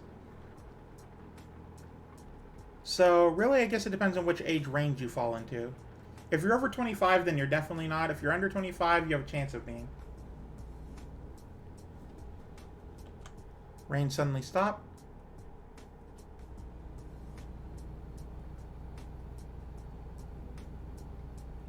Definitely not in that case. That's fair. You don't have to share your age if you're not comfortable doing that. I fully support whatever you decide.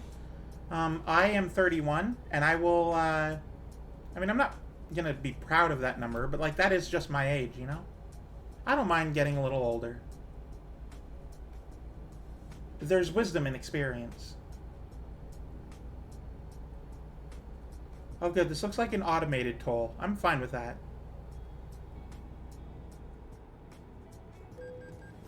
$14. Yep.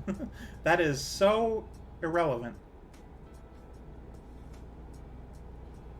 Fun fact, Riz is now a genuinely recognized word in the dictionary. Oh, nice. We're in the perfect millennial area. Then that isn't the annoying side of it. Yeah. millennials are sort of in the middle between the Zoomers that are young and doing the confusing things, and the Xers who are very full of themselves. Let's not get into that, but they're very. They've been fighting the system since the '80s, and they've never stopped. So we're sort of in the middle. We're gonna, when the Zoomers are like our age, we're gonna be on the angry side. I mean, maybe, I don't know. We'll probably not care because the world's been on fire basically since 2000, so we're fine. We're whatever. And then we're gonna have to, like, the Zoomers are gonna have to tend to us being older and like the Gen Alphas being younger than them, and that's gonna be a crazy time.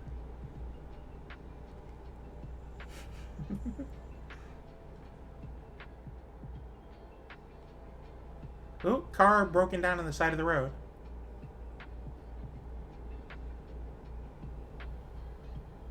What am I doing? I can go faster than this. I have a delivery to make, and I only have a few hours to do it because I accidentally slept twice. Oh, alright, so we're about to have a new ad coming up here. In a few seconds. Hey, Stompy, welcome in. You're about to, I mean, you just got here, so maybe you won't see it, but everyone else who isn't a subscriber, you're going to get an ad in a minute, and it's going to last for a minute, but that's fine. I'm doing the new automated system. Hopefully it'll help out. But yeah, just fair warning, an ad will start in the next minute or so.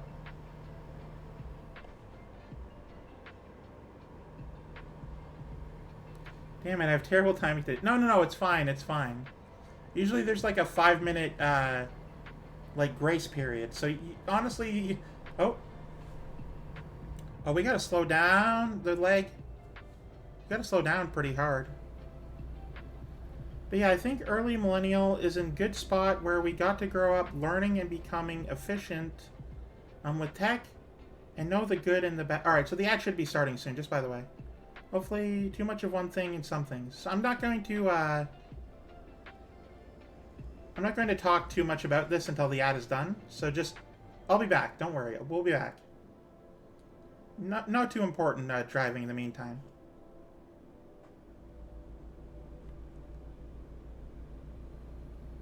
Once it does start, I don't know why there's a, there it is.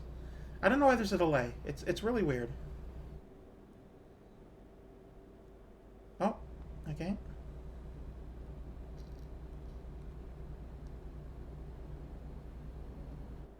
We're getting pretty close to the destination here, and then we're gonna end the thing. Yeah, no, I mean, you can't hear me. Maybe other people can, but definitely warned you guys about the ads. I warned you, bro. I warned you about stairs. So yeah, I think millennials is in a good spot where we grew up learning and becoming efficient with tech. Know the good and the bad. Hopefully, too much of one thing and for some things. Yeah. I'll talk about that when the ad's over. In 10 seconds.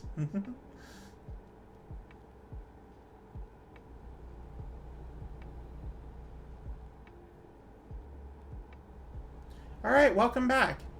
So I didn't actually talk about what we were talking about while you were gone. So I will say that now. There could be the problem for our, and perhaps future gens, forget how the more basic stuff works as tech advances. That would not be a wise path to go down. I mean, I think with YouTube tutorials, people are going to not forget. People are going to know how to temporarily do something. There's a whole... The most recent South Park special was about this, basically. Anyway, so what I was going to say about the whole early millennial thing is, first of all, I'm sort of a late millennial. I was born in 1992, so to me... I'm passing through here. To me, I grew up in, like, I was a child in the 90s instead of a teenager. So a lot of things are different for me. So tech-wise, I'm actually... weirdly further behind. I kind of lag behind for a lot of tech stuff. Like touchscreen stuff. I don't really fully get. Anyway, that's just sort of the town I lived in because I'm from a small like town, right? We don't have a lot of tech stuff. Late millennials. Well, it depends on what you consider the cutoff of the generation. 95 is the generally agreed upon time that millennials become Generation Z, the Zoomers. But anyway. So as for the tech stuff, I feel like we are in a good space for technology understanding because we weren't born with the internet. We adapted from not having it to having it everywhere. We grew up in an era where there was like maybe dial-up, you know, and we had some stuff going on, but it was doing its own thing, and we were just sort of living our lives. But the generations younger than us grew up with the internet, so we're more of the pioneers, right? Like we were the voyagers who came from the old world to the new world, and we set up a lot of it. Now, we didn't set up the very beginning. That was definitely the Gen X. But we did definitely do a lot of the early prep stuff. And now the internet is everywhere, and it's basically a human pocket dimension. I feel like, though, a lot of different things, a lot of millennial stuff is our attitude. We have lived through a lot of problems, and not only that, but also getting a lot of vitriol from both boomers and Xers who think that we're lazy and doing nothing. We just sort of have a who cares kind of attitude. We're just sort of indifferent to a lot. So I think we're more prepared. We're more adaptive. We're more able to adapt to things than, I guess, the generations before us. I don't know about the generations after us psychologically, but I feel like we're better adapted to adapting, I guess you could say.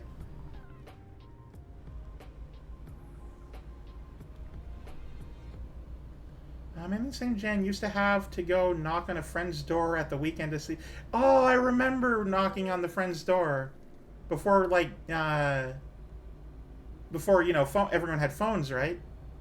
Like maybe you had your home phone and it had like the cord, and you called them on that. But you don't always call when you want to go see your friends. Sometimes you just go over to their house and knock on the door. See, hey, Mrs. or Mr. Name.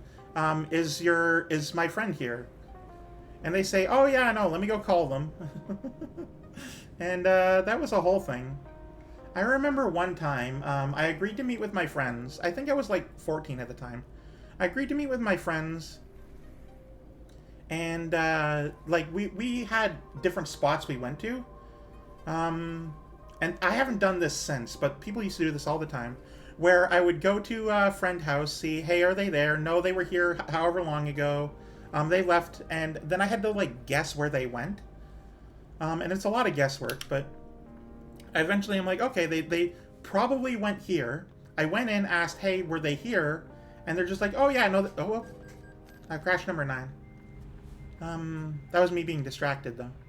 And they were just like, oh, yeah, no, they were here about however long ago. Less time than the last person you asked. So you're like, yes, I'm gaining on them. Then you go to the third place, and then the fourth place. Eventually, I found them on the way elsewhere. But yeah, no, I remember doing that, and I remember having a lot of fun with that. Oh, right.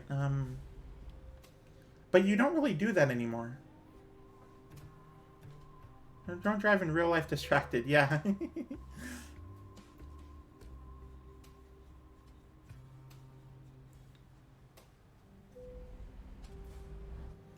But, I back then I felt like a detective, following, because I was a kid, right? I was just like, oh yeah, no, this is great. I'm following the clues and finding them.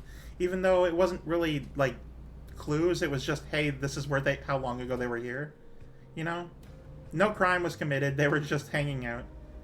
Eventually I caught up with them, and I'm like, yeah, that was great. I remember really enjoying, tracking them down.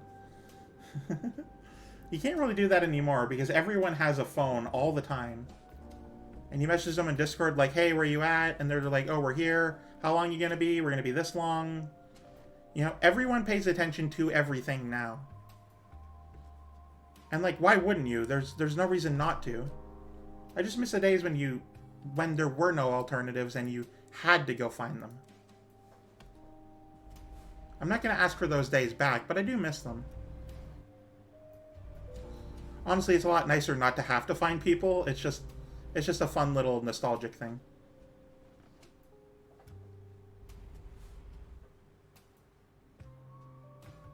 Come on. There we go.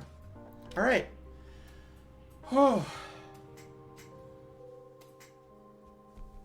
Well, rose tinted implies that I think it was better than now, which I definitely don't. I think that a lot of what we have now is better. I just liked the old days. I know that having like a Walkman sucks. Having a CD player sucks. Having a radio on a phone, that can the device that you're listening to through your headphones also telling you directions of where to go. That's really nice. Oh, that's just sort of how I think of the expression. It might be different. But that is going to be it for this stream. I am done. My throat hurts. I'm going to have some ice cream. One moment as I go to the Just Talking screen. There we go. Welcome in. So I had a lot of fun today, and I hope you guys did too. It was a great conversation. We talked about different games coming out, the Talos Principle 2, Abiotic Factor, which go check out Abiotic Factor. Abiotic being one word. It is a survival crafting game set in a science facility. And that's really cool. It's in demo phase right now. We talked about a lot of setting up VTuber stuff with Tanya Deer, and I hope she has a great time doing that. I mean, doesn't spend thousands of dollars on giving up after 6 months like half of them do. And then we hung out, and now the music is talking to me, and I don't like that. But Chrome is really laggy, so maybe I'll wait.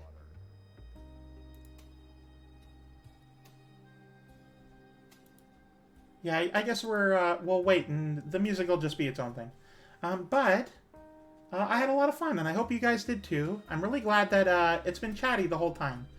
Sometimes during the American Truck Simulator streams, it's chatty for sections and then really quiet for others. And while my throat is happy about that, I like chatting with people. That's the main reason I stream and I am a VTuber, is because I like to chat with the community and have conversations and have fun. But yeah, so I'm gonna call it there. I hope you guys enjoyed the time. Me still with the quiet bits. Well, I don't think it'll ever go away. I don't think any of us are Penny.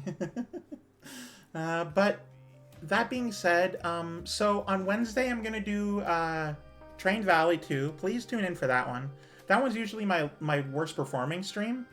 I get maybe like 2 people who show up the entire time, and the last half is silent. But you know, I do like the lurkers. That's fine. I just would like more engagement there. But also, if you don't like the game, then don't feel the need. But anyway, then on Friday, we're going to do more games with Penny Senseless. It's going to be a collab.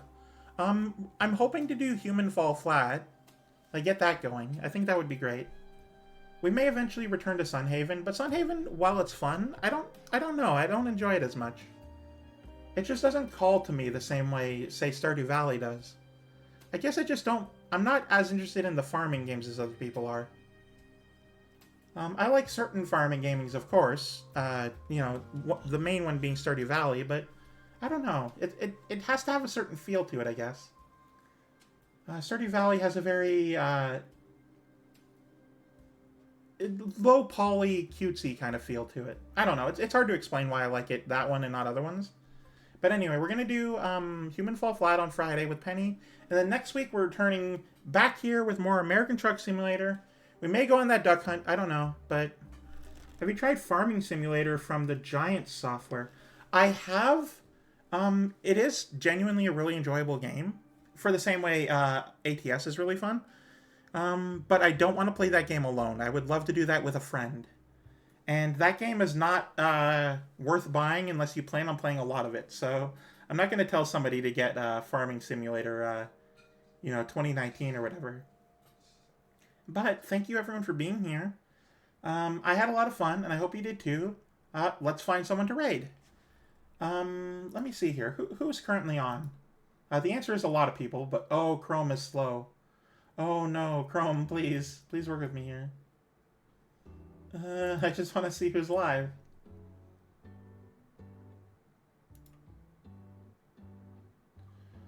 Okay, let's see here.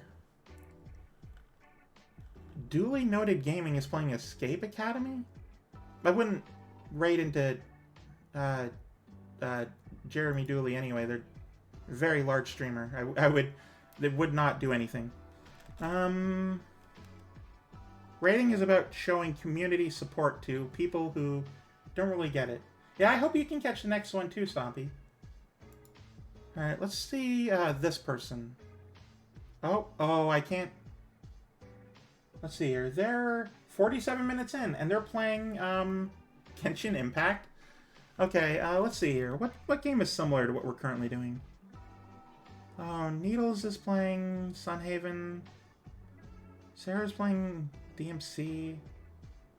Fail Sam is playing old school RuneScape. I might hit them up.